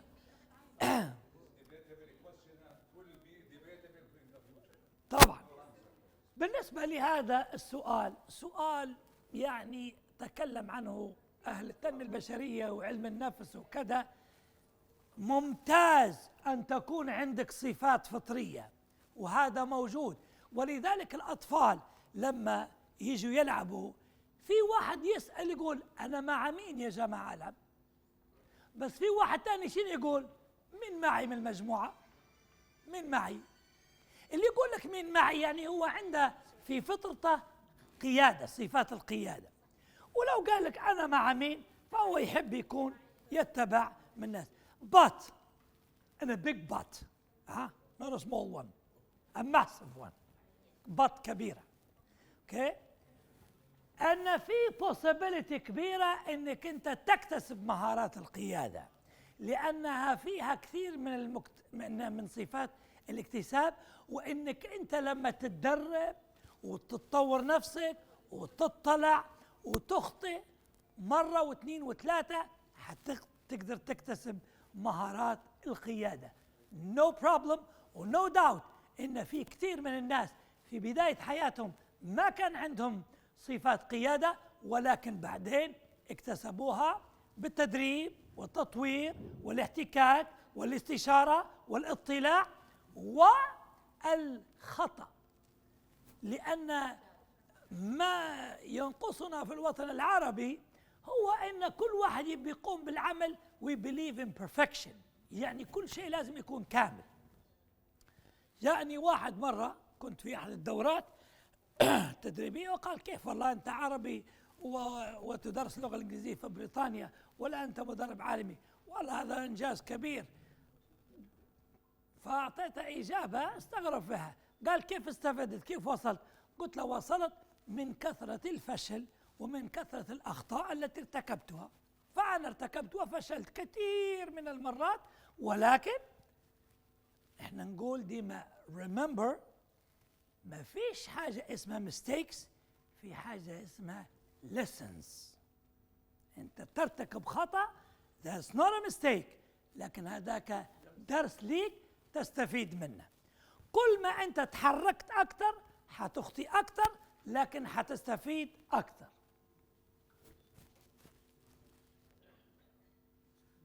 قد يبدو لك في البداية أن القادة الناجحين قد ولدوا موهوبين بالفطرة، إلا أن الحقيقة عكس ذلك. وهذه معظم الناس أو معظم الخبراء حتى في علم النفس يقول لك it's possible أنك أنت تكتسب هذه الصفات، ما فيها ولا مشكلة. نفس الكلام هذا اللي قلناه. فريق الدعم المناسب لبناء فريق قوي في مكان العمل. لا تؤمن أنك أنت القائد الوحيد وأنك أنت الناجح الوحيد وأنك أنت الذي ستنجح بأمرك لوحدك. لازم تؤمن بالفريق، عمل الفريق. هذا العمل لو كان هو مربوط بالدكتور محمد الغباني فقط لكان ما صارش من المؤتمر، روحنا هو مش موجود. لكن عنده فريق كبير، عنده جماعة في الاي تي، عنده جماعة في التواصل، عنده جماعة في كذا، عنده ناس في التقديم، عنده ناس في كذا، فالتيم مستمر وهو تواصل معنا لأن في تيم وورك ينجح المؤتمر. لكن لو يرتبط بشخص واحد فقط تصبح المشكلة. يشتغلون في بيئة إيجابية وعندهم قدرة على التغلب على العوائق والتعاون مع فريق العمل، اللي هو التركيز على فريق العمل. هذا مهم جدا. نشوف بعض سمات الشخصية القيادية. أولها القدرة على إدارة الذات، يعني هو عنده قدرة أن يدير ذاته، يعني هو يكون رول موديل. هو أول من يأتي، هو الذي يسمع، هو الذي يستشير، هو الذي يعطي قيمة للناس اللي معاه، يستطيع أن يدير ذاته إدارة مميزة، يصبح قادر على الوصول إلى أهدافه. التصرف الاستراتيجي، إياك ثم إياك إنك لما تكون قائد في مؤسسة تأخذ قرار هكذا، لازم يكون قرار استراتيجي. وما معنى كلمة استراتيجي؟ هي طبعا جاية من كلمة استراتيجيس، وهي كلمة لاتينية تعني فن الحرب، ولكن استخدموها في التنمية البشرية وفي الإدارة حتى يقولوا لك كلمة استراتيجي يعني حاجة مهمة وحاجة فيها بعد، ما تأخذ قرار الآن. think of the university for the long run. كيف تكون يوما ما الجامعة متاعي في الانترناشنال رانكينج، كيف تكون؟ فلازم يكون قراراتك استراتيجية. عنده قدرة على التواصل الفعال effective communication، لازم يكون عندك قدرة على التواصل الفعال. فمدير الجامعة، رئيس القسم، عميد الكلية لازم يكون عنده صفة التواصل الفعال مع الطلبة، مع ضي التدريس، مع العاملين، مع الزملاء، مع العالم، يكون عنده تواصل فعال. مسؤول ويمكن الاعتماد عليه، يعني أنت مش تجي اليوم في العقوبة تعاقبني لكن في البروموشن ما تعطيني، وهذا مو شغلي. لا، لازم يكون شغلك في البوزيتيف وفي النيجاتيف، لازم تكافيني وتعاقبني، لكن الاثنين يعني يعتمد عليك. زي ما تعطيني تطلب مني واجبات تعطيني حقوق. أن يكون له رؤية واضحة للمستقبل. كل ما كانت مؤسسة لديها رؤية clear vision، لازم تكون المؤسسة عندها clear vision. يعني what's the vision؟ ما هي حالة المؤسسة بعد 5 سنوات؟ كم قسم الآن وكم ستكون؟ كم طالب الآن وكم ستكون؟ لازم تكون عندك رؤية، والرؤية تشتغل نحن عندنا كأنها المغناطيس في المستقبل، هي التي تجرك للوصول للهدف متاعك. لو ما في مغناطيس شو اللي بيجرك؟ لأن ما عندك رؤية أنت. والرؤية لازم تكون حتى على المستوى الشخصي. أنا منذر الحرم عندي رؤية لنفسي، بعد 5 سنوات سأكون زرت بدل من 95 دولة أو 45 دولة سأزور 50، وعندي 10 بحوث سأكون 15. كيف؟ لا أجلس في البيت، مو أنا رجل كثير السفر، أنا زرت 95 دولة، وادعوا لي بعد هذا المؤتمر سأكون في ماليزيا ومنها إلى أستراليا ومنها إلى نيوزيلندا إن شاء الله بإذن الله. لازم يكون عندك رؤية واضحة كليدر في مؤسسات. سرعة التعلم، كثير من الناس، تحدثت أنا الدكتور خليفة على تعريف البي اتش دي في بريطانيا، وهو مخالف شوي للبي اتش دي في التفكير العربي. البي اتش دي في بريطانيا قالوا لنا بعد ما آخر يوم في الفايفا يقول لك ما شاء الله تحصلت على ورقة رخصة لأن تكون باحثا من غير سوبرفيجن، يعني اليوم أنت بدأت رحلتك العلمية ولكن عندنا في وطننا العربي انتهت الدراسة بعد البي اتش دي. no more training, no more degrees, no more classes. خلاص أخذت بي اتش دي. مسكين بعد 5 سنوات يلاقي نفسه زي موبايل النوكيا. تعرفون موبايل النوكيا؟ والجماعة ماسكين ايفون 14 وهو نوكيا. ليش؟ لأن اي تي سكيلز ما فيش، تريننج ما فيش، بحوث ما فيش، ريسيرش ما فيش. هو قاعد يشتغل بنظام ال5 سنوات الماضية. فمن أهم صفات القائد في الإدارة التعليمية سرعة التعلم، لأن هذا من أهم الأشياء. وأهمية المهارات هذه كثيرة. بناء العلاقات. دكتور محمد الغباني أين هو الآن؟ هو في لقاء مع رئيس أندونيسيا، وما أدراك أكبر دولة من ناحية عدد السكان المسلمين. أمس كان جمنا صديقة وزير التعليم، كان رئيس وزراء الأسبق. من أين أتت؟ من بناء العلاقات. إياك أن تبقى في بوتقة واحدة وتقول نحن تعلمنا وعندنا علاقات. شو العلاقات اللي عندك؟ مقامس في جدابي عندك علاقات ما يمشيش، مقامس في بغداد وعندك علاقات ما يمشيش، مقامس في الجزائر تقول لي عندي علاقات ما يمشيش. على قولة الجزائر سامارش با ولا ما يمشيش.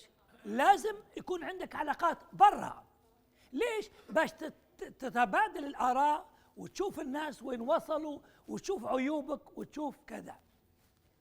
الناس ما شاء الله بروفيسور من فلسطين، هو أكثر واحد عنده اكسكيوز يبقى في فلسطين. الخروج صعب والتأشيرة صعبة والاستعمار والإسرائيل وكذا، لكنه موجود معنا الآن. ليش؟ he's got PhD خلاص كملت. لا، he's here to build more relations. لأن من أساسيات التعلم أن تكون قادر على بناء العلاقات. مهارة الإشراف والتعليم، لازم يكون عندك قدرة على السوبرفيجن in a way to support، مش تحطم. احنا يجي شو اسمه الانسبكتور هذايا، المشرف او المفتش التربوي في بريطانيا يتصل بينا، الو مستر مندل الحرم، ايه انا المفتش عليك، متى تفضل الزياره في اي اسبوع؟ اقول له في شهر 3. فيقول اي حصه، الاولى او الاخيره؟ اقول له الاولى. يقول هل تحب بدايتها او نصها او نهايتها؟ والله هكذا يقول. طب ليش؟ قال لي انا اريدك في اقوى نقطه انت فيها تحبها وتفضلها. حناية قربع يخش عليك المفتش يجيك يقول لك انت علي، انا علي، باي ما كمل حصتك المفتش بتاعك تو نوريك.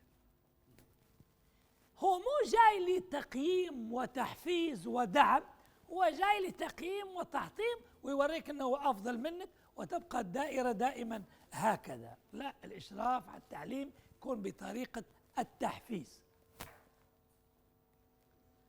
مهاره اتخاذ القرار، لازم تكون عندك the ability to take the right decision at the right time.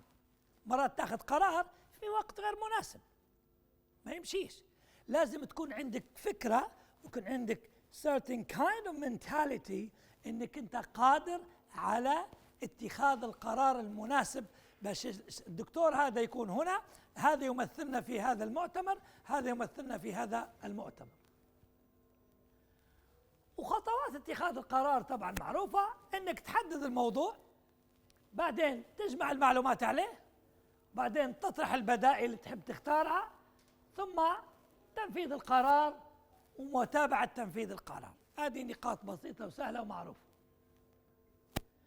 عندنا مهارة مهمة جدا هي مهارة حل المشكلات.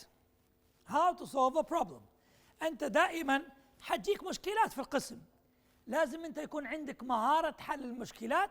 وجبنا لكم حاجة بسيطة، في عندنا مشكلة ساعدوني في حلها لو سمحتوا. قطعة أرض واضحة للجميع؟ واضحة؟ أوكي، 100 متر 50 50 50 100. قال قسموها هذه قطعة الأرض إلى 4 أقسام متشابهة متساوية في الشكل وفي المساحة. هذه مشكلة جاءتنا الآن.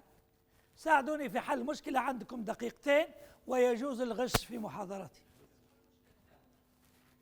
It is a big problem. قسمها إلى 4 أقسام متساوية. يلا قسمها 4 مو 3. يلا اعمل ارسم تفضل. وعندي جائزة للي بيجيب النتيجة. عندي جائزة أعدكم بها right now. اللي قسمها إلى 4 أقسام ياخذ جائزة متساوية. كويس؟ هذا 3 يا شيخ، 3. الله يفتح عليك دكتور، 3 يا شيخ. 4 مو 3. لا ليش أنا قلت 4. إيه؟ لا هذه مو إلك. لا ما تضيف شيء. لا ما تضيف شيء. لا ما تضيف شيء. تفضل. متساوية. 1 50. طب مضبوط. وين 4؟ وين 1 2 3 بس. هذا خط هون، هذا 100 متر قصيتها في الوسط 50. خلاص اكمل هذا. لا ما قالها قبلك، هو قال قبلك. مثلث.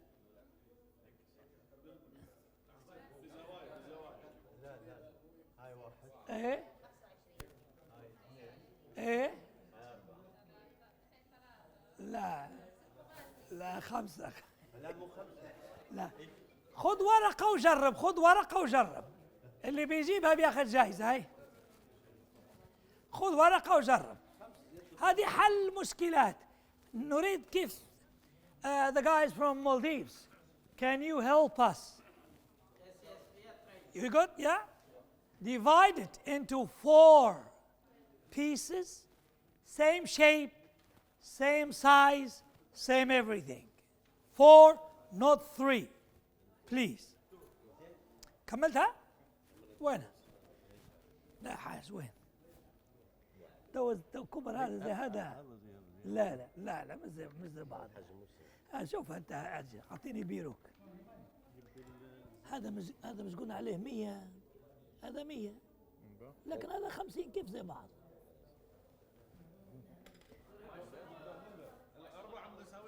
كملت؟ ارسم اكتبها. لا ما يصير حرك. 4 متساويين لو كل 2 متساويين. لا 4 متساويين في نفس الشكل، نفس الحجم، نفس كذا. اقسم بالله 4 متساويين والله العظيم. دكتور ايش رايك انت تحلها واحنا نعطيك الجائزه؟ لو توريني الجائزة أنا أحلها. شو الجائزة؟ تضمنها؟ أكيد؟ خلاص أنا متوقع منك جائزة. منيا ايش عملتي؟ لا مش متساويين حبيبتي. لا مش متساويين. هذه من أهم المهارات لأن فيها حاجة اسمها في علم النفس thinking out of the box. ما تفكر بالشكل التقليدي. لا شيخ مو مثل دكتور حاولت دكتور زمان باهي اكيد تعطيني جائزه. تضمن تلميذك دكتور يعطيني جائزه. وين انت؟ سوري. هتفكر؟ فكرتي؟ والله انا خايف منك انت تجيبها. انا خايف انك انت تجيبها. من وين انت؟ من وين انتم؟ Where you from؟ الأردن. أي ما شاء الله. الله يكرمكم. يلا حاولوا شوي. لسه هذه مش متساوية. شوف هذه مشكلة صغيرة وأنت قائد. اعتبر نفسك أنت رئيس جامعة عميد كلية وجاءتك مشكلة مثل هذه. دكتور خالد فكرت شوي؟ لا مو موجود. لا هذه 100. هاي اوكي 100. ايه كيف هذا 100 وهذه 50؟ لا هذه 100 وهذه 50. كويس. طيب يا دكتور لا. انت خليك معي. هذا مثلث. هذا 100. طب كيف هذا مثلث 50؟ لا لحظه شوي. تفضل. لقيتها؟ يلا ارسم وريني. ارسم. ايوه تفضل. ايه تمام بس شوف يلا ابدا وانا نقول لك شجعك. هاي منيا. عندي حل، يا اما غير هذا نقسمها على 4 بعدين نسكري فيها يعني يلا قسمها. ها دكتور. اه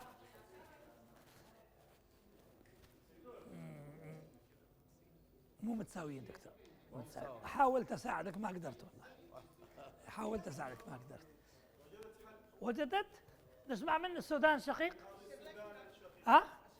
لا اكتبي لي هناك، ارسمي لي ارسمي لي.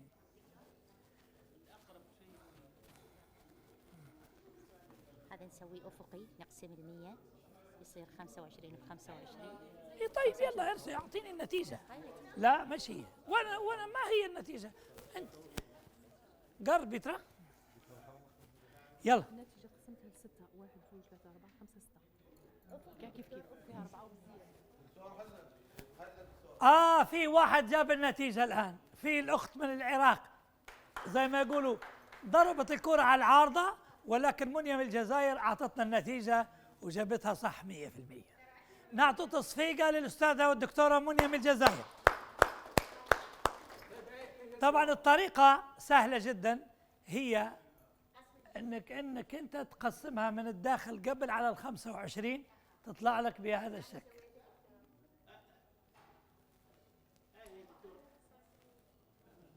ما كملتش ايه تمام. انت زي العراق 50-50، لكن منيا جابت النتيجه. نعطوا لي منيا جائزه. وين منيا؟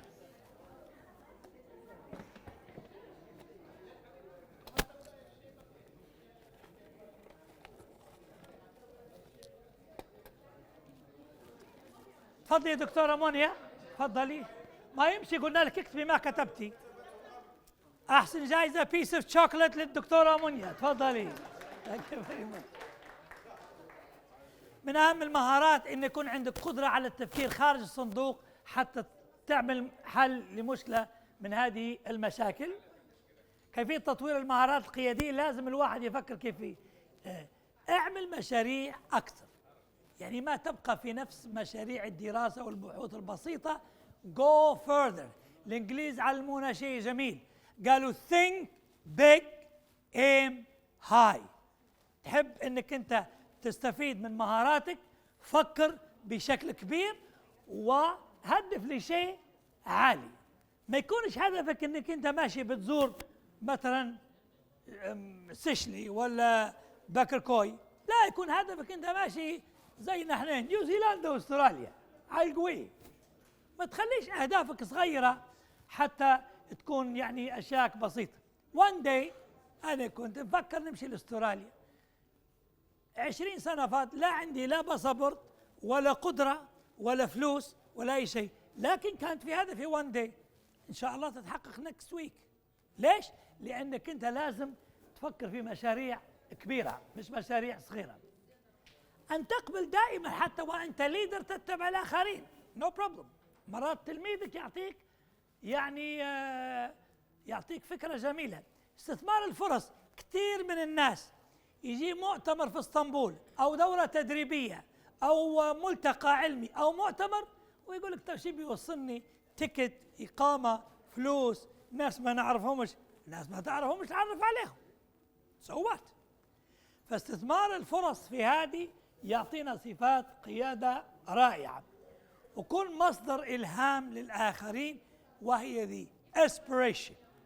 اذا ما كنت انت عندك نوع من الاسبريشن، يعني انت عندك طاقه ايجابيه تعطي الابتسامه، تعطي التفاؤل، تكون ديما اوبتيمستيك، الامر ما يمشي كقائد في مؤسسه. وزع المهام على الاخرين. ديما الليدرز يحبوا هم اللي يوقع وهو اللي يختم وهو اللي يعمل وهو اللي يقول، لا، وزع، فوض. انت مش موجود، درب واحد تاني، في حاله غيابك العمل مستمر. طيب لو تموت انت كيف نعمل؟ مؤسسه توقف، الجامعه توقف، الختم عندك، توقيع عندك، الاوراق عندك، تفي حتى البرنتر يكون الباسورد بتاعها عنده هو. اي نعم، تفويض صلاحيات هذا امر مهم جدا جدا. المشاركة في البرامج التدريبية، لأن التدريب تريننج يعطيك مور سكيلز، يعطيك مهارات جديدة، يعطيك أشياء جديدة، يكسبك أشياء جديدة. أنا استفدت من هذا المؤتمر استفادة كبيرة جدا جدا. التقيت بناس ما عمري شفتهم، في دكاترة من الليبيين وقامات علمية كبيرة تعرفنا عليها اليوم. شفنا ناس من الجزائر، من المالديف، من الأردن، من سوريا، من العراق، وتبادلنا الآراء، وفي اللي عزمنا ودرنا دعوة في فائدة كبيرة. المداخلات السبيتشز اللي تقدمت كلها استفدنا منها. فالمشاركات هذه مهمة جدا جدا. دائما ثقف نفسك خاصة في مجالك، إياك أنك أنت تكون ضعيف في مجالك. مجالي أنا كتدريب هذا تخصصي، this is my baby زي ما يقولوا. ما في واحد يجي يقول لي كم دورة حضرت؟ 250. عندك رخصتي وتي؟ عندي 5. ليش؟ لتخصصك هذا لازم تحترمه وتتخصص فيه دائما. وخلي دائما عندك شعار: يكون لديك شيء من كل شيء ومن كل شيء شيء. مين يلخصهم لي في كلمتين؟ شن تعني الجملة هذه كلها؟ أن يكون لديك شيء من كل شيء ومن كل شيء شيء. تفضل. الشخص المثقف، هذه 50%، زيد شوية. ها؟ ثقف نفسك، زيد شوي. يس. الثابت في القيادة هو المتغير دائما. اوكي. تمام. تمام. الثابت اللي دائما يبقى قائد هو اللي دائما يكون متغير، يعمل بجميع المجالات. تمام. المغرب شقيق معانا والسودان شقيق، ملخبطين شوية راه. ايه طيب تفضل. يس. يكون لديك شيء من كل شيء، زي ما ذكر الدكتور. هذه ثقافة. تتكلم على الجغرافيا تفهم في الجغرافيا، تتكلم على السفر تفهم في السفر، تتكلم على العملة تفهم في العملة، تتكلم على المناخ تفهم في المناخ.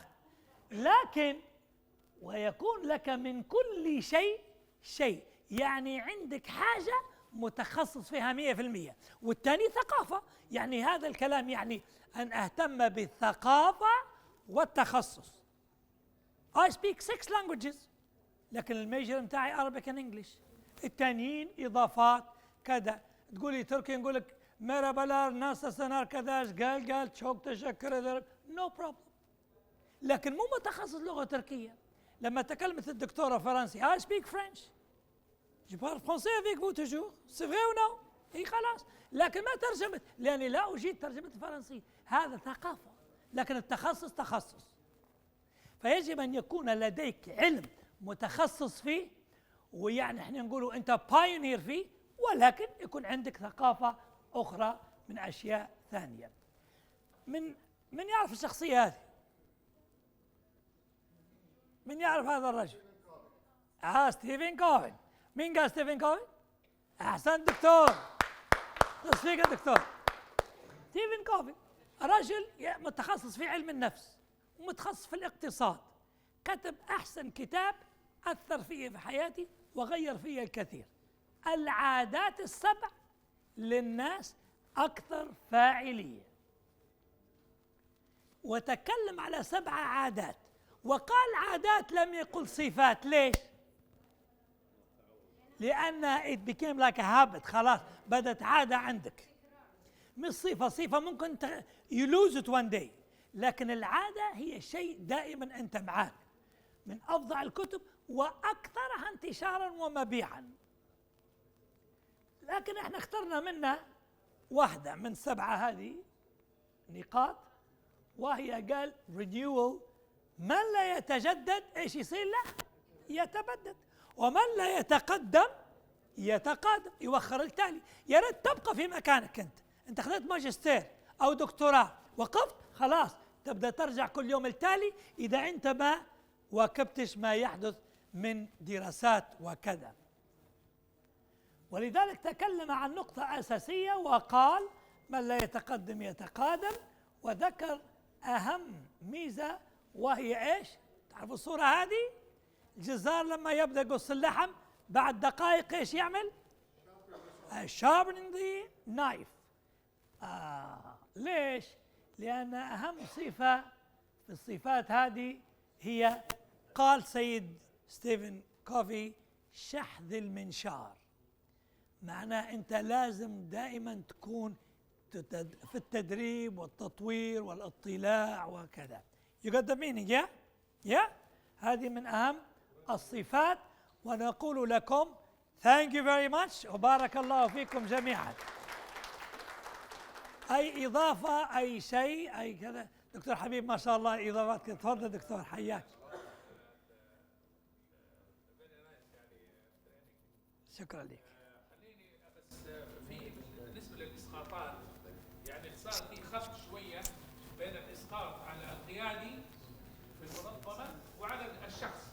يعني القيادي يجب ان يعني مثلا الصوره الذهنيه، مو لازم يعني هو يغير الصوره الذهنيه عن نفسه، على المنظمه نفسها. يعني نتكلم نحن على الانستيتيوت. القيادي الناجح هو الذي يكسب ولاءات، مش له شخصه. نعم. هو يكسب ولاءات للمنظمه. هذا قلنا ما الاستفادة لك شخصيا، طيب مقبولة، ولكن لازم يكون عندك الولاء للمؤسسة في تحقيق أهدافها. نحن نتكلم عن القيادي الآن، أنت تتكلم عن القيادي كيف يستطيع أن ينجح المنظمة، وكيف هذه الصفات على أنه هو الذي يعني يقوم المنظمة، مش يقوم هو خلاص قيادي انتهى. هو تمام. بس النقطة الثانية، أنا الحقيقة أول إسقاط أنت ذكرته بين الأرنب والأسد. أنا عندي نظرية جديدة وهي الغزال والأسد. الغزال والأسد. الأسد يقول نحن الآن المرحلة الإدارة الناجحة هي الإدارة التي تتبنى فكر الغزال وليس الأسد. ليش؟ لأن الأسد لما يجري إلى الأمام يعني يسعى إلى تحقيق أهدافه، طماع، يطالع يمين شمال، يبغى أي فريسة ياخذها، وبعدين هو أناني، إذا أخذ الفريسة يأكلها نفسه. بينما الغزال هو رشيق وسريع وجميل. نعم. القيادة اليوم، القيادة الآن يجب أن تكون في سرعة الغزال وليس في سرعة الأسد. تمام، كلام حلو. تفضل. تكلمت عن سنغافورة أظن كمثال. نعم. لكن أنا أعطيك نموذج أقوى من سنغافورة. ممكن. وهي نموذج كوريا الجنوبية. كوريا الجنوبية فعلا كانت الإدارة فيها ناجحة وأصبحت كوريا تنافس اليابان. نعم. سنغافورة طبعا هي في التقدم لكن ما هو زي والسبب كان لما هو التعليم. فما لو نجي على التعليم هو أساس النجاح. وعشان نحن ننجح في التعليم يجب أن نرفع من شأن المعلم. نحن مشكلتنا في المنطقة العربية الحقيقة أضعفنا دور المعلم في المجتمع وفي ماديا ومعنويا زي ما قلنا. هذا هو الخطأ الذي وقع فيه، ولذلك ضعف التعليم على فكرة.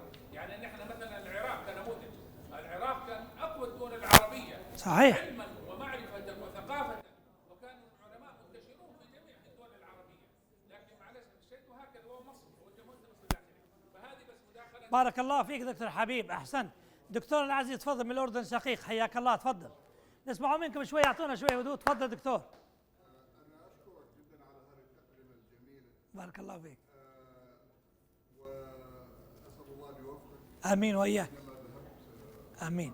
لكن أنا عندي ملاحظة على إخواننا المدربين. أي نعم. يعني أنا مثلك يعني في مجال التدريب ما شاء الله.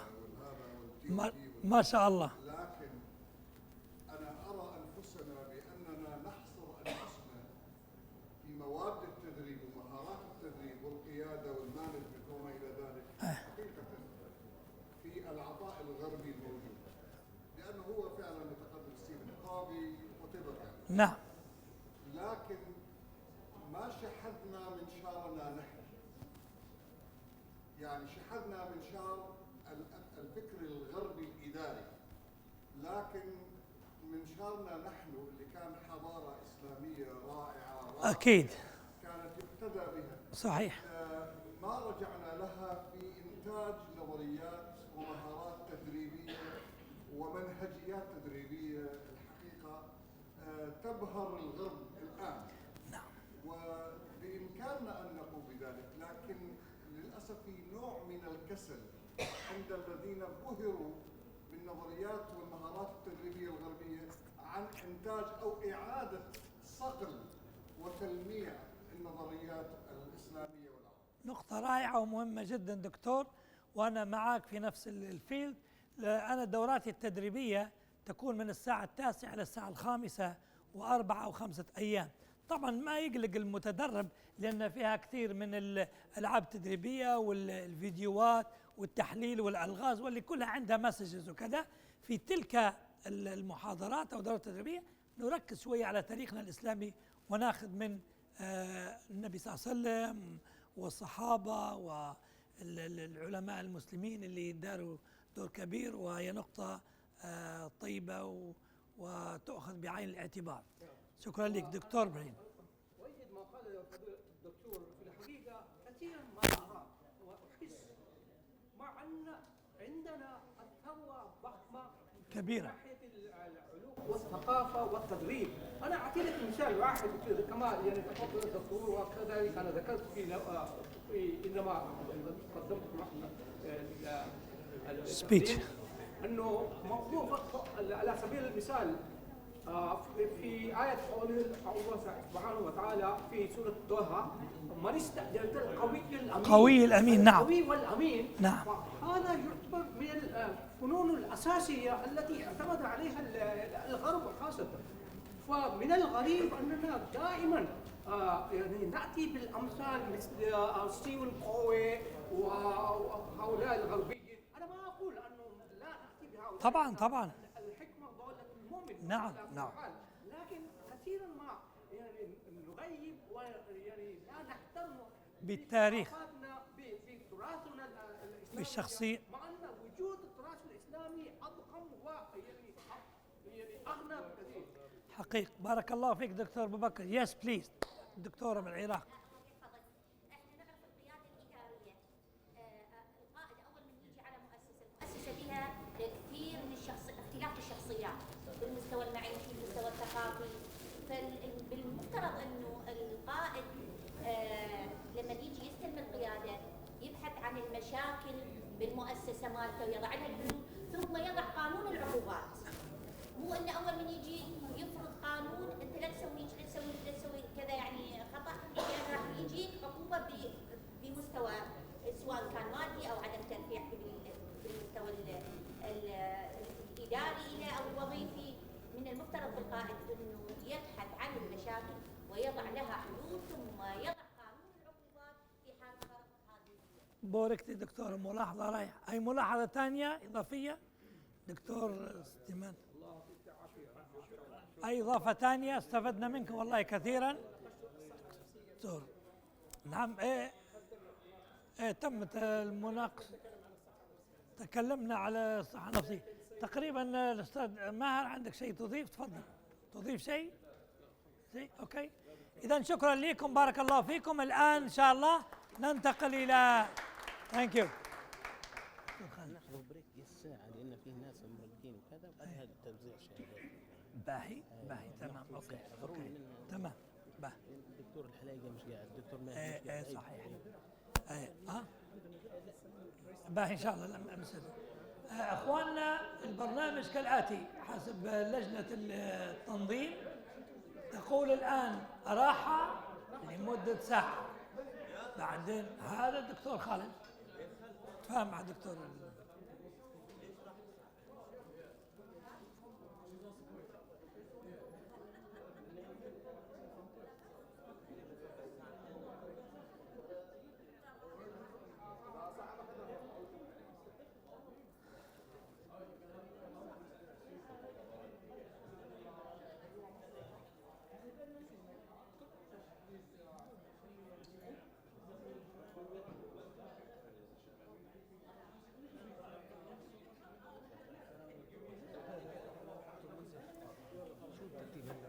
الآن دكتور خالد شو رأيك دكتور؟ ساعة أخرى بالضبط، بس على الأقل حاول تعمل شيء خلال ساعة نبلش توزيع. بيقول هو نعطيهم راحة ساعة.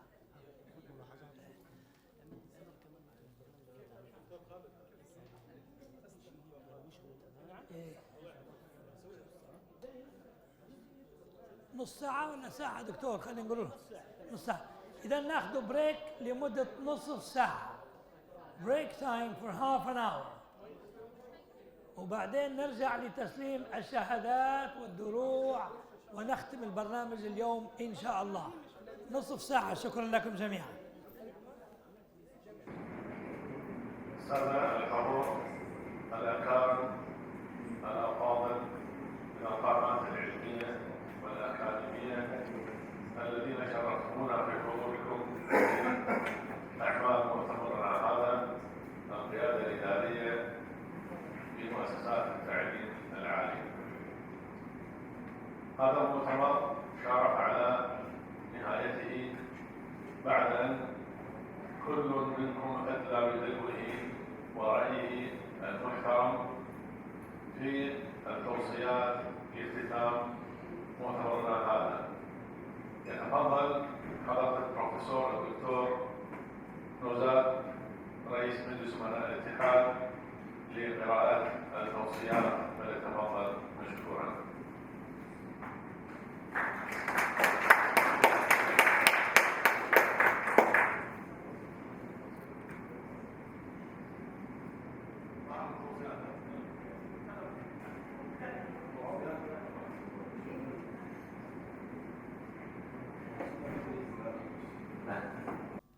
مساء الخير. هو التوصيات من القلب إلى العمل، من العقل النير إلى العمل، من الإيمان إلى العمل. كل الطرق تؤدي إلى العمل. قل اعملوا وسيرى الله عملكم والمؤمنين. صدق الله العظيم. إخواننا الأعزاء، إذا أراد الله بقوم سوءا سلط عليهم الجدل وقلة العمل. ليكون الجامعات الإسلامية والعالمية أن يكون نبراسا وعلما للعمل وللتعلم العمل، تعلم الحياة وتعلم الإنسانية للبشر. الجامعة معناها جامع، وفي كل مدينة إسلامية جامع، أكثر من جامع. الجامعة يضم كافة الأشياء. الجامعة يعني بناء الإنسان، بناء الحضارة، تطوير العلم ومعاناة الناس وتقليله لمنفعة الناس. من خيركم من نفع الناس. فإذا الجامعة ليكن ميدانا للتعليم العمل، لسعادة البشر ومعرفة الله. إن الله لا يغير بقوم إلا ما بعد يغير ما بأنفسهم. أعزائي، في هذا المؤتمر تشرفنا بمعرفتكم وتشرفنا بأيام معدودات معكم، ونتوقع عند ذهابكم كل إلى جامعته أن يكون عضواً فعالاً لمنفعة الجامعة، لأن الجامعة هو الذي يبني البلد. قوموا جامعتكم، قوموا أكاديميتكم، قوموا بحوثكم، ليكون البحوث من أجل سعادة الإنسان، ليكون البحوث من أجل تطوير العلوم، لنشارك العالم بالمعرفة ونشارك العالم بتطوير العلم والمعرفة. لا نكون مستخدمي العلم، لنكن من منبثقي علوم جديدة. الجيل الجديد عندنا جيل واعد، والجيل الجديد عندنا جيل ذكي يحتاج دعمنا ويحتاج معرفتنا وفهمهم. أرجوكم لا نقارن نفسنا بجيل ما بعدنا أو ما بعدنا، أنهم قد ولدوا في يوم غير أيامنا. لا نقول أنهم كسالى، لا نقول أنهم لا يفتهمون، لا. لما كان عمرنا 25 أو 20 سنة في الجامعة، الطالب الجامعي الحالي أذكى من عندنا بذاك الوقت، صدقوني، هاي حقيقة يجب أن نفتكرها هكذا، ما نفكرها أنه تقارن علمك اللي عمره 70 سنة أو 60 سنة مع علم عمره 25 سنة. فلنكن أو وصيفين أو أوفياء للعلم وللذين علمونا وللذين نعلمهم. من أحلى أيامي أنه حاليا في البلد وزراء وأكاديميون وأصحاب جامعات درسناهم في أيام السابقة. هذه هي متعتنا في الحياة. الأكاديمي أن يكون نبراسا ينور البقية. فأتلو من على جنابكم وسيادتكم التوصيات اللي جمعناها من غالبية الذين أنطونا التقارير أو أنطونا التوصيات. بسم الله الرحمن الرحيم.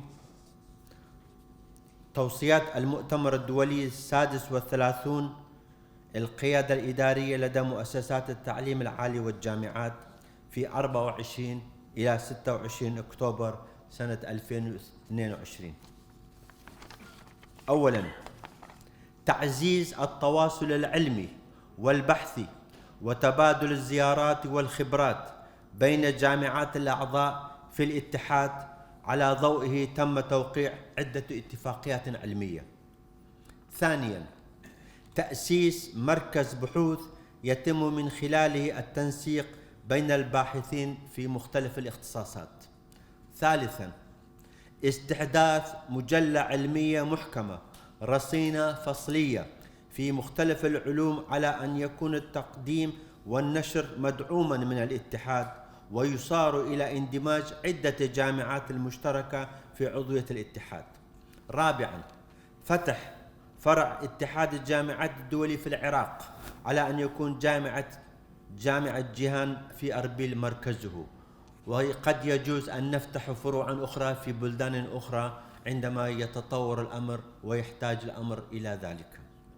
خامسا، إقامة الدورات التدريبية قيادية أكاديمية لرؤساء أقسام وعمداء الكليات من أجل إدامة التواصل بينهم والارتقاء بمستوى الأداء للمشاركين. سادسا، تكليف هيئة في الأساتذة المختصين لوضع معايير تصنيف الأكاديمي للجامعات، بحيث يعتمد المعايير العالمية ومتطلبات التصنيف الأكاديمي المحلي على تقديم هذه المعايير خلال 6 أشهر أو سنة لدراستها وإقرائها.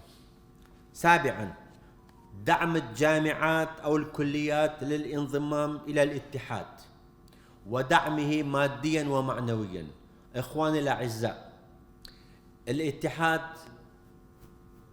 المالية مالتها يعتمد على دعم المشاركين ودعم الأعضاء وعضوية الأعضاء والرسوم التي يدفعها الأعضاء، فنرجو من عندكم أن يكون الالتزام بها التزاما ضروريا لديمومة العمل الاتحاد.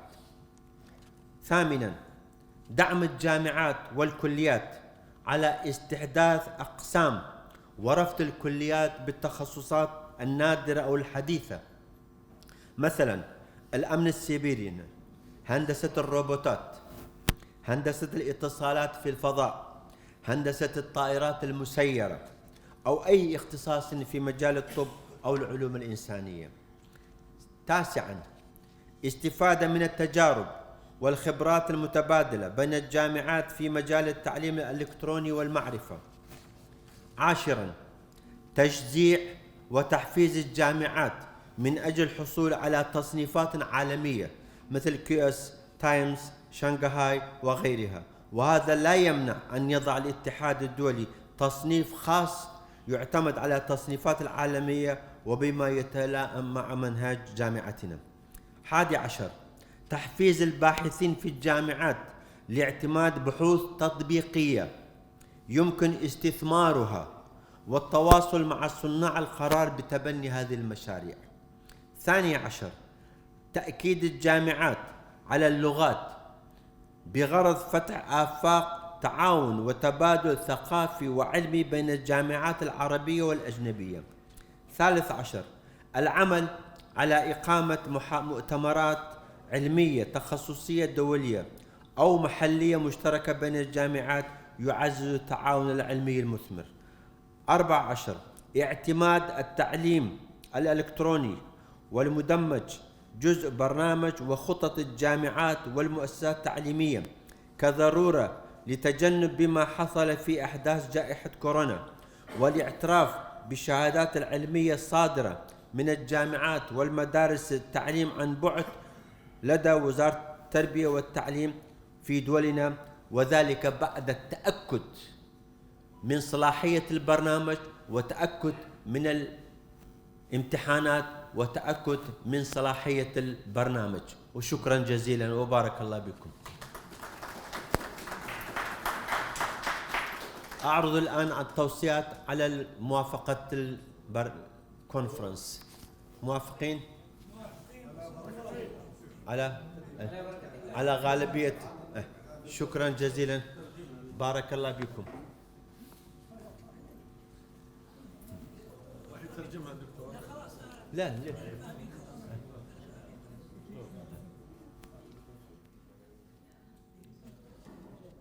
قبل الختام أود أن أوجه كلمة إلى السادة الحضور كل باسمه ومقامه.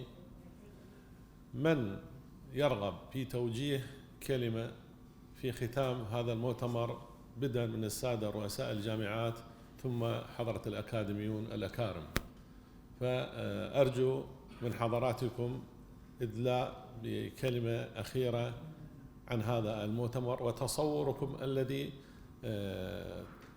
توصلتم له من خلال مشاركتكم في هذا المؤتمر، عسى أن نستفاد من بعض الأمور التي قد فاتت علينا خلال أعمال هذا المؤتمر. فأرجو من السادة رؤساء الجامعات يتفضلون تباعا في إدلاء بآخر تصريح، في آخر توجيه، في آخر كلمة.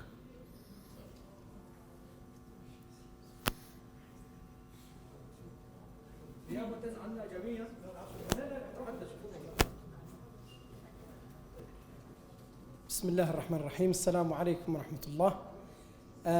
إعادة الصفة الدكتور إسماعيل حسين بزعكوك من ليبيا أولا، والجامعة الليبية البريطانية. أولا نيابة باسمي وبنيابة عن الجامعة الليبية البريطانية، وأعتقد ممكن حيكون نيابة عن جميع المواطنين أعضاء التدريس الليبيين صراحة. ولو أننا في موقعي هذا الصراحة كنت نتمنى أن جميع أعضاء التدريس يتاح لهم الفرصة من رؤساء جامعات العامة والخاصة أنهم يكونوا في نفس هذا المكان، وفي نفس الوقت يكونوا داعم للمؤسسات والاتحاد للجامعات صراحة.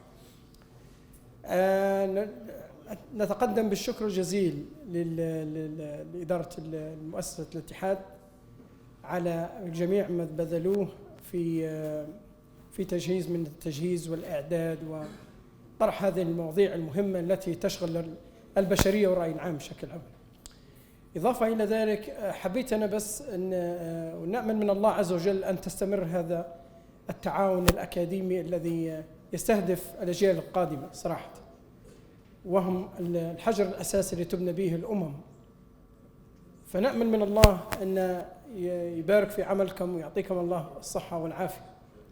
وهناك التماس واحد بس أو شيء واحد فقط، وهو نوهت عليه الدكتورة صراحة من بدري، وهو الصحة النفسية في الجامعات. نتمنى أن يكون يؤخذ بعين الاعتبار لما لها أهمية واضحة في مخرجات التعليم. كما تعلمون أن من مخرجات التعليم هو إخراج أجيال قادرة على العطاء والتدريب والتأهيل ما بعد إجراء العملية الأكاديمية اللي تظل تقريبا 4 سنوات. يعتبر شيء مهم جدا، وهو التأهيل، وجزء منه تأهيل نفسي قادر يمكن الطالب أنه يكون في عملية تعليمية سليمة.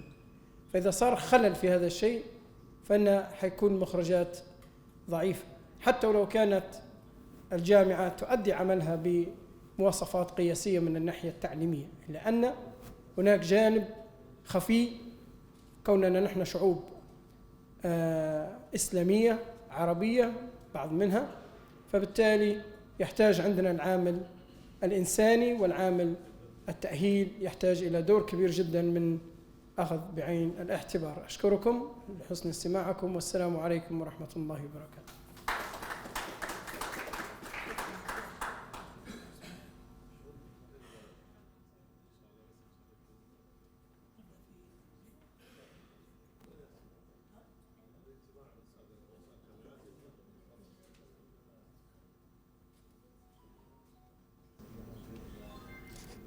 بسم الله الرحمن الرحيم. السلام عليكم. باسمي وباسم جامعة أوروك، منتسبي جامعة أوروك، أشكر اتحاد الجامعات الدولي على هذه الفرصة، إتاحة هذه الفرصة في هذا اللقاء والتعرف على مجموعة من الأساتذة الأفاضل الأكفاء من مختلف الجامعات. نتمنى لهم الموفقية والتقدم. شكرا جزيلا.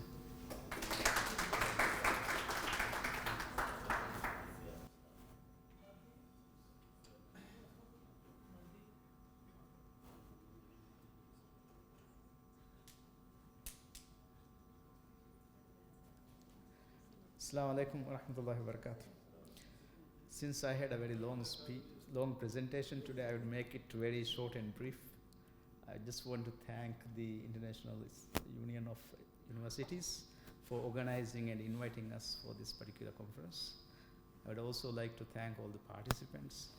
We had a great time, we enjoyed, and we also made a lot of connections and network with several universities and academic leaders. Once again, thank you very much. Assalamu alaikum.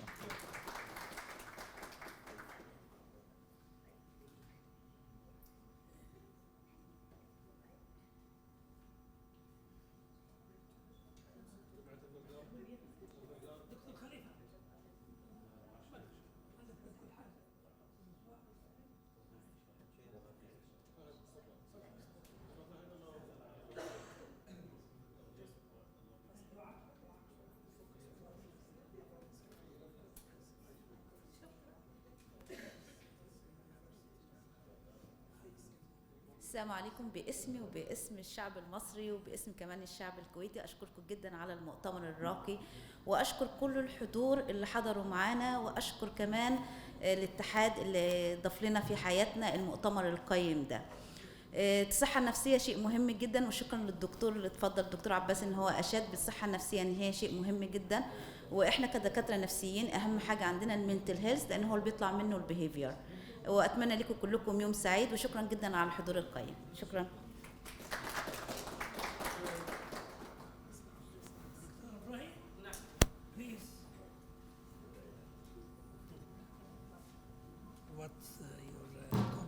بسم الله الرحمن الرحيم. في الحقيقة أنا نيابة عن جميع المشاركين من جمهورية مالديف أن أتحدث إليكم امتناننا وسرورنا بما وجه إلينا الدعوة لمشاركة هذا المؤتمر العظيم، وقد استفدنا من خلال تبادل التعارف بين المشاركين، وهذا تعتبر ثروة عظيمة نستطيع ننطلق من هنا إلى إنجاز أعمال لصالح جامعاتنا، وكذلك تبادل الآراء والتجارب. ونحن كالمسافرين نستفيد ممن بدأوا السفر قبلنا لكي نأخذ التجارب من هؤلاء المسافرين الذين يسيروا في مسيرة إلى وصول المنزل النجاح. فهناك كثير من المسافرين قد بدأوا السفر وتركوا التجارب، وهذا ما نعملها في خلال التجمعات مثل هذه المؤتمرات بإذن الله تعالى.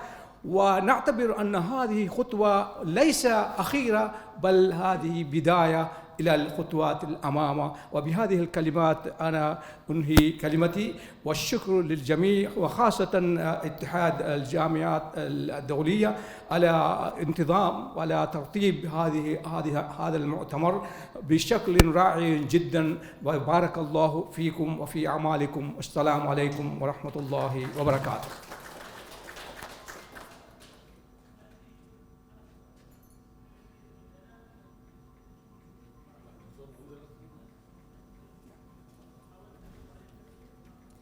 السلام عليكم ورحمة الله وبركاته. الدكتورة بيداء الدلي القيسي، رئيس منظومة تضامن الخبراء الدولية. منظومتنا مسجلة رسميا في 17 دولة.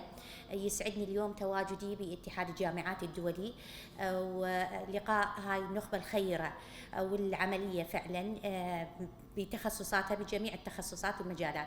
أوجه شكري للقائمين على المؤتمر، الدكتور بسيم السامرائي، وأيضا من هذا المنبر أحيي الدكتور محمد الغباني على هذا الإنجاز والصرح العلمي العظيم والنخبة الخيرة والقيمة. ونتمنى من الاتحاد بطلب رسمي من منظومة تضامن الخبراء الدولية إن يسوي لنا اتفاقيات تخص البحوث التطبيقية وليس النظرية، بما يخص بإعمار المناطق المنكوبة والغير المنكوبة تحت مستوى خط الفقر على مستوى العالم، سواء كانت في اليمن، ليبيا، لبنان، مصر، أفغانستان، باكستان، بجميع الدول، بغض النظر عن الخارطة الجغرافية. احنا كخبراء سواء كنا عرب أو أجانب، هدفنا بالحياة هو تطبيق العلم على أرض الواقع وليس نظري. فأتمنى تقبلون وتتقبلون ما أنا أريد أوصل له. الله يخليكم، شكرا جزيلا.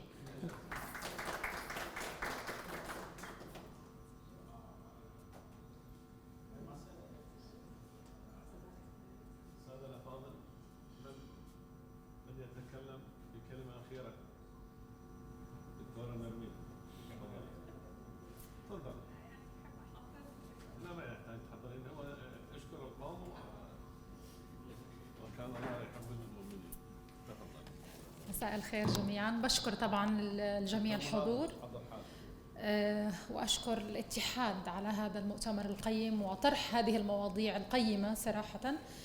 وأنا بعتبر أنه تسليط الضوء يعني أكثر وأكثر على المؤتمرات التي تتحدث عن التكنولوجيا، لأنه أنا أعتبر الآن نحن نعيش عصر التكنولوجيا وبها تقاس تقدم الأمم. التكنولوجيا هي المرشد الحقيقي للمعلم والمتعلم الآن. لذلك أنا دائما أحفز وأشجع على إقامة مثل هذه المؤتمرات التي تضم وتجمع النخب من البلاد العربية للتحدث عن المشاكل الفعلية وإيجاد المخرجات الفعلية. وأنا أعتبر مثل هذه المؤتمرات بتشجع الباحثين على طرح يعني والتفكير بأبحاث استشرافية وليس فقط الحديث عن أبحاث فقط آنية. فأنا بشكر طبعا الاتحاد دوما على طرحه وتنسيقه وإشرافه على هذه المواضيع ومزيد من التقدم إن شاء الله. شكرا جزيلا. دكتورة اسماء راح ابدا انا اسوي التسميات لان محلكم خلاص استخدم سلطاتنا. السلام عليكم ورحمة الله وبركاته. دكتورة أسماء أديب، دكتوراه في فلسفة اللغة العربية وآدابها من جامعة أوروك من العراق، ناقدة وباحثة وعضوة في الاتحاد العام لأدباء وكتاب العراق، ومستشارة في مجلة الطفولة التي مقرها في أنقرة. أرحب بالضيوف الكريم وأرحب بهذا الجمع العظيم، وأبارك الجهود الجبارة للأستاذ الدكتور، وأبارك لكل الحاضرين على هذا الصرح، وأتمنى فعلا التوفيق والنجاح في الحياة العلمية والعملية لكل الحاضرين بلا استثناء، وشكرا جزيلا. شكرا لك. مع أن أنت ما صرت عضو بالاتحاد لحد الآن، شكرت الاتحاد ما صرت عضو بالاتحاد. أنت كأكاديمية ضمن الأعضاء الجامعة كأكاديمية. دكتورة منية تفضلي.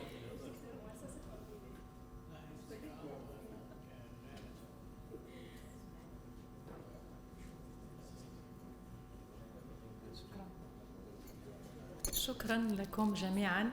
إضافة بسيطة فقط لكي نختتم هذه الفعالية الخيرة. ما لمسته فيها هو شيء إيجابي، تقارب كان بعضنا يراه بعيدا وصار قريبا، نلتقي وتذوب المسافات بيننا، بين أهلنا في إندونيسيا وأهلنا بالمالديف وحتى دولنا، يعني شعوبنا وأبناء وطننا العربي. هذا هو الشيء الذي لمسته وأفرحني كثيرا، وإن شاء الله لملتقيات أخرى. نتمنى أن يكون الأمور فعلية على أرض الواقع. وهذا شكرا.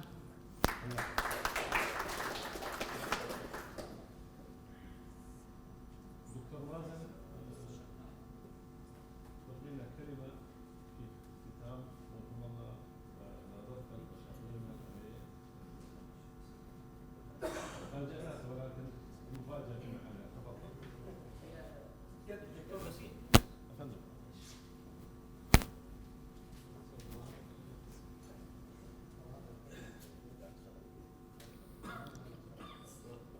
السلام عليكم ورحمة الله وبركاته.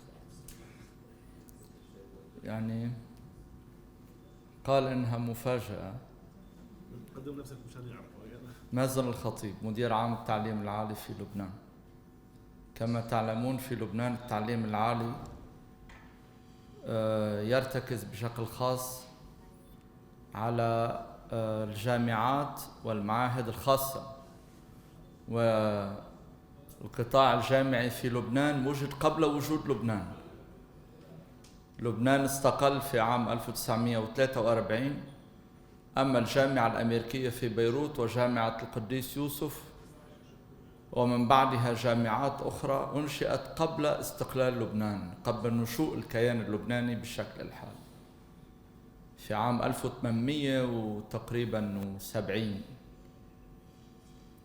بماذا يمتاز النظام اللبناني بشكل خاص؟ يمتاز بدرجة أولى بالاستقلالية والحرية التي تتمتع بها مؤسسات التعليم العالي. لكي نأتي على الحوكمة، على إدارة مؤسسات التعليم العالي وحوكمة التعليم العالي،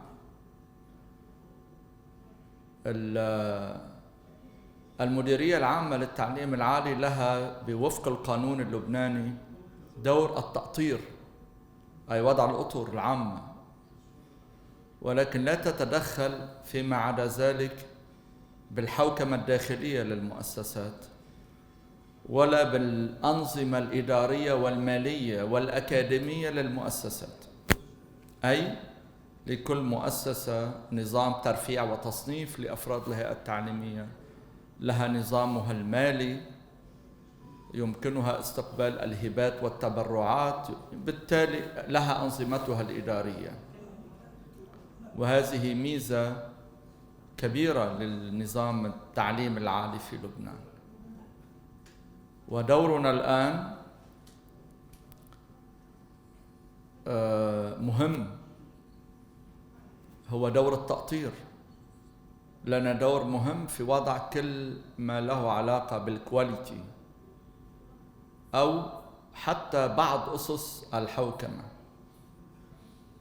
يعني على سبيل المثال، من يضع أصول تعيين عميد في كلية، يمكن للمديرية العامة للتعليم العالي أن تضع هذه النظم وتطبق في كل مؤسسات التعليم العالي. الحرية التي تكلمت عنها والاستقلالية لا تشمل هذا الجانب من التأطير الذي تملكه المديرية العامة للتعليم العالي.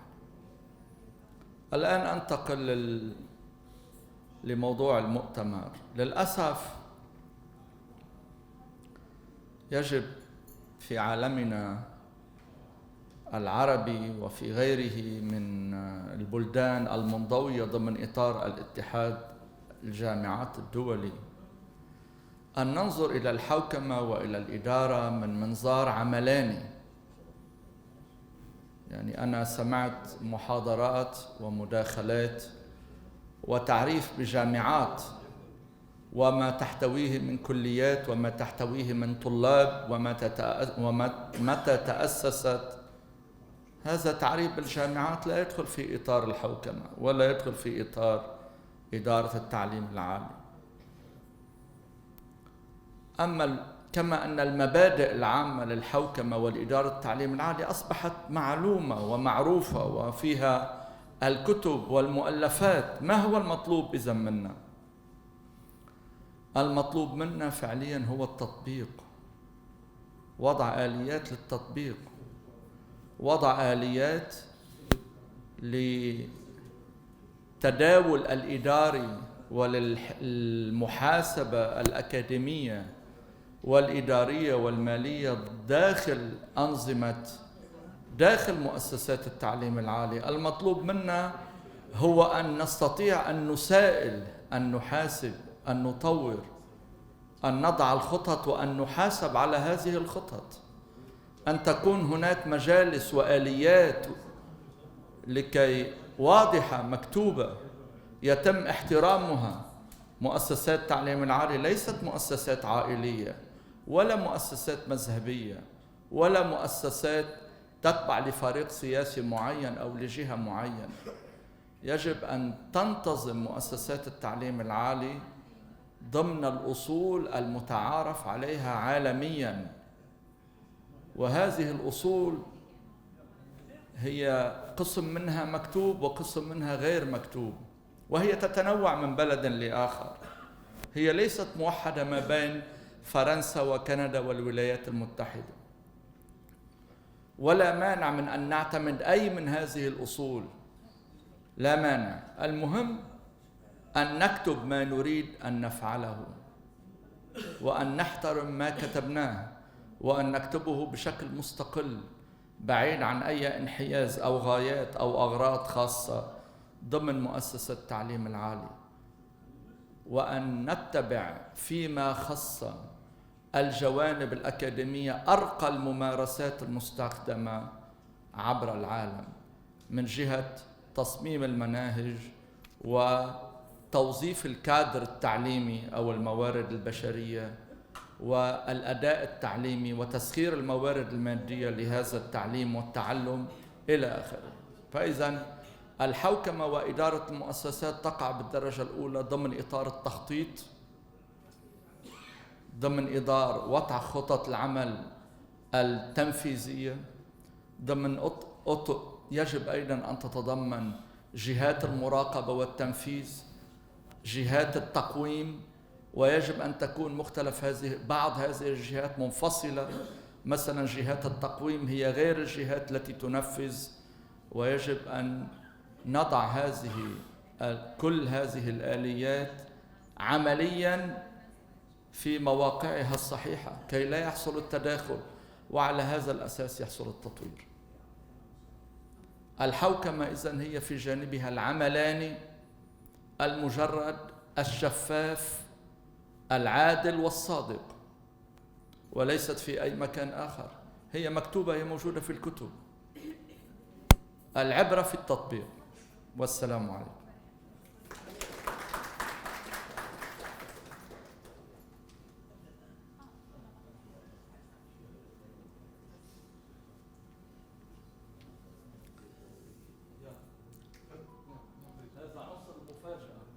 شكرا لك دكتور. تفضل، تحتاج شيء؟ فقط كلمة شكر. تفضل.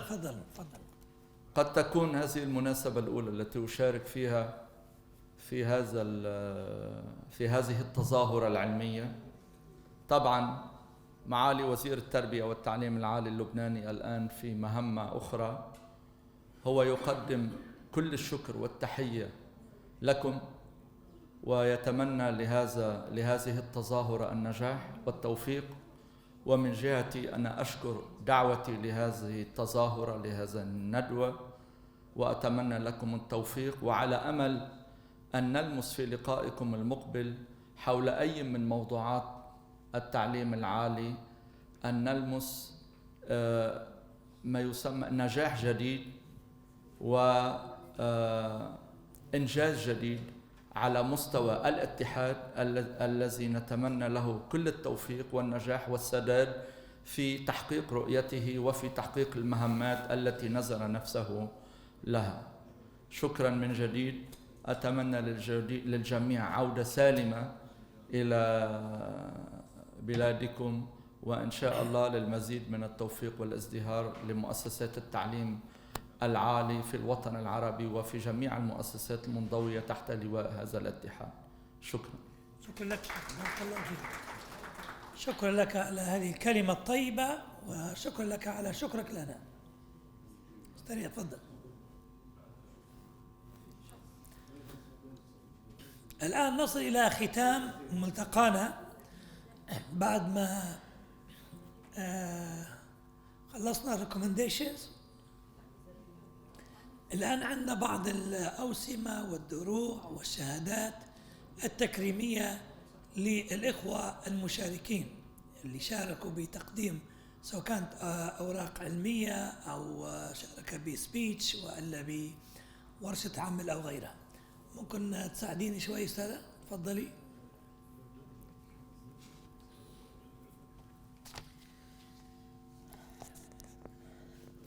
لقد قيل من لا يشكر الناس لا يشكر الله. نبدأ الآن على بركة الله في توزيع الأدرعة والشهادات لجميع الدروع، لجميع المشاركين والحضور الكريم. بداية نبدأ بدرع تكريمي لجامعة المالديف الإسلامية من اتحاد الجامعات الدولي. First of all, we will start it with Maldives University, Islamic University. Please, the chair. دكتور إبراهيم تفضل. دكتور باسم.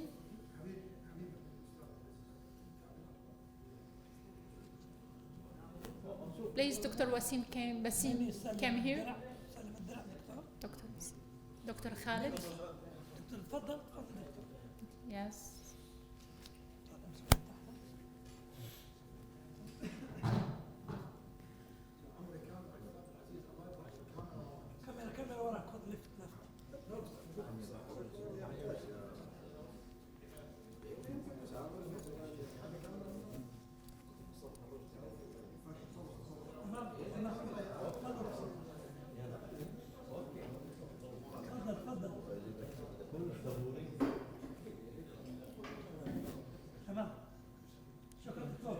Thank you so much. The second one for الجامعة البريطانية الليبية من اتحاد الجامعات الدولي, the British Libyan University from Libya. You're welcome, sir.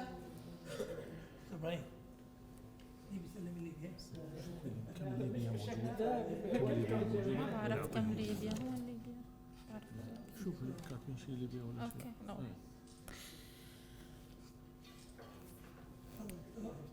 Thank you, Dr. Ibrahim from Libya. The third one.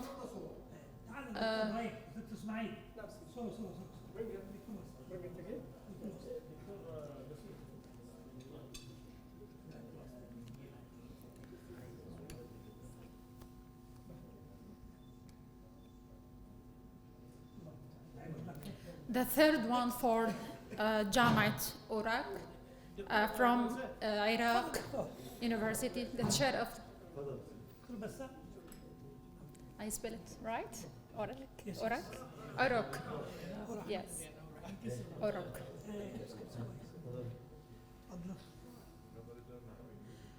You came here,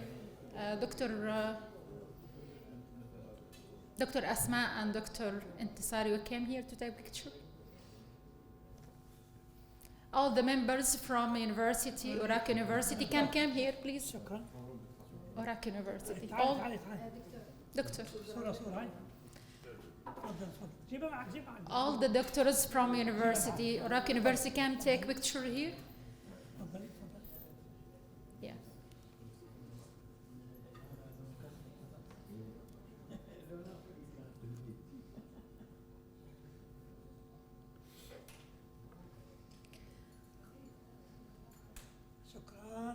Thank you so much. Thank you. The fourth one is Villa College. Come here, sir, Villa please. College? Villa College.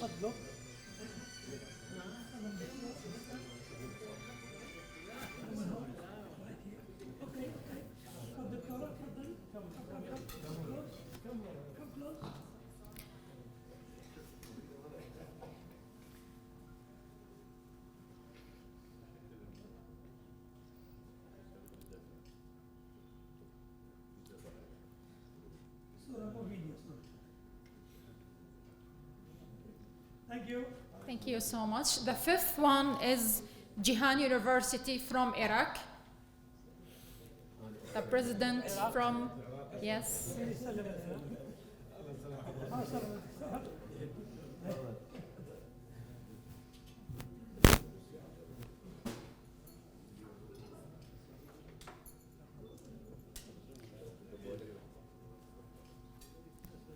Thank you so much for Jihan University from Iraq.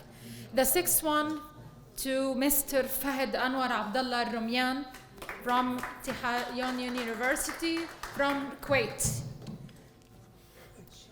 Yes, we appreciate you. Thank you so much, Fahd, for your work today. Thank you.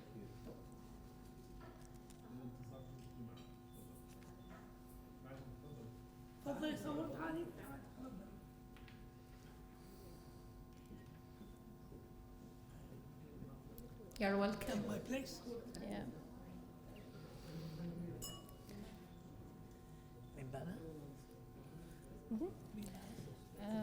Technical University. وين جامعة المركب؟ في المركب.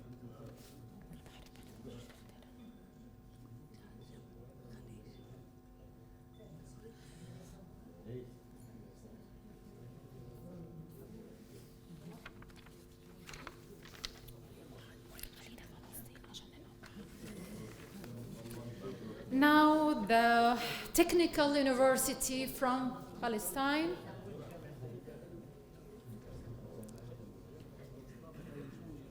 Technique University. How's Dr. Abdullah? مش تكنيك وين؟ في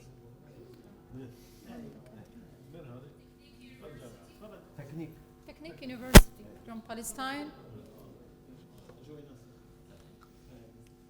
Yes.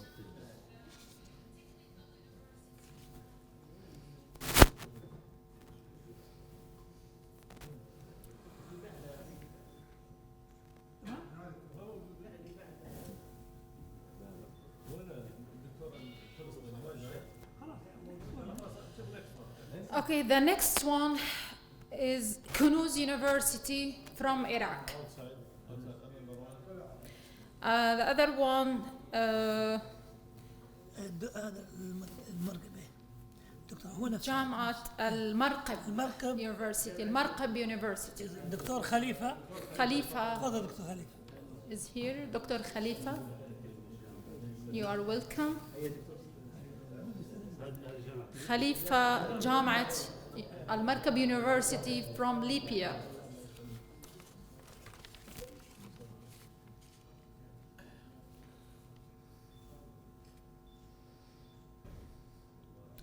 Now, the next university is Sidra, Dr. Misbah. You are welcome, sir.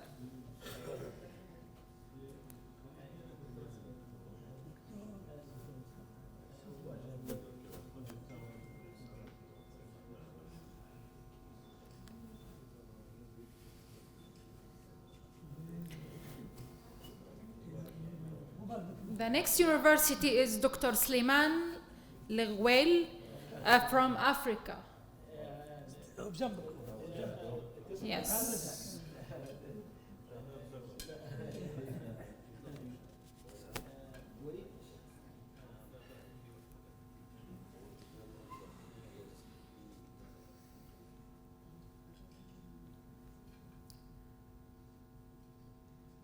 The next for Professor Dr. Muhammad Al-Halaiqa from Jordan. He's not here. Is not here today. Okay. The next one is Dr. Maher Lutfi Salim. It's outside, not now.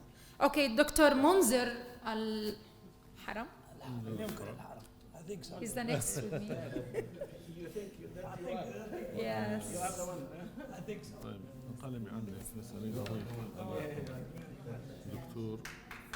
Thank you so much for Dr. Munzir.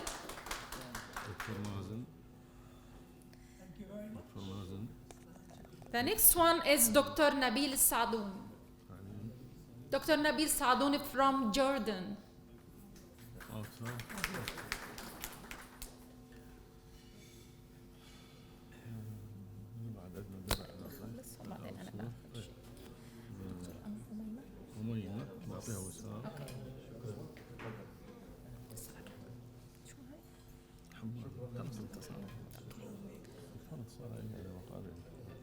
Thank you so much, Dr. Nabil Sadoun from Jordan.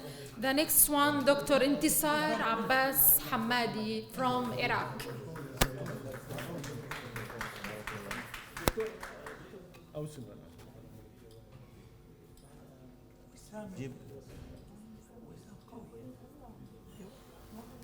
وين الأوسمة؟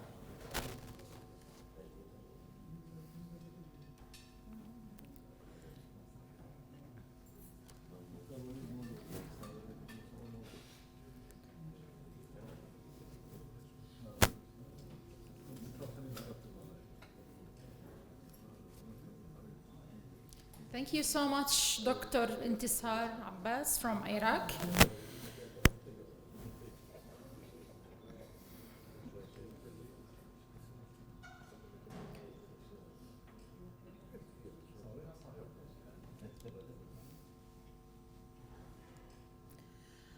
The next, Dr. Umayma from Algeria.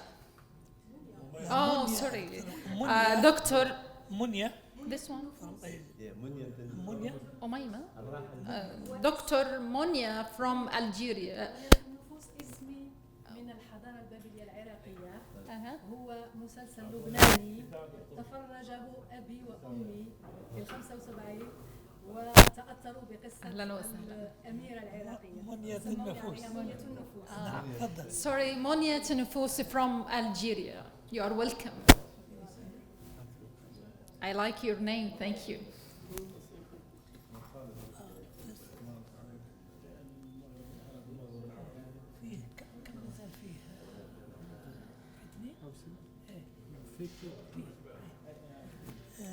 Now, Dr. Mazen. أخذتي منيا هذه أميمة أميمة from Egypt. Yes. الكويت. From Kuwait Egypt. ولا Egypt? No, she's from Umayma. Egypt. Yeah. Now, Dr. Umayma from Egypt. You're welcome. She's staying in Kuwait, but she's Egyptian. You're welcome. She's born in Kuwait, but the nationality from Egypt. You're welcome.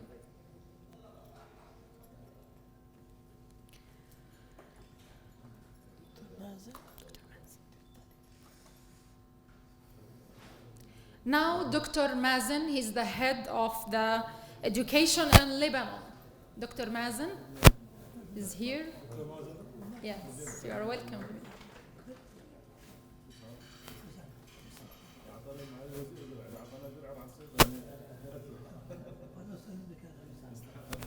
He's the head of education in Lebanon.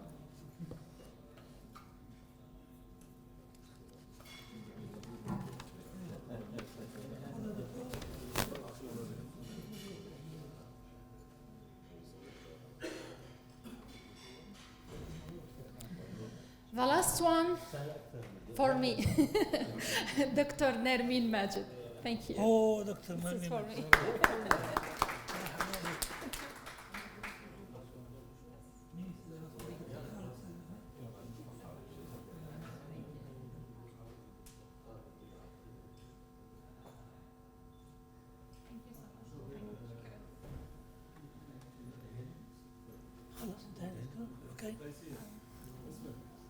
خلاص انتهينا الآن. Yes.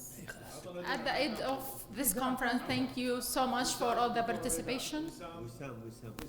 وسام دكتورة بيداء. Yes. دكتورة بيداء.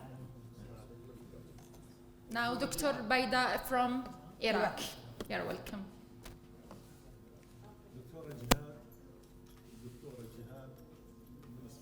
من السودان. جهاد. من السودان.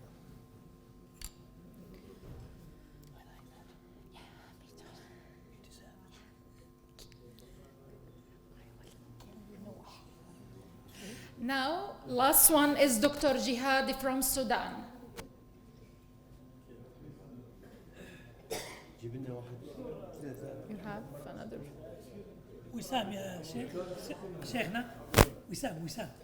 Dr. Jihad, she's from Sudan. You're welcome. دكتور عبد المنعم من المالديف.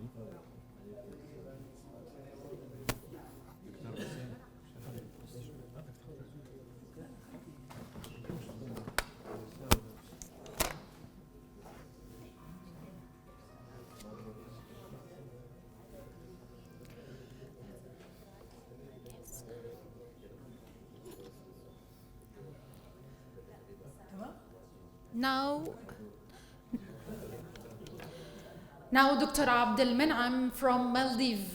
From Maldives. Yes.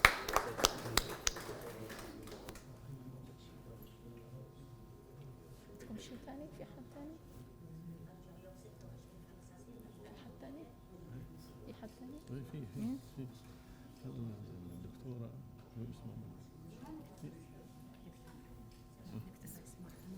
شو اسمه؟ من يصير عضو الاتحاد ينطيها وسام. تنتمي اليوم ينطيها وسام. شو اسمه؟ أميمة. عايدة؟ دكتورة عايدة. عايدة من الكويت. دكتورة عايدة من الكويت. Now Dr. Aida from Kuwait.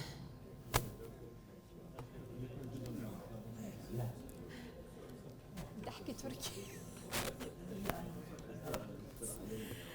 Dr. Aida, she's a doctor from Kuwait. النومان. خلاص اوكي. كل شيء خلاص. I don't know. Thank you. Okay. Now Dr. Sausan from Iraq. دكتورة سوسن. Dr. Asma. Sorry, he told me. Okay, now Dr. Asma, she's from Iraq. You are welcome.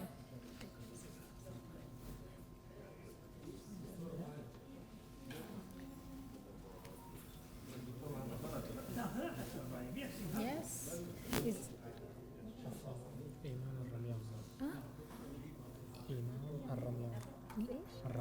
الرميان من وين؟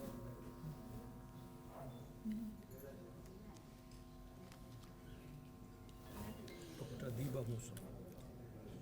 Now Dr. Iman Al-Ramyan from Kuwait.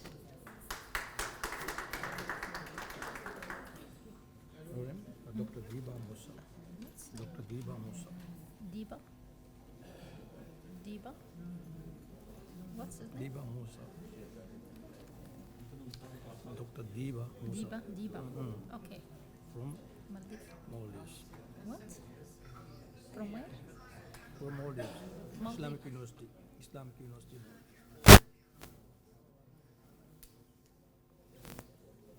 Now Dr. Diba, she's from Islamic University from Maldives. Thank you, Dr.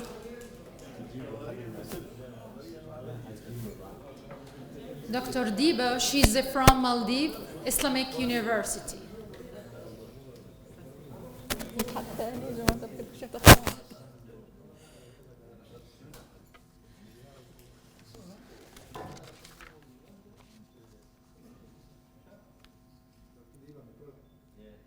Thank you so much, Dr. Diba. Thank you so much for the participation. Thank you. شكرا لك. مازال في حد ثاني؟ يا مرحبا دكتور ولي، تفضل تفضل. دكتور وليد مين؟ دكتور وليد زين الدين، تفضل دكتور وليد زين الدين.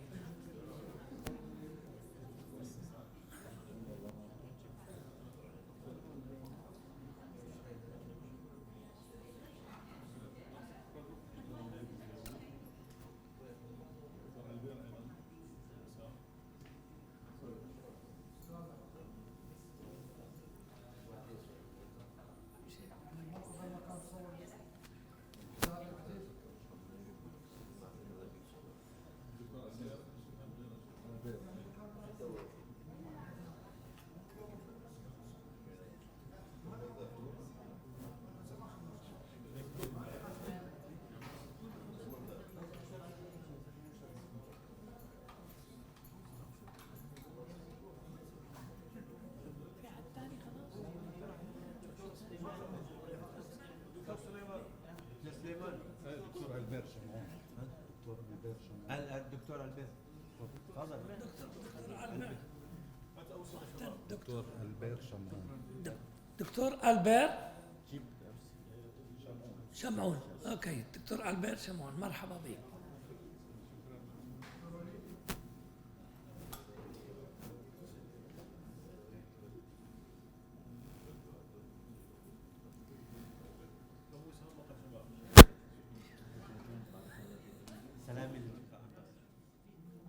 خلاص دكتور انهينا.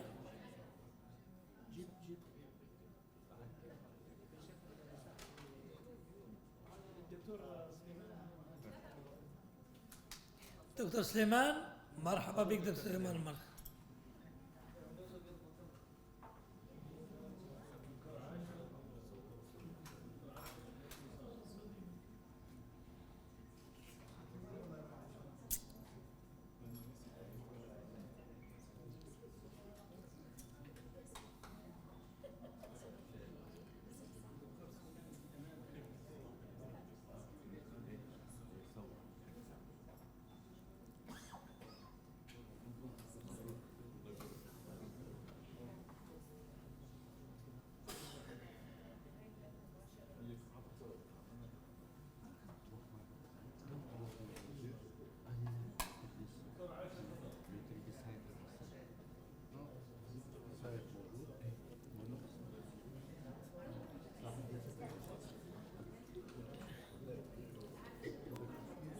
دكتورة عائشة من المالديف، درست في ليبيا اللغة العربية في جمعية الدعوة الإسلامية.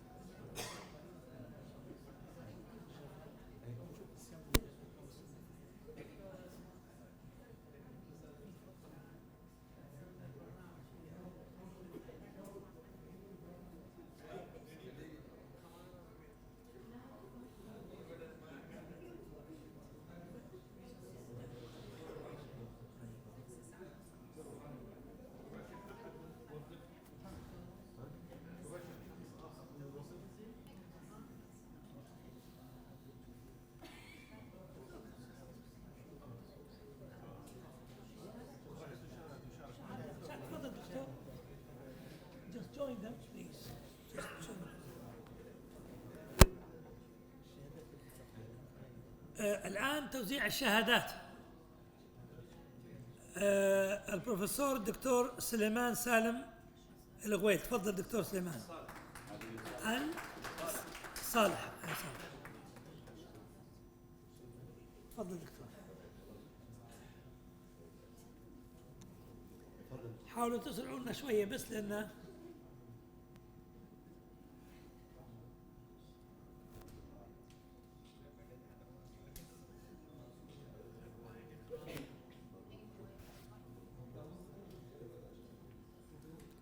دكتور نبيل سعدون.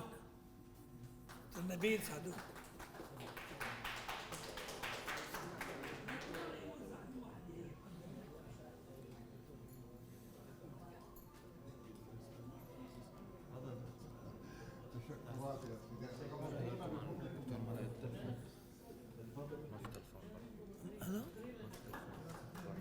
ما في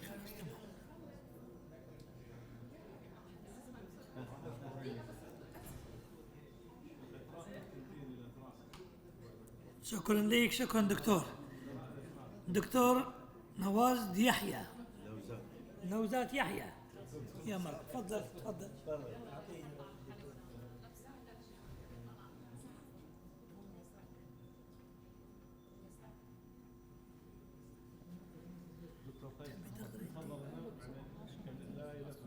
خليك يلا نكست ون. تلاقي الدكتور بسيم والدكتور خالد حول. الدكتور خالد والدكتور بسيم حول النت. خلاص باي تمام. Now Professor Muhammad from Libya. Dr. Muhammad Nuwaiji. Yeah, the next one. استنى شوي. He's not coming. بس الدكتور. Yes, doctor. Doctor, now Dr. Ibrahim Musa. He's from Maldives.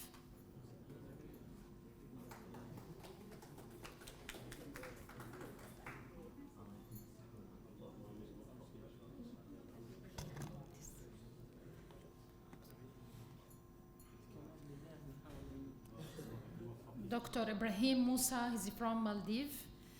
The next one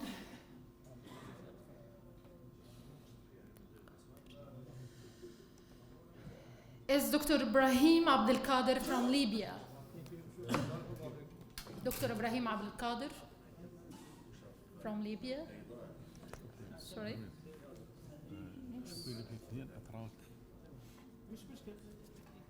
We can change it, okay.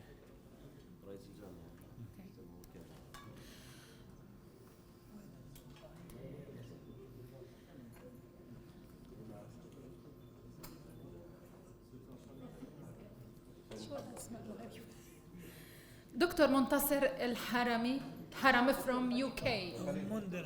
منذر الحرم from UK. دكتور خليفة.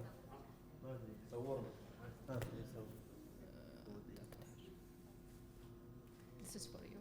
This for me? Yes. Yes.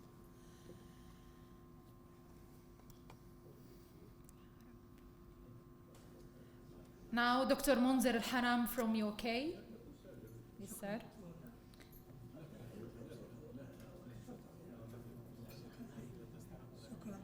Now Dr. Khalid Saad from Turkey is here. Dr. Khalid Saad. لطفاً. دكتور خالد سووني الرئاسة. Evet doktor. دكتور خالد خليه يبقى دكتور يوسف. Okay. The other one is Dr. Muhammad from Jordan. Dr. Muhammad Ahmed from Jordan. The next one, Dr. Hussein from Iraq. Dr. Hussein al-Hajj from Iraq. The next one,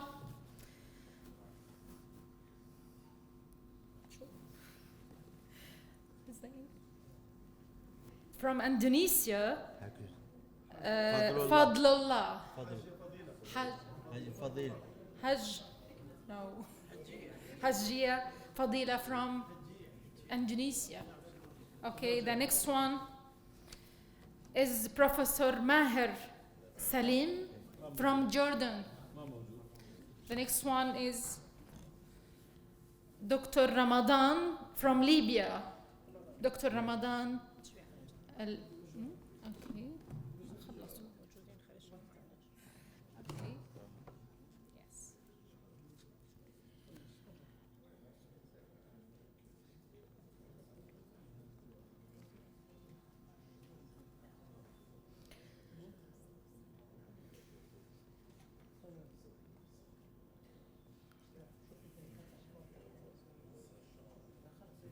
Şimdi Türkiye دكتور خالد سعد.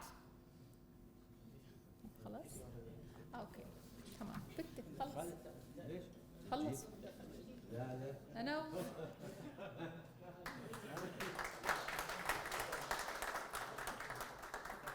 تركيا şimdi دكتور خالد سعد from Turkey. اوكي تشكرا تشكرا. سونر سوزون أو سماد ولا تراك. Şimdi sonar from Turkey. Sonar. Efendim? Sonar. Çok teşekkür ederim.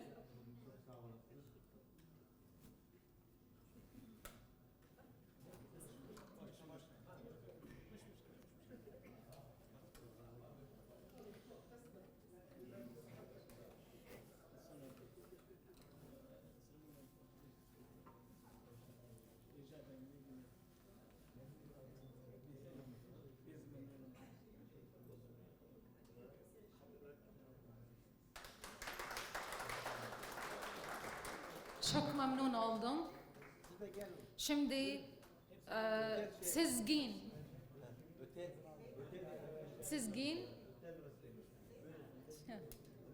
Memnun oldum.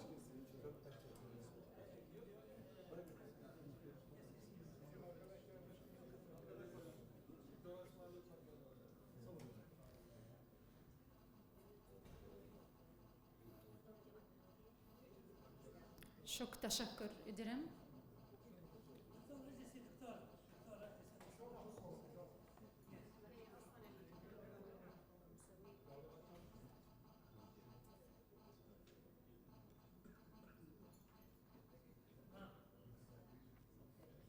Çok memnun. Sizgin, sonar.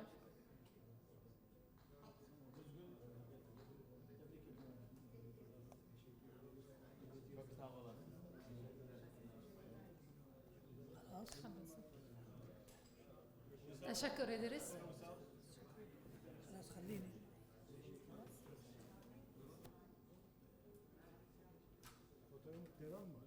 تشكر. خليه مفتوح خليه مفتوح.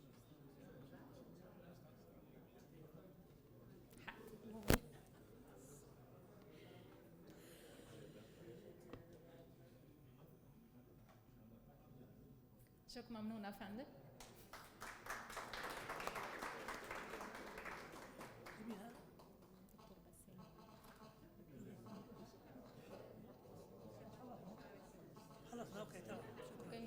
Thank you so much. Have a nice day. Thank you.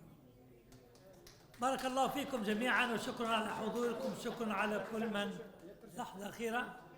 فيه طيب في درع يقدم من الجامعة الليبية البريطانية للاتحاد الدولي الجامعات، هذه ننهي بها إن شاء الله. ننهي بهذه إن شاء الله.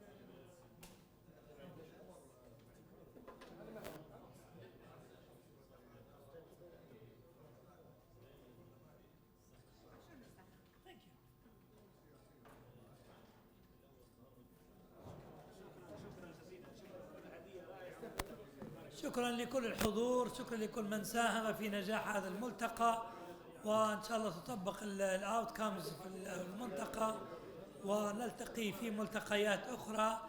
استمتعوا باسطنبول غدوة. مدينة السحر والجمال. شكرا جزيلا والسلام عليكم.